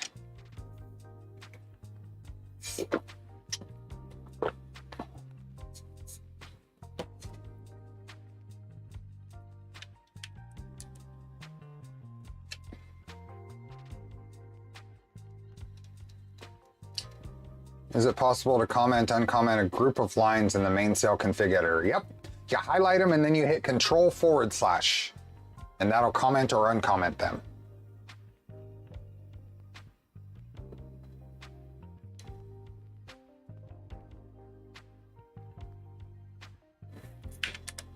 There we go. And we can rerun this. And we found a CAN bus with UUID. Awesome. We are in business. We have the firmware Clipper flash to the E3EZ and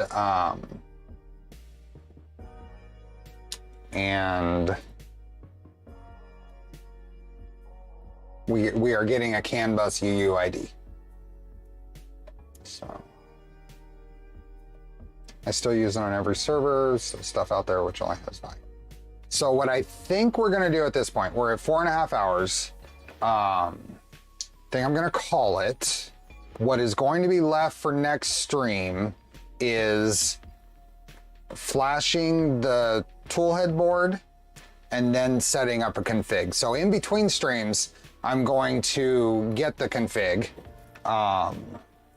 I'm not gonna configure, I'm gonna set pinouts, but we'll set any other specific things on stream.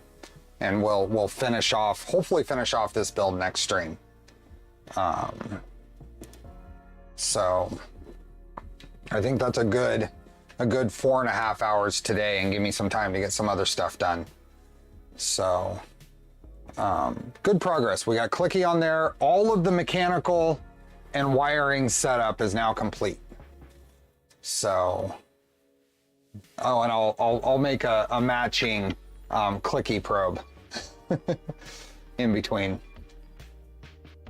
Yeah. So huge thanks to everybody that's here.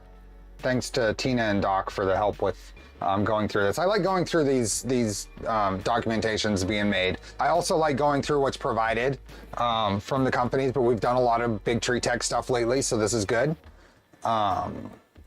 Thanks for everybody who gifted memberships, became members. Thanks to Polymaker, thanks to the ZeroG crew for the build in the first place. And then for that, Big Tree Tech and Fabrico, huge thanks to them. Print start is almost done. Awesome. So we will be doing Charlie's Angel stream on Saturday, one way or another. I expect to have the parts printed for the Talon Claw 4. And Charlie's not in here, so that's likely what it'll be. So any new members here, be sure to join the Discord. There is a method in there if you react to the notification roll. I only ping rolls. I don't do everyone or here. So if you want to opt into those notifications for the streams, the Discord's the best way to do that. And that's really the biggest reason that we have the Discord, is because YouTube notifications are kind of poo. So, by the way, oh, Big Tree Tech put the bootloader online. Yep, my contact had mentioned that it had been put out there. Yep. So, anyways, have a good rest of your weekend. we will see you next weekend. Hopefully a lot of you on Saturday and everyone on Sunday. So, once again, thanks again. We'll see you later. Bye.